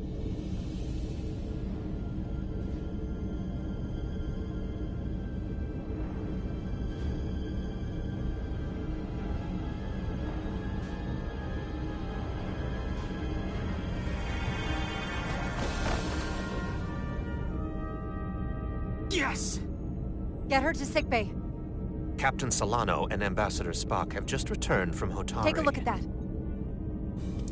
Rydick, I need you on the bridge, now.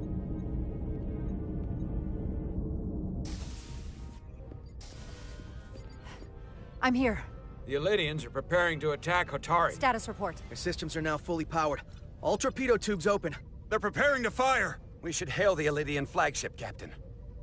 Readying phasers if you want them. Stand by. Await my order. Recommendation, Commander? We need to act quickly. We don't have to fire, but we can lock phasers on the flagship's weapons array. Give them something to think about. As Commander Rydick said. Locking on phasers. The Elydians. They've powered down their weapons. Odd. You sure about that, Mr. Ermont? They're venting some kind of gas from their ship. Hold on. Now all of their systems have shut down. That's unexpected.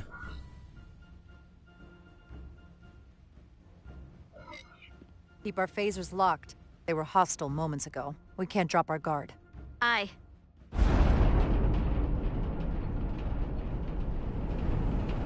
What's happening? There's an energy dampening field coming from Tau. Take us out of range. Aye, Captain.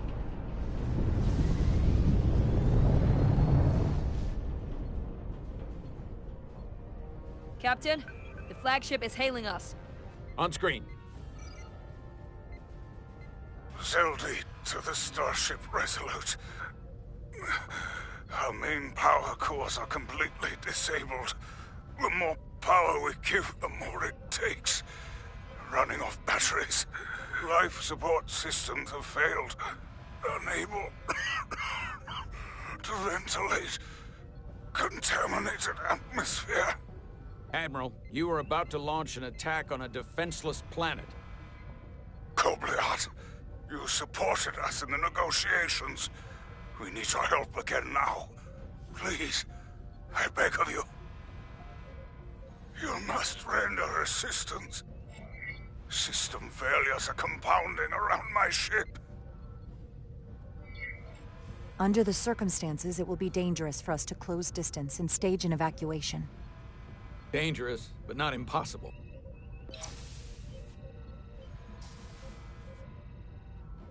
Admiral, excuse us while we devise a rescue plan. By my estimate, the crew only have 23 minutes before their atmospheric mix becomes lethal. While we may not be able to transport the Elydians directly, if we were to transport them from their ship to a nearby shuttlecraft, it should be possible to amplify the transporter signal there and reroute it to the Resolute. The Ambassador's plan is incomplete. An away team will have to beam aboard the Zeldy and set up pattern enhancers for a stable enough signal out of the dampening field. Thank you for identifying my deficiency, Commander Chovak. Jara, I need a senior officer in command of this. Take Chovak and Bedrosian in the shuttle, and get it done. Petty Officers Diaz and Edselar, you will be part of the rescue mission. As will I. We will bring the shuttle within transporter range of the Zeldi, then beam you both aboard. Beam us on board. Why? The pattern enhancers must be placed on the Zeldi to make it possible to beam the Illydians back to the Resolute. Gather the pattern enhancers, and get to the docking bay.